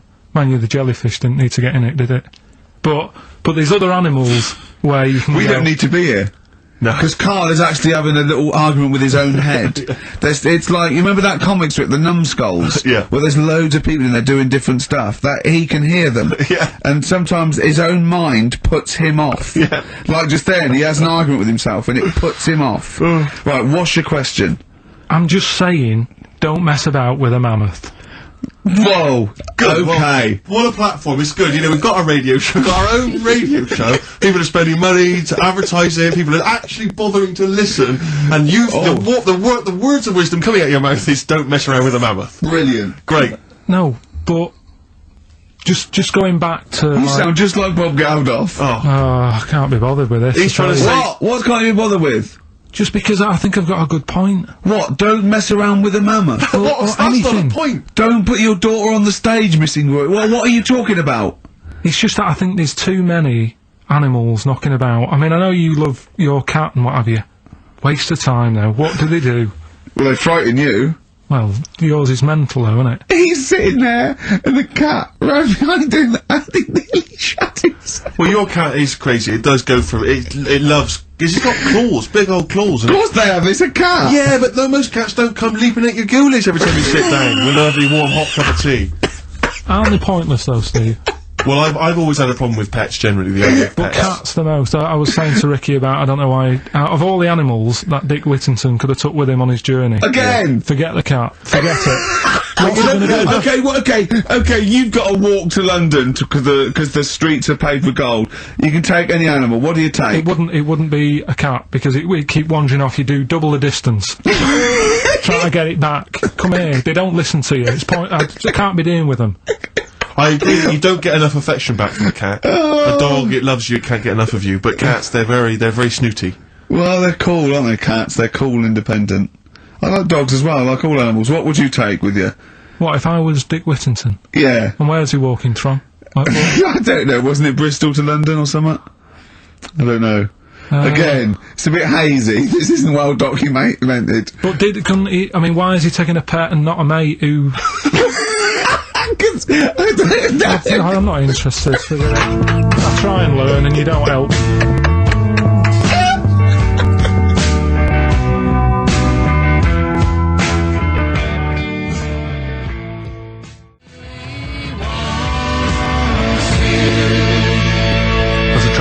Amy Mann album, The Forgotten Arm. It's called She Really Wants You. XFM 104.9, Ricky Gervais, Steve Merchant, Karl Pilkington. Brilliant. Talking about technology sometimes being a waste of time. Yeah. You know, when you came round the other night, before you came round, I'm sitting there, just at the computer. It's a hot day, wasn't it? As you know, I was in my shorts. I was tucked in. I didn't get them out till you came round. Just my own business. Jane had got some wax strips, and she went, "Oh, let me just do your back." I went, "No. Right, I haven't got a hairy back. I've got a couple of wispy hairs on my shoulders, probably about 20 either side. Nothing to worry about. It's not like I look one of those people that's like a gorilla on the beach." I assume your back looks a little bit like Karl's head. Exactly, yeah. And she went, "Let me just do this." I went, "No." She put it on my back, and she ripped it off. I went, "Forget it." She went, "I've got to do the other side now." I said, "Forget it." And oh God, I let her do the other side. It's ridiculous. It's so painful, and I've hardly got any hairs on the back, right? So, it made me think of something that I'd heard about. There's a thing that you can do, and I don't know why, for people with really hairy backs, and people who are hairy all over, okay, called back, crack, and sack. They do your back, and there's some people that do look like little monkeys. Yeah. Right? Yeah. They do your back, they do your arse crack, and they do your balls. Oh. In that order. Again! Always a question that doesn't matter. No, it does, because what I'm saying is it done from the top all the way down? It's not done in one! What do you think? This is huge 30-foot Band-Aid type thing that you're wrapped in and then pulled. It's done a little bit at a time, isn't it? Right, well, again, it still matters which order. Because if it hurts your back, it's definitely going to hurt the sack. That's what I'm saying. I think... What is it called? Back... Crack and sack. Or sack, crack and back? No, it's called back, crack... I don't know. It's probably a marketing person said we've got to be in order. You could probably choose which order you want them in, Karl. It's back, crack and sack. It should be sack. Sack, crack, back. Definitely. It should be sold like that. Why? Because, like I say, if you're lying there, look, you've had half of your back done. If you went, "Oh, forget it," right? There is no way you're gonna have the sack done. Is it? No. I'm sorry, I wouldn't have the crack and sack done anyway. I don't know why people I'm not going to have a back done. It doesn't need doing. Where are people going where they've got to worry about the condition of the sack? At what event do you go to and you go, well, I've got to look sharp. I've got to look the part today. I don't know. On the sack belt. Nudists? No, because they're about being natural and that, isn't it? Normally they are airy, like that woman on holiday. Yeah, the women are, the men aren't. I don't know. Yeah, they all are sort of pretty airy. They believe in just leaving the body as it is. I think little gay fellas love it, don't they? Why are you looking at me? I don't know. I don't know. If you're a little gay fella and you've had it done, Yeah, text in. Just text in. What's the text thing? 83 XFM. Just text in. You know, tell us what. I don't know. Do we need? Is there any information that we're missing? Is it painful? I assume so. Of course it is. Why did you get it done? That's the question. Why did you get it done? Yeah. Why is it important to have a hairless arse? XFM.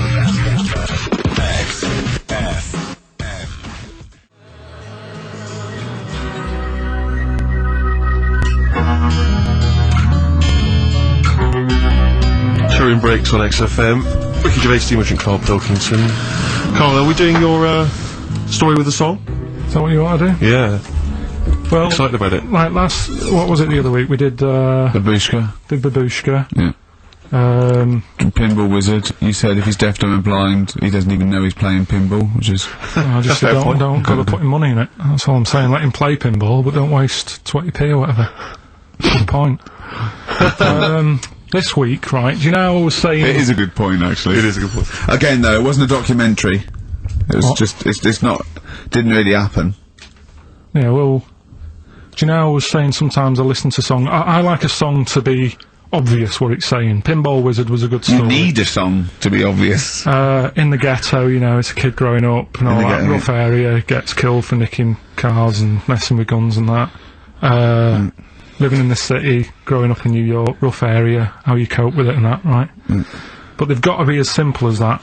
Otherwise, I'm not that I've got a brand new combine harvester. It's about like the machine. It's brand new. Yeah. It's brand new. But even though it's new, he's willing to lend it out to other people. No, but what I mean is, if you start trying to be clever, the story's lost on you, innit? Yeah. Not necessarily me or Rick, but yeah, sure. Go on, we know what you mean. Go on. On primates, yeah. Well, this song here, right, it's not an XFM song, and you'll probably hate the song, to be honest. Go on, what is it? What's the song? Yeah. It's Wonderful Tonight. Right? Eric Clapton. Okay, it's alright. It's a sort of bluesy sort of ballad from the late 70s. Yeah, it's alright. But I'm always arguing with Suzanne, because every time I hear it, I'm getting different pictures in my head. Yeah. Of, like, what's going on, right? Okay. And I'm convinced it's about, like, this little crippled fella in a wheelchair, right? And he's knocking about with his wife. And we don't say cripple anymore, do we, Steve? Do we say cripple? I don't think we've said that since, 70s? I think this is 70s when we stopped. Alright, just a little fella in a wheelchair then. Okay. And the story is all sort of, you know, how he's being pushed about by his... Again, that's not literally. By his wife, she's wheeling him about, what do you mean? He's wheeling him about, they go to a party, everyone sort of looks round and looks at him. What makes you think that he's in a wheelchair? What's the clues? What's the words? There's loads of little things. There's like, well, like I say, something about his wife walking around with me and all that. Well, of course she is, she's pushing him about. But, walking around, if someone said, oh, she was walking around with me, I'd think they were both walking round. There's a few. But that's not. There must be another. There must be a reason why you suddenly thought that fella's in a wheelchair. Right. My wife's walking around with me. Put on your makeup, and I feel alright. No, and she's always saying, "Do you feel alright?" And that she's always asking him how he is. Yeah, but she's just listen. Let me play, right? And try and picture the scene, right? But now I'm only thinking of a little fella in a wheelchair. Well, have a listen to it, and you know, just everything that's being said. Okay. Understand why I'm thinking what I'm thinking. No, never. It's late in the evening. No clue yet, yeah? She's wondering what clothes to wear. He's just sat there watching, probably. No. There's no makeup and brushes her long hair. Waiting to have his done. And then she, you look wonderful tonight. Right, That's just a woman getting ready, and he's fine. Yeah, he's to me, just sat there and he's got, to me, he's got a great pair of legs. Right, well, he's sat there in the wheelchair. No, he's not in the wheelchair. Listen. Everybody looks at him. No, her! This beautiful lady He's saying she turns heads. walking around with him. Yeah, walking around with me. We're both walking around. and she asked me to turn out the light. He's turned out the light. His hands work. You are wonderful to Is that it? Yeah, there's no clue. But the thing is, that's what I'm picturing. But that doesn't mean it happened. You picture people that are half man, half moth. It doesn't mean it's possible. Do you know what I mean, Karl? What you think is usually not true. Suzanne is totally right. There is no reason. I have never, ever thought that Eric Clapton was singing about a little fella in a wheelchair. And the one clue in that, there's two, isn't there? Are you alright? Oh, let me say that, little cripple. Right, and, so I'll give her the car keys. Oh, why's she driving? He ain't got any legs. Pushing him around and that. No, pushing him around. So he'll do one more next week then. Okay. XFM.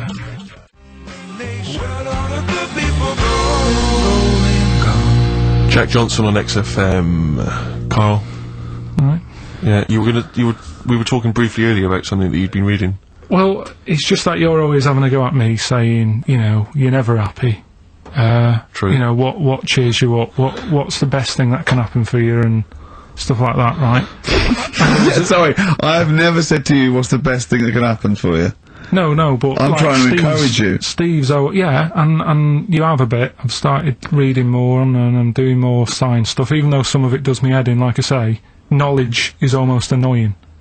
Right, knowing about that mammoth is Think annoying. about being a quote. Yeah. Think that if I have seen furthers cluster on the shoulder of giants, we will fight them on the beaches. E equals MC squared. Knowledge is annoying. Yeah. That's an amazing one. Carl Pilkington, 2005. No, but it can get you down, can't it? Go on. Knowing stuff that's going on. Yeah, knowing stuff. Sometimes I don't want to stuff in my head. When I read a horrible story or someone tells me, I wish I didn't know it. Yeah. Yeah, that's all I'm saying. But at the same time, there was something in the paper about things to do before you die, and it was just stuff that I sort of looked at. I thought, don't want to do that. Cross that off. Not bothering with that. At number one, you always know what's at number one. It's the same thing every time. Swim with dolphins. Yeah. Don't know why. Do you want to do that? What's going on down there that it's so good? What do we not know about? I mean, yeah, it'd be fun. I'd love to sort of encounter most animals, to be honest. I mean, there's be a few animals on the top of the list. I'd rather hang out with a bunch of chimps. I wonder if it's. love that. I wonder if it's you're down there with dolphins and you're swimming with them, and then they sort of they click away, click, And they tell you a secret. you go into they lead you into a cave, right? But down there, it's like being at like Rolling Stones' house in the 1970s. It's They're like berserk. smoking. There's drink, there's women, Yeah, there's don't tell 'em. bars. There's like They're eating tuna. They're loving tuna. they're loving it, but they can speak. They go, all this clicking stuff. It's nonsense. We're Yeah. having a wild time. Then they go berserk, go crazy. It's 24 hours of non-stop debauchery. I think it's spiritual, But isn't never it? mention it to anyone else. It's incredible because you know they're so intelligent, and you know. Do you know about dolphins though? That how intelligent they are. Well, people keep saying that, but what have they done? Do you know what I mean? Why? What has someone done that they've gone? They spoke. You know, I've read a book by a dolphin or whatever. What have they done that makes them so bright? It's the same way they go, you know, they look after you, they save you and that. There's got to be one bad un in that bunch. Of course they. Sorry, I wasn't suggesting they're all flipper. I'm not just they're constantly going round the oceans trying to save people. I mean, they're intelligent, you know. In what way? What do you mean, in what way? Well, what do you mean? Why do because why they do pass people keep tests? saying they're bright? Because of the things they can achieve and learn. Like and, what? And well, they can tell shapes, objects, colours. Sorry, Karl. I mean, they're no match for you. They're not as clever as you. They're way down the list. That, but it's all relative, isn't it? For a non-human, they're doing okay. They're up there with chimps, you know.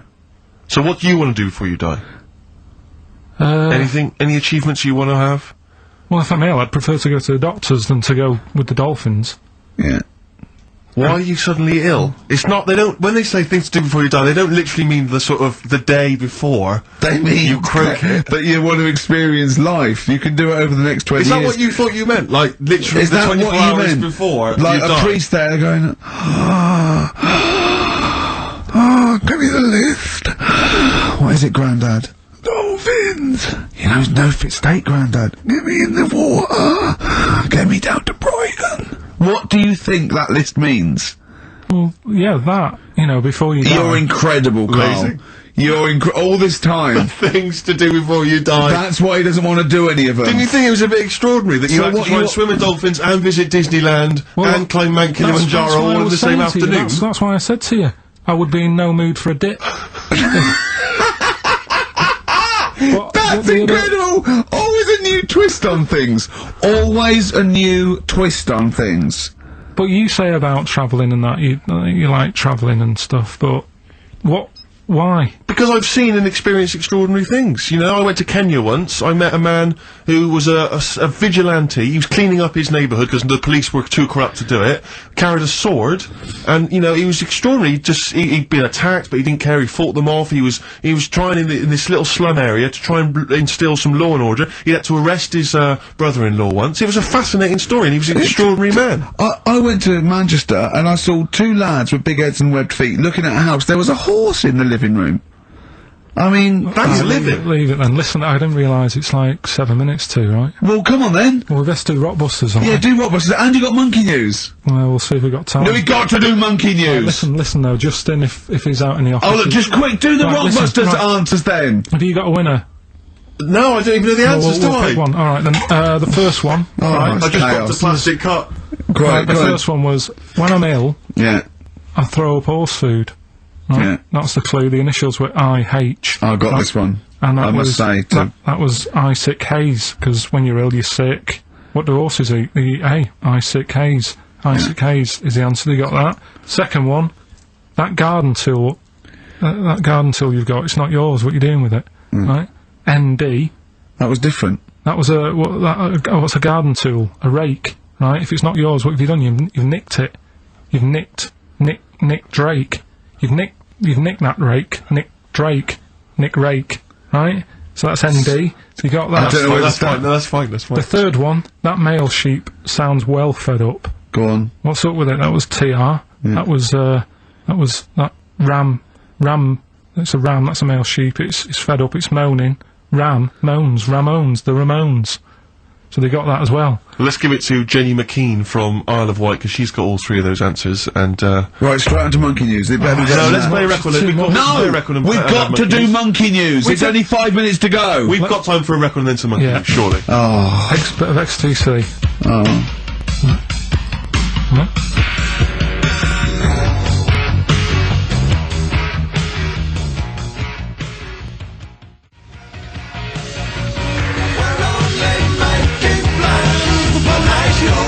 Making plans for Nigel XTC. Okay, let's play the jingle.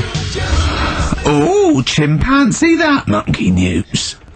Right. This happened in Pittsburgh. Right. There was a rock band, and they've got this studio in Pittsburgh and what have you, and they're laying down tracks and stuff like that. And in the studio that they use, right, there's this monkey works there. Right, I love the way he throws that in. Like he throws that in, this monkey works there. no, it's just got a little gig there. He sort of it carries the equipment in, guitars, stuff like that. He doesn't. He does. No, he doesn't. He just sort of cleans up after the band. No, he doesn't. Emptying the ashtrays. Doesn't that sort of happen. stuff. It Doesn't does, happen. That's the gig it's got. Anyway, right. Gets women out of the crowd that they want to go visit with. With one arm. Drag them back. So anyway, right. So the band's in the studio, right?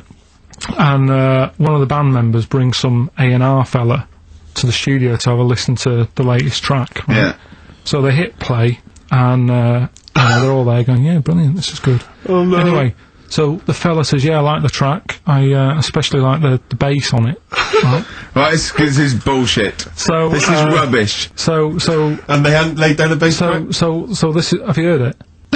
So Karl, the weird please thing don't is, do this right, to so me. the A&R fella goes, and it's like, the band members are stood about, and they're going, that's good that you liked it.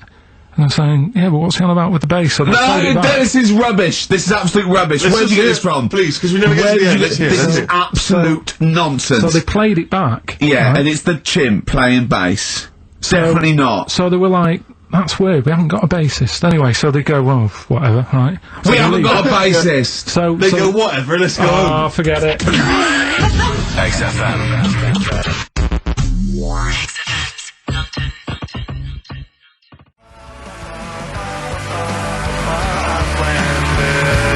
Landed, Mr. Ben Folds. We've landed on XFM 104.9.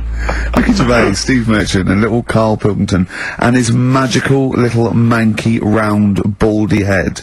He was described as wacky mank in one of the papers this week. Really? Brilliant. Well, remember we were talking about it last week about he came round to my house and I popped out my Mr. Johnson to take a little look at. And his two that made daughters. the papers. That made the papers. Wow. What paper? It wasn't front page of the Times. It must have been like the Daily Star or something. Just squeeze Live 8 on the second page. Yeah, so wacky mank. Wacky mank. That's wacky great. Mank. Wacky mank. We had an email from someone that reckons they remember you from body popping round Salford Way. Yeah, Eccles Precinct apparently. You know that, I wasn't doing it round there though. What do you mean? I was round Stretford. Stretford Arndale. And what were you doing? What sort of body popping was it? A bit of everything. Caterpillar. Bit of moonwalking. Do you have a little piece of line there you used to carry around? Well, mates had that. Right, you didn't Borrowed bother. Borrowed theirs. Were you really good? But you weren't breakdancing, well, you weren't spinning on your head and stuff, you were more body popping. Well, I hope he wasn't speaking on his head, because you know that can sort of give you little brain damage and things. It can give you brain damage. Also, it can wear your head down, and also it makes your head perfectly round. Yeah. Because gravity is pulling on. But if you keep on doing it, obviously it's going to wear your hair out, yeah. So you become sort of like a stupid, bald, and roundy headed. Yeah, yeah. So I very much doubt that you did do any of that. Did you, Karl? Didn't do any of that. Well. So you're shooting off in a minute, aren't you? Well, yes, because we were trying to make poverty history, Karl. Yeah. People are making poverty history all over the place. They're putting on a wristband, and it seems to be working. Because I haven't been poor for ages. I haven't been poor. And Alex had a stop bullying. Alex was wearing a stop bullying wristband, and as he himself said, he seems to have sorted that out. You haven't been bullied for I haven't ages. been bullied for years. So wristbands work. I saw one in a shop window the other day which said stop child abuse, and I bought one obviously because a lot of people say, you know, does it make a difference, but it was only £1 and I'd only spent it on kiddie porn. So, you know, I think I've made a little difference there, in a small way. On a serious note, though, I like the idea that to stop child abuse, you're a paedophile, and you're walking along the street in your Mac, right, you got a puppy in one hand, a bag of sweets in the other, and you see this wristband, and you go, oh, stop it. Oh, okay then. Yeah, I hadn't thought before, that's what I think. Okay, fair enough. Yeah, well, I won't be doing that again. Yeah, he was hanging around in Topshop for unsavoury reasons. You saw them in there for only £1. Karl, we haven't got long, have we? We've got an hour and a half because we've got to shoot off. I've got to shoot off down to Live 8 and introduce Rem. So we've got a lot to pack in. We've got the Rockbusters, and then we give away. I just saw those. I'll finish the sentence in a minute. I look forward to it. I'm getting excited. Yeah. I'm getting excited. So we've got so much to pack in. Yeah. I haven't got time to finish all my. So listen, right?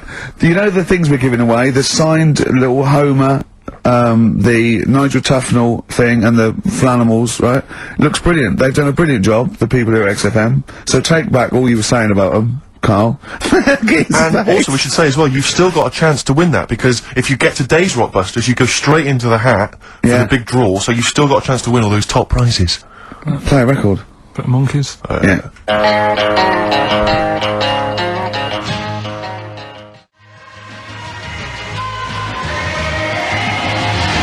Monkeys, Pleasant Valley Sunday. Alright, do you like that, Karl? It's alright, yeah. What's it about? Well, if you heard, it was a sort of description of, you know, typical suburbia, isn't it? Here in status symbol land. You know, it's a sly dig. When the monkeys get a bee in their bonnet about something, you better not. You do not want to be on the receiving end of that. Yeah. Well, we've got a good song with a story later. Go on, what have we got? Don't want to tell you yet. Alright. Now, is it as pitiful as last week's, where you somehow misheard that Eric Clapton song? What was the Eric Clapton song? Well, Wonderful Tonight, and he was convinced it was about a bloke in a wheelchair for no reason. No evidence at all. Other than she's walking around with me. Yeah. Well, yeah, walking around with me. No. I walk into a room and everyone's head turns to look at her, which you didn't seem to Helps hear. him to bed. Because he's drunk. He's had a few. Never mind. Yeah, well, you're totally wrong. Big day, Karl, though, isn't it? Because you know, there's lots going on, and I know Karl's it's very, very important for him that he champions Live Aid. I don't know what's going on. I don't know what... I am sick of it, to be honest. Sick of what? Just sick of reading about it. Sick of this Live 8 thing. Sick of it all. Brilliant. Fed up with it. What annoys you particularly? It's not only that today, though, is it? On the way in today, right, saw a gay fella on a bike. Weird? On a bike, rushing. What time did the gay march start? What time did it have to be? Why are you looking at me? I don't know. No, but it was rushing, left it late, so he'd had a late night again. So my point's right about him. What was your point about, just to people who've just tuned in? Well, the fact that they go out late, so, you know, they sort of have a nice night out from about 11:30. They're lying in the jeans at like 10:30. In their jeans! They're leather trousers. But anyway, right, so... They're cutting the back, aren't they, leather trousers? About 10:30 at night. I'm on the way in, right, and I see one stressed out, rushing, right, on a racer, wearing high heels. Oh, I love you. He's 50's dad, isn't he? He's angry. He's just angry. If you're a gay fella and you're proud to be gay, but you also want to make poverty history, you don't know what to do today, do you? You're all racing all over the place. It's been murder. It seems a bit unfortunate that they've put them on the same day. Yeah. Well, you can get little leather studded wristbands that say make poverty history. Yeah. So you know, you can join in on both You can parts. kill two birds at one stone. Yeah. But why is Live 8 stressing you out? It's for a good cause. You must have, you know, I know we've discussed this in the past, and you don't really know what you're talking about. But I mean, maybe that's the problem. I'm just, I don't know. I mean, I could have told them ages ago that there was no way that they were going to pay it back. I knew that was going to happen. I love that, but they didn't consult you, did they? When they were handing out this money willy-nilly to people who were dying, you could have had a quiet word with them. All I'm saying is... You could have said to Harold Wilson, Harold, you're not going to get this back, mate. You're not going to get this back, mate. When I wanted a mortgage, I had to supply 3 wage slips, is what I'm saying. I was double-checked out loads of times. I'd like to see, have you ever seen that guy Alvin Hall, who gives financial advice to perhaps teenagers who don't know how to spend their money wisely? Alright. Perhaps like send him over there. He's the guy with the bow tie. Oh, yeah, You know yeah. what I mean? Yeah. I'd send him over there and just sort of have a chat with him and say, you know, make a list of what you're spending it on. So he's basically, will you be annoyed if they drop all debt and double aid and everything? No, because I mean, you know, people sometimes need help and that, don't they? You've got to help people out, but it's how many times is the thing. You know what I mean? Let them off. But do I, you know, I've got this monthly payment at the moment, haven't I? Yeah. I'm paying for tools for people out there who need a drill to build a house or whatever. Yeah. Am I now in my right to say, well, you can't have it all? Do you want the drill, or do you want the debt cancelled? This is what I'm saying. I'm just, you know, I'm all happy to help people out. Do you think they're taking us for a mug? Is that what you think you might be taking? We'll see, won't we? Time will tell, won't we? You know what I mean? If next year at the same time, Geldof's putting on another gig, I'll go, what's going on now? Geldof putting on another gig! And the mean fiddler! What's going on now? I think you're missing out on the true meaning of today, Karl, which is an opportunity to see Keane for free. I think that's the problem. I don't want to go. I don't like crowds and that, do I? Right. Can't be dealing with that. Don't like big crowds. People, because I was talking to people at work about it, and they were saying, oh, you know, it's a big occasion, it's one of them events, like, you've got to be down there, because in years to come, when they say, you know, were you there, I don't see what's good about having a memory being stuck in a crowd of 150,000 people. I prefer to do something nice, say if I have like a nice cake and a cup of tea, right? in years to come, when they go, do you remember that day when we were all cramped and what have you? I'll go, no, I was on a nice cake and a cup of tea. So I've got a nicer memory than them. So I believe in doing something nice on a big occasion, do you know what I mean, on a special day. Do something nice, remember that. The thing is, you have got a nicer memory than them, because when you look back and they say what you're doing 20 years ago, your memory will tell you you were actually having a cup of tea and a cake, but with a chimpanzee that could talk English. That's what your memory will tell you. You're thinking, oh, I was out with my mate Marty, he's a chimp. And it just, you'll be in cuckoo land by the time you're 50. You'll be just going, that was great that day, remember? Suzanne, I don't know what I'm talking to Suzanne, she's left you. She's left you, she's had enough of you waking up. Well, she's down in Hyde Park watching Bed-Shaped live. She's not worried about cake and a cup of tea. Have you ever done a march or anything though? Have you ever sort of... What are you saying?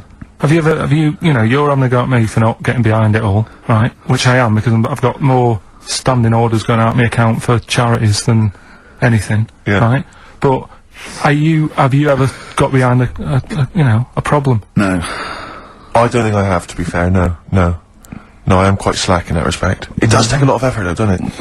Well, it depends. What sort? Well, you know, if you're going to do one of those walks from John O'Groats to Land's End or something, that's a lot of time commitment. There's one, I tell you what, there is one that looks alright.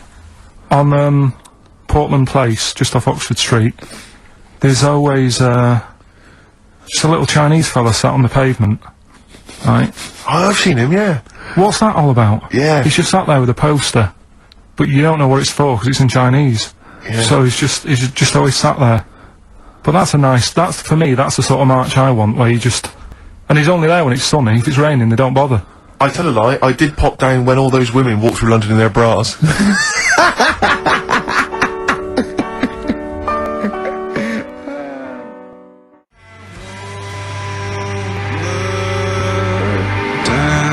Embrace and Gravity on XFM 104.9. We've had a couple of texts. People obviously can text in 83XFM. That's the text number for the big quiz that's coming up shortly. Rockbusters, still your opportunity to win some of those cracking prizes.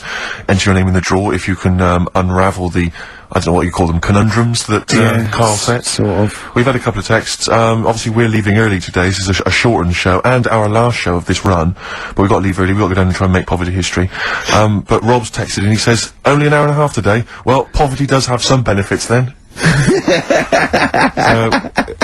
He's a fan. He understands the show. Who was that little fella that used to write in who hated the show? Right, I forget his name. I haven't heard from him for a while actually. I don't know what happened. No. Maybe he realised that if he hated the show so much, the obvious thing to do was to switch off. Maybe that finally dawned on him. That's annoying. What's his name? Someone will remind us of his name. I like people who hate us to carry on listening. Yeah. It just gives it an edge, doesn't it? Yeah. It's the fact that, you know, that you're annoying someone. I mean, I love annoying people. I know you do. I know you're like a kind of walking Chinese water torch. Yeah, exactly. Yeah. Have we got Ladder 49 today?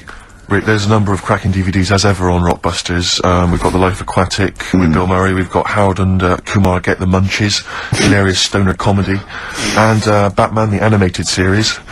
And Ladder 49, there it is. Phoenix, yes. John Travolta. If you've never seen Ladder 49, then you can give us a quick text review on 83XFM. I'd be interested to know if it's actually worth watching. Why have you given away one a week for the last 6 weeks? Yeah. Well, we better do them then. Let's do Rockbusters for the last time. You can win those amazing prizes. Alright. As always, just a little cryptic clue. Some initials of a band or an artist. Work it out, email in or text in. That's it, isn't it? Mm-hmm. Right, the first one. Richard's kid. Yeah. Cuts hair for a living. Right? Richard's kid cuts hair for a living. Right? Initials BD. Right? BD. Richard's kid cuts hair for a living. Second one. I have a problem saying the French word for well. Right? I think that's the right word anyway. I have a problem saying the French word for well. So what's that? That initial there is K. Right, band or artist. And then the third one, you take 8 kebabs, 2 kebabs, 57 kebabs, times it by 27 kebabs. Right? The fella is struggling to work it out. What's that? What's going on there? Right? It's a good question. DS is the answer there. 8 kebabs, 2 kebabs. I've got it. 57 kebabs times it by 27 or what have you. Fellas struggling working it out. What is I've it? got that one. DS. So just email in ricky.gervais@xfm.co.uk or on the text 83936. Yeah, and you can win Ladder 49 and those other DVDs. Plus, you go into the draw, which we'll do before we leave, and you can win the signed by Matt Groening, personally drawn Homer Simpson. We've got the Spinal Tap poster signed by Christopher Guest, and also the original artwork of us as Flanimals. But they've all been framed. They've done a brilliant job. It really is a nice prize. I mean, almost too good to give away. A little bit annoying. Is it too late to take that back? I was thinking we could sneak in a copy. Yeah. Just a very bad photocopy, so it goes grey and Yeah. No, they're all originals. So get texting. Alright. XFM.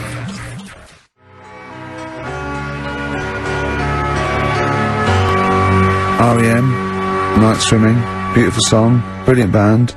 I've got to introduce them, and I'm actually nervous. Yeah. I never get nervous. You never get nervous, do I you? never get nervous, and I get a little adrenaline rush. It just takes, 80% of the world's population to be watching you, and then you get a little bit jittery. And I don't know what to wear. No, this is interesting actually. I don't know.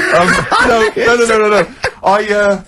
I for a moment there, I was thinking maybe Ricky's got to pop home first before he goes down to bring on the band. But if you are watching it, or if you're there, obviously not there. If you were there, you wouldn't be listening to this. But if you're watching it on TV, do check Ricky out, because how do you describe that particular look? Ricky's wearing sweatpants. I assume they're sweatpants. They're not pajama bottoms, are they? They're sweatpants. They're sort of. And you've got just a white t-shirt, cheap and plain white t-shirt. Yeah. And it basically Ricky is wearing. It's like he's made so little effort. The only way he could have made less effort was if he wasn't wearing any clothes. And he was just wearing his underpants that he slept in. But he's actually bothered to put on a t-shirt and a pair of sweatpants and some trainers. Yeah, well. Jonathan Ross is going to probably be wearing a suit, one of his, expensive suits or whatever, and... Yeah, but he won't be as comfortable as me. Well, true. Did it not occur to you for a moment to maybe make slightly more of an effort? Perhaps put on a jacket? A jacket looks silly with tracksuit bottoms. Well, again, you could have changed the tracksuit bottoms. I mean, they're a mainstay of the outfit, aren't they? It's like, they're not changing for anything. Yeah, I've got very little things that I haven't got a drawstring or elasticated waistband. No, sure. I don't want to be bothering with buttons and zips and hooks. There's going to come a point, isn't there, where you're just going to wear, I don't know, smocks. Baby grow. Baby grow. Baby grow with a flap. Yeah. That'd be great, wouldn't it? Those little mittens. Yeah, all in, yeah, that'd be great. And then an oven glove, so I can just get stuff out of the oven, eat it, let it drop everywhere. Yeah. Right, and then just get out the baby grow, put a new one on, a clean one on. Or those kind of red flannel things with the which cowboys wear. Oh, yeah. With the kind of buttoned up. Yeah, they're like old cowboys. Yeah. Grandpa, he comes out with the shotgun. Exactly. Yeah, the long johns. Well, how's it going with Rockbusters? Anyone got the answers? Actually, one guy is, he texted in, James in Deptford, he's offered some answers, and he says here, the guy that hated us, famously, of course, we should have remembered, Dickie Anderson.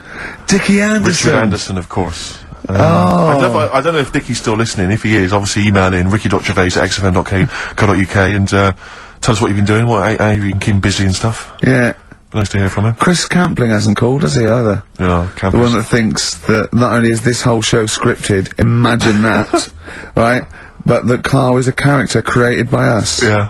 He's actually an actor. Oh, if only Look at that, a shaved monkey we got.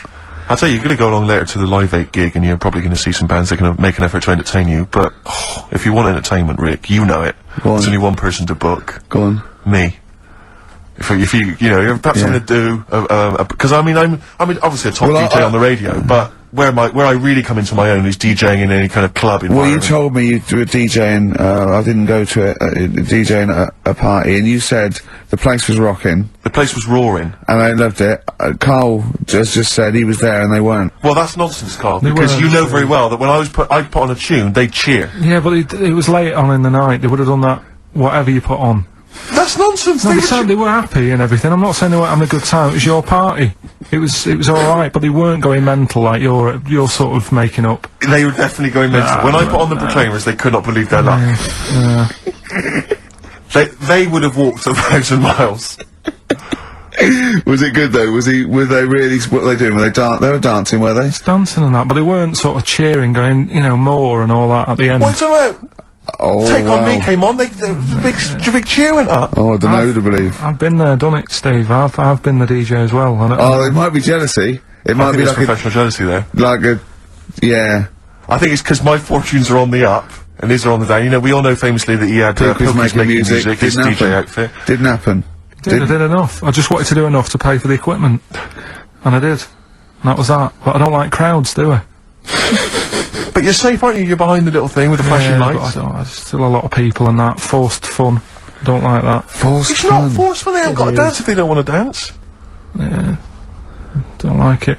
What do you mean your fortunes are on the up anyway, DJ? Well, I'll tell you, I was hired, well, I say hired, I did it as a favour to a friend, his wedding the other week, and I got there, I was thinking, yeah, because everyone had their little role to play, and then people were doing a good job. I love you taking it seriously. And I spent ages putting together some CDs, special selection CDs. I love that! Because what I did is I burned them on iTunes. Did you turn up with your own headphones round your neck? Own headphones, wearing a suit, but headphones. Metal case. Didn't need it, just had them all in one small box. Brilliant. Boom. I thought this is good stuff. I got some classics here. Give me an example. Give me an example of that, like the first hour, the warm-up hour. Rick, I'm coming straight in with Frankie Valli. Oh, what a night! Brilliant track. I mean, when those beats start at the beginning, who's not getting on the dance floor? Wait a minute, what's this following it up? Go on. It's the Jacksons. What, I Want You Back? I Want You Back. Brilliant. It sounds good at the moment, Karl. Yeah. So I'm thinking, at least I'm gonna roar this, because you know they laid on a good spread. The ceremony was nice, food was nice. I'm thinking this is going to be the piece de resistance. Yeah. Alarm bell started ringing. Why? When I realised there was a marquee outside. Of course, it's a balmy summer evening. I'm stuck inside on the dance floor. So I'm thinking I'm going to be struggling here to get them in. even with flavours like this, I thought I'd struggle, Rick. So I'm sat there in my suit. I'm sat behind this little DJ console. I've got all the big numbers. There's one or two people making some token effort, but frankly, most people are outside everywhere this time. I was livid. Of course, they couldn't hear it out there. So I was playing to an empty room, really, and I was furious. I was absolutely furious. Because, I mean, what is, you're wasting my time. You're wasting now, I could have just stuck the CD on and They're wasting Frankie Valli's. Frankie Valli's time. They're wasting the Jackson 5's They're time. wasting, D-Light's time. Yeah, yeah. And, so I'm sat there, and there's a couple of people making a cursory effort, mainly when they come to get a drink from the bar, they might have a little quick, couple of twos. You shout, we don't want your Not lot. interested. All of you or no one. All of you or no one at all. And, then there's a microphone set up because people have been doing speeches. This little girl gets on the mic, right? It's being funneled through the speaker system. So every time I put my headphones on, Miss Dynamite, was it? It wasn't sadly Miss Dynamite, although she decided to have a little go at MCing. She was screeching a little head How off. old is she? Oh, I don't know, 8 or 9. At their most annoying.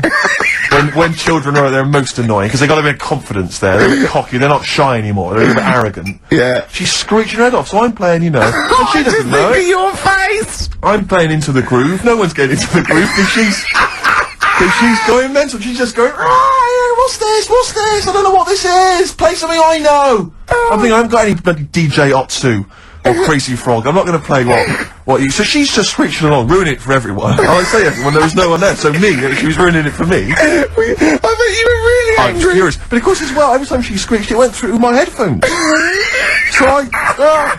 So, of course, and then her dad comes along, right? And I'm thinking, alright, he's seen just what's happening. imagine you in your suit, sweating, getting annoyed at someone ruining your set that no one's listening to.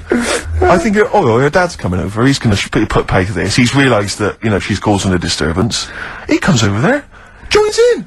No. Sits her on his lap, he's just saying, hey, she's having a well of a time. I'm thinking I'm furious. I'm thinking it's his responsibility to shut her up. He's not going to do anything. What can I do? I can't step in. No. And I know very well that if I interfere, he's going to say, oh, well, she's enjoying herself and no one's dancing anyway, and we'd have just got into a fracas. Yeah. I didn't want to start a fight. No. Because So, I don't know, but he'd have knocked you out, wouldn't he? Someone would have got knocked out. And I'm not saying who it would have been, but, but there was, to bear in mind, Rick, there would have been 2 of them. And, so I didn't want to get into a fight with him. And, anyway, so I'm playing. Anyway, so my friend came along, he realised what was happening, and I didn't have the guts to unplug the microphone, because he'd have known, you see. Yeah. So I got my friend to do it when she had her back to me. So he pulled the plug out, the microphone went dead, she went, what's going on? I went, I don't know what you're talking about. I said, I don't know. She said, where the microphone was? I said, you must have broken it. I don't know what's going on. Someone will probably make you pay for that. And anyway, at least we shut her up. That is great! But it really went from bad from worse. And You know, there's that thing when you panic, you start panicking, so you're putting on a lot of flavours that you would have saved till the last hour. What are we talking? Boom, boom, shake, shake, exactly, you're throwing them in early. Love Shack's coming on way too soon. Really? Oh, Love Shack before 11. It's heresy, but I had to do it. But anyway, in the end, I made the bride go and get some people in. I said, look, it's your special night, alright, and they're going to enjoy this. I'll be honest, love, this is a washout, and it's up to you to turn this wedding around, or I'm walking. I'm walking, and I tell you, they're going to have a sour memory of this evening, unless you bring some people in. Everyone in dancing. So she got them in at the end, and I'll tell you this, Karl. I mean, I don't know what you say, but they were loving it. They were absolutely loving it. A bloke came over and said, have you got Amarillo? I said, no, but I put on something even better, Delilah. I mean, wedding crowds always go for Delilah. A song, of course, about old man killing his wife. It always goes down very well, strangely, at weddings. They get into a sort of hokey-cokey thing. They went berserk for it. And I was following it up with, I had the monkeys, I had all sorts going on. Brilliant. Of course, you know what happens. What? I'm going great guns. People are absolutely loving it. They're rocking it. I throw in, I had something cracking on at the end. Come On Eileen, of course, was on. People were going berserk for it. Which is unfortunate, because the bride's name was Eileen. Yeah. And, then the bride pipes up. I'm throwing the, bouquet. So they all traipse off outside again. Oh. I was furious! Oh, no. I plugged the microphone back in. I said, what are you doing? We got, you know, but they went out there, and of course you can't get them back once they've done that, because all the women are running around. I got the, you know, thing, and then they got to wave everyone off, throw the confetti. They ruined your day. I was having a great time and they ruined it. She ruined your special day. She ruined my special night. Oh, no. You know, it's on her head. What would you put on about now, Karl? What if I was DJing? Yeah. Probably a bit of world party. Go on, then. Interesting.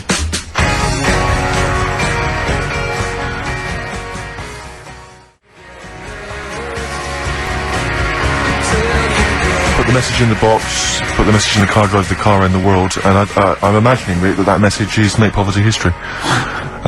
That's world party, put the message in the box. Can I just say quickly while I think of it, we get a lot of emails from people, a lot of texts saying, can you send a big shout out, stuff like that. You know, I've just looked at one now, Scott and Julie in Australia listening, they want a big shout out, big shout to them. But there's so many people that do it, and I'm obviously just want to say, sorry we never get to your emails. We're very, very lazy. We never really get to look through them. But we obviously do appreciate you emailing in, texting in, stuff like that. And also, can I send a big shout out to my grandparents, who I believe might be listening on their new digital radio? They're pretty high tech. Down in the West Country. Yeah. Are they the merchants of Bristol? Merchants, yeah. Props to them. Props to them, yeah. It's a slightly truncated show, isn't it, today, Karl? We've got monkeys, I would trust. I don't like change, and that's what's happened. I'm not. You don't, do you? You're like Rain Man. Yeah. He really is like Rain Man. Anything change, he's got to get in a little routine. You can't. I don't like to. I'm not like Suzanne's mum and dad and what have you, where routine cannot change no matter what. Like what? Well, we've talked about it, where you know, if it's a Tuesday, I'm having sausage, egg, and chips, no matter where I am. That's what they're like. Right. That's what they'll remember, actually. When I'm saying about stuff about Live 8 and all that, you know, people will remember. If people said to a dad, you know, you remember Live 8? Okay, what day was it on? Tuesday, when I had sausage and chips. Nothing changes. But the thing is, today, normally we have a bit of a, you know, I know what we're doing where and all that, and it's all sort of messed up. We don't usually know what we're doing where. We say, what should we do next? But I know, like, Rockbusters has been done early. Right. So that's normally done at that's about really throwing you. I say, I just I don't like all this change and that. It's messing about, isn't it? Rain Man.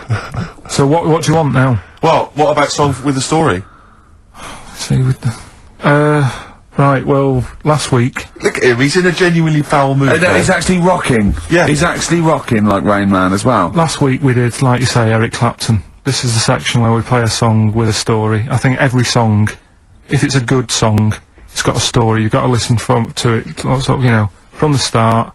You get in the middle, you're going, oh, how's it going to end, and all that. Yeah. You wait another minute, you know the ending, you're happy. But the thing is, as Steve said, you know, sometimes we're disappointed with it, so it's just not a good story.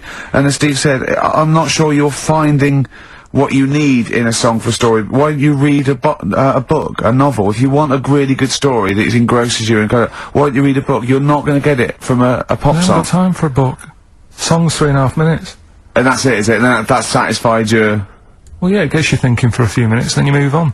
Then you stop thinking. 2 minutes 50, this one, right? It's brilliant. Go on, It's about, last week we talked about the little crippled fella, right? This one... as I say, I don't think we say cripple anymore, but go on. Alright, this one, someone emailed in saying, if you want a song about that, this is a song you ought to listen to, right? Right. It's about this fella who, basically something happened. I think he's in a wheelchair, right, for some reason. You thought that last time. His wife, you know, likes going out. She doesn't take him with her when she goes out. Right. Is it Ruby, Don't Take Your Love to Town? Yeah. Brilliant song. We'll just play it then? Yeah, great song. Alright. You've painted up your lips and rolled and curled your tinted hair. For God's sakes, turn around. What do you mean? Oh, it's just, it's a good story. It starts off well and that, you're feeling sorry for him, but then he says, where's me gun? Yeah. Because she's a slut. Why? Because she's going off. Yeah, but what does he expect her to do? What? Just because he paralysed his legs fighting for his country, presumably in Vietnam War, says that crazy Asian war. So he's gone, he's fought for his country, he's taken a bullet, he's come home, he can't walk, he should be a hero, and then his wife's going out putting it about downtown. Why do I never meet women like Ruby? XFM.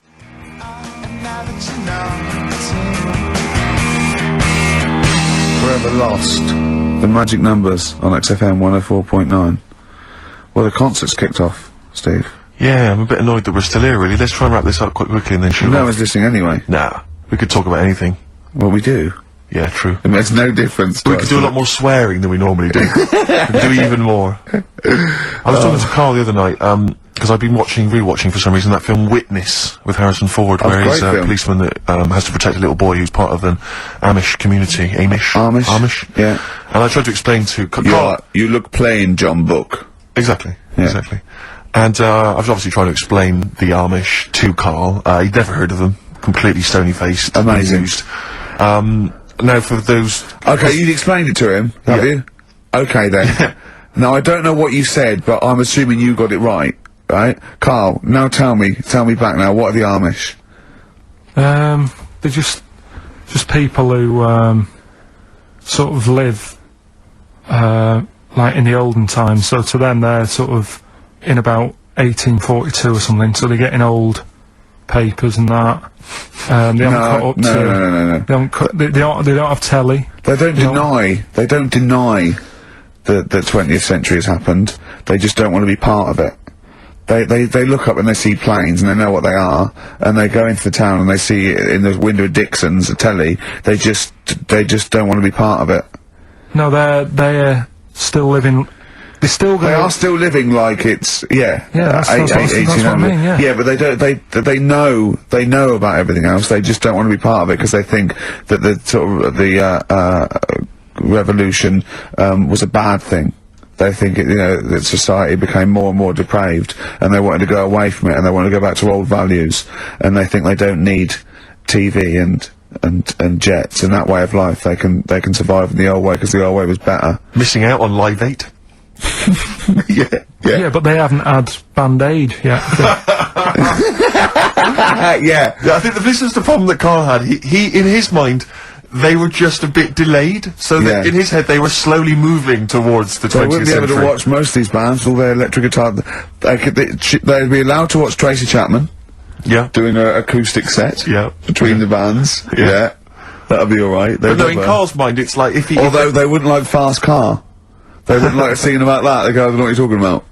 Pony and Trap. You got a pony and trap. That'd be alright. But are they still... Do they still get sort of rubbish posts and that saying we need your money for this, or... You know, get behind this charity? They live in a isolated community. They're farmers, aren't they? They're farmers. It's an agricultural community, and they're obviously very staunchly religious. In actual fact, it would suit you very well, because you hate crowds, you hate groups of people, you don't like the modern world. Well, you'd love it down there, wouldn't you? He wouldn't like getting up at 4 o'clock to milk a cow, though, would he? Well, no, but he'd get used to it. Go back to bed, couldn't you? It's probably out... I mean, have they got anything to do with the Hare Krishna people? No, nothing at all. Because out of all the religions, that's... You know, I'm not a religious person. I don't understand. You're only saying Hare Krishna because you've got the head. That's the only reason you think it'd I'm be... halfway there. Yeah. But the thing is, out of all, you just what was that? Money just fell out of my pocket where I'm nearly laying down. That's the danger of wearing sweatpants everywhere you go. I'm only ever lying down in a chair. No, I'm, you know, I've never been a religious type. You know, if people want to do it, I let them do it and what have you. Good of you. But out of all of them, I want one that's not going to take over your life. I don't want one where you've got to get up 3 times a day and you've got to go and pray and that you've got to get up early. Forget that. It's getting in the way. But if it's something like, I was walking to work the other day, right, across Oxford Street. There's a little Hare Krishna fella there, and he sort of had he had a leaflet and stuff, and he said, you know, are you interested? And I said, what do you do? And he said, well, you know, we're against getting stressed out and what have you. And he gave me a plum. They hand out food for some reason. But I sort of asked a few questions. That's just the imagery. These two bold people, one of which is wearing an orange smock, holding a plum in the middle. He hands the other one a plum. It's almost like you can imagine some kind of religious painting. Exactly. Yeah. But you know, what is their sort of main thing? Because he didn't really tell me that much. He was a Japanese bloke, so I didn't know what he was saying that much. Why? He wasn't speaking English. Not very well. He wasn't the best sales bloke to send out for them, is what I'm saying. Yeah. But what's that? Are they? You're saying they're nothing like? Well, I believe Hare Krishna is a kind of as an offshoot of a sort of Buddhist faith. It is. I think they are Buddhist, aren't they? Yeah, and obviously their kind of trademark, as it were, is that they have to say. I believe they have to say Hare Krishna, Hare Krishna in a certain rhythm, in a certain order, a certain amount of times per day. That's why you see them walking down the street saying Hare Krishna, Hare Krishna, because it's actually a sort of religious chant which they're obliged to do. So you see, even if you go into the Hare Krishna faith, you may find yourself, you know, in Tesco or whatever, forced to say Hare Krishna, Hare Krishna. Out loud, not just thinking it. Yeah, no, out loud. You can put it on an iPod and you couldn't put that on an iPod. No, it doesn't count. No, I think you have to actually say it. So I guess that kind of eats into your social life a little bit. And then there's the wearing orange as well. Particularly frustrating, I imagine, if you're in a cinema or a library. A little bit awkward there, you know, midway through. Or you live next door to a bloke called Hare Krishna, yeah, who constantly thinks you're calling him. Yeah, that probably. Yeah. So that's in essence. I mean, I don't think we've quite done the Hare Krishna faith its full service there, but so interesting to you. I mean, you got handed a plum. You've been treated well by them. Yeah, well, but he couldn't tell. I just wanted to know how much time it would take up. What are the benefits? You know, what can you do? What can't you do? Well, I think the benefits are they probably don't get stressed out. They've probably got that sort of that zen, that chi-ness about them, where they try and interact and quite meditative. Yeah. Yeah. They've got some nice trainers as well, don't they, with their orange. What are you looking for then in a faith, Karl? You say what are the benefits? I mean, obviously Catholicism, you get the communion wine and bread, so. Yeah, but I can afford that. Right.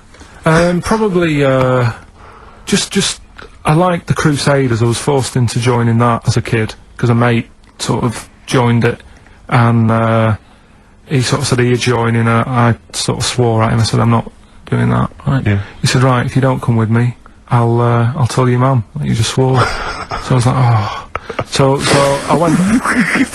So I went along, and I used to just go on the Friday when they played, you know, Subutio and stuff. And then I went on one Sunday, and it was totally different. There was no Subutio. There was no sort of, you know, table tennis. The thing where you hold a thing and knock things over. Skittles. There was all that on a Friday. Went on the Sunday. It was rubbish. He said, "Right, sit down in this room." They gave me a Bible. Thought, this looks too heavy, this is too big, I'm not interested in this book. And I never went again. I used to hide on a Sunday when they came round. And that's been the only sort of... I suddenly, why did it suddenly turn out to have to hide on a Sunday when they're coming round? Because they wouldn't leave. They wouldn't leave. Who was it? Were they adults? It was sort of a... Well, he seemed like an adult to me at the time, but he was probably about 27. Well, that is an adult. Yeah, but, do you know what I mean? He seemed a lot older when I was a kid. Yeah. And he came knocking and that, and he used to say to me, "Mum, I'll just tell him I'm ill or something." And, used to hang around to see if I'd eventually come out to play and that. And if I did, I think they would have grabbed me and took me there. I love the idea that for you, religion has to bring with it some kind of gift. It's like, you know, join our faith and you get an alarm clock radio. It's like something like I think religion does bring a gift. Usually, it's the gift of the Lord. Well, the gift of everlasting life, isn't it? And that's the problem with it, you know. A lot of people believe in it because they think. But for Karl, his feeling is like that should be a given. That's safe. I'm definitely going home with eternal life. But what else can I have? Is there an iPod? You have to have a religion because obviously I don't have a religion. I don't miss it, and I wouldn't want one. I'm an atheist, and that's out of belief. That's out of logic. And we don't get into the politics or the morality of it. Why do you feel you need a religion? Why don't you just get a hobby? Well, I didn't want one. I don't want one. I just was saying that, you know, if I was to get one, which one would I go for? Is what I'm saying. I'd like to see you perhaps as a Jew. I think Judaism would suit you well, I think. What are the hours like for that? Tough. It can be tricky. That's what I mean. I don't want anything that's, you know... And they have a day where they don't eat and stuff. I couldn't be doing that. So they have days when they eat a lot too much? Yeah, but what happens if I'm not that hungry that day? Like I say, I don't like change. You know what I mean? I like my Cheerios in the morning.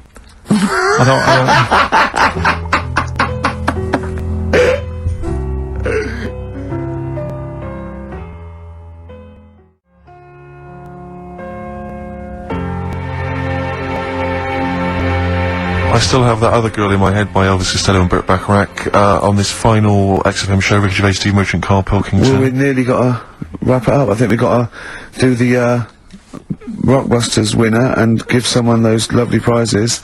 Monkey News, then we're out of here. We'll maybe come back, maybe do some Christmas specials. I don't want to make any promises.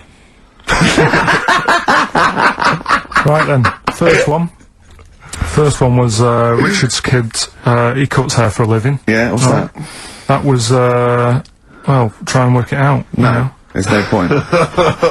Dick's son, yeah, he was a barber.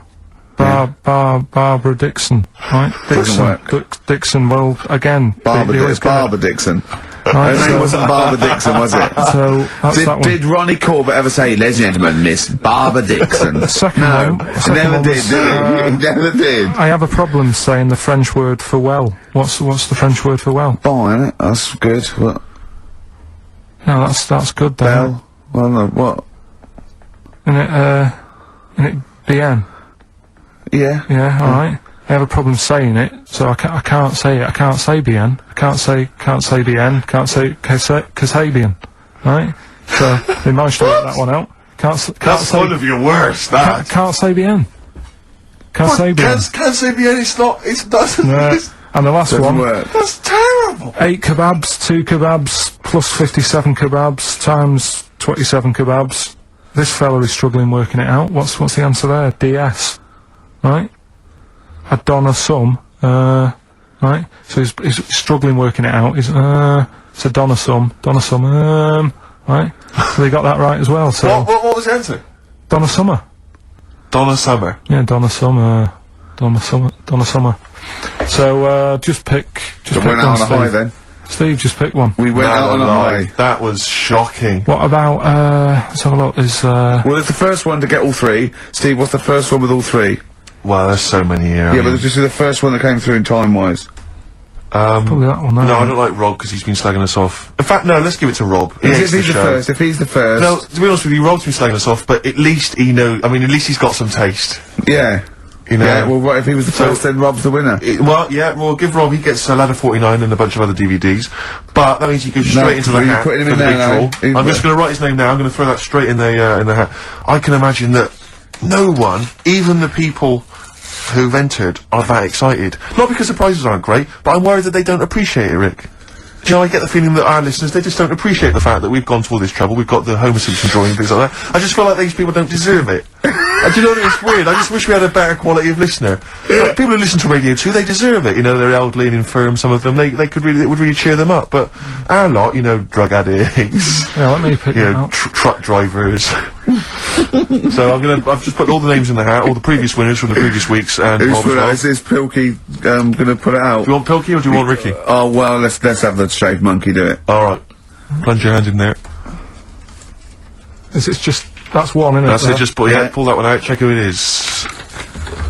Right, it's, Gavin Thompson in Edinburgh. Well done, Gav. Are we going to get them up there?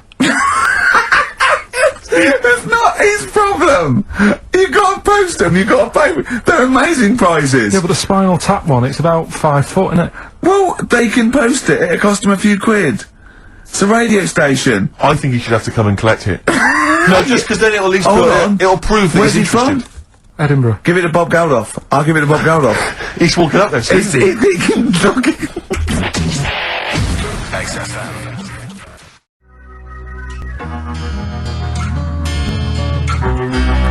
Chewing breaks. Fishing for a dream. That's what we're fishing for, isn't it? We're fishing for a dream today. What's that mean? Poverty. I don't know. I don't know what I was talking about. It doesn't matter what you're saying, Rick. No one's listening. No one's listening. Well, we've got to finish anyway. Think about the fact that think how small our percentage of listeners is anyway. Anyway. And then you two are on stage at the moment. This is like broadcasting during Christmas dinner. This is the same. It's just on hospital radio. Yeah. Yeah, exactly. Where everyone's got an iPod for Christmas. Yeah. On the ward. yeah. Well, we've just got. We're going to go through. We're going to go through now till 5:30, and I've got to rush off. I'm afraid. To Live 8. Don't apologise, mate. When people see the glam that you're bringing to that event, they don't even care about the people introducing it. Comedians going there going, ladies and gentlemen, just get on with it. No, I agree. No, I've got a good joint here. Two blokes will get on with it. Bring on Madonna. But we're going to give it to them, Karl. We're going to go through to the end. We've done everything we have to do. Monkey news. The final monkey news of the year, possibly. It's been a joy. I'd like to say, on behalf of myself, Steve Merchant, and this little bald mank. It's been a pleasure. Yeah, speak for yourself. Yeah. We should just point out as well, if you miss Rockbusters while we're away. Yeah, right. You can log on to xfm.co.uk/Rockbusters, where you can actually see Karl himself introducing you to an interactive game of Rockbusters. Looks very much like Blockbusters. It does, surprisingly. But yeah, you can join into that. And there's also talking of monkey news. There's a link on the website. I'm trying to think where you go. I think if you go on my little biography bit, someone's done some animation to some old monkey news. Oh, it's brilliant. It's great. Right. Yeah. So if you're having withdrawal symptoms of monkey news, then you can find some classic. And it's monkey news animated. It's classic monkey news. I feel drained today. Do you? Go on. This is the strangest radio show in the world. Yeah. Isn't it? Yeah. Because when we can do that, we can talk about this and go, oh, I feel drained today. Just like he's not. Like, no one's listening. Because that's the sort of thing you say socially and no one listens. Like, just when you're watching up, oh, I feel drained today. It's rhetorical. Yeah. You're not expecting anyone, not even your loved ones, to go, oh, really? They just go, oh, that. But to do it live on air, no one's listening. What I mean is just give us a jingle. But the exactly. But the truth is, the contempt we have for our poor listeners is unbelievable. The listeners aren't listening, and we don't want to be here.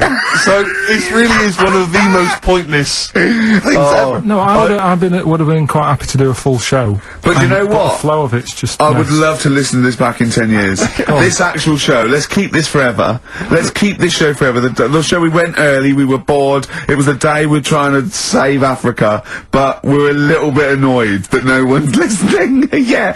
Right. Right. Once and for all, the final monkey news of the year. Oh, go on. What were you going to say? No, I was just going to say, if you're not into the Live 8 and you're gay, you're not listening. Because you're on a walk. Right, okay. Right. Oh, chimpanzee that monkey news! Right, there's this, card game going on, right? in the, a big hotel in Vegas. Right. The Luxor Hotel in Vegas. Yeah. There's a major card game, all the big players and that. Sure. Were involved, right? They're all invited. Anyway, so they all meet up in this dark room at the back of the. Oh, there we go, dark room. But hairy fella. So it was brilliant at poker. Like I say, it's a big game, and that everyone's been waiting for it. So it's played in the back room, not in the main entrance bit, right? So anyway, like I say, it's dark in there and what have you, and the players went in. There was already someone sat in there, right? Right. But they couldn't quite see. Was it short, hairy bloke with slightly longer arms than legs? Couldn't see him. Were his arms slightly longer than his legs? Couldn't see him with it being dark. Was he holding his hand of cards with his feet? Anyway. So the cards were dealt, right? Cards were dealt, game's going on. His cards with his feet! Game went on for hours, right? No one's listening. The terrible thing is that not even we're listening to Karl now. I know. Literally no one is listening to Karl. It's so insulting. There was a lot of smoking going on. It's going on. A lot of eating and nuts going on. That was a bit weird because they don't normally get through as many, but for this night. So, come on, let's just play Bruce. Goodbye, everybody. See you maybe Christmas time. Goodbye. Yeah.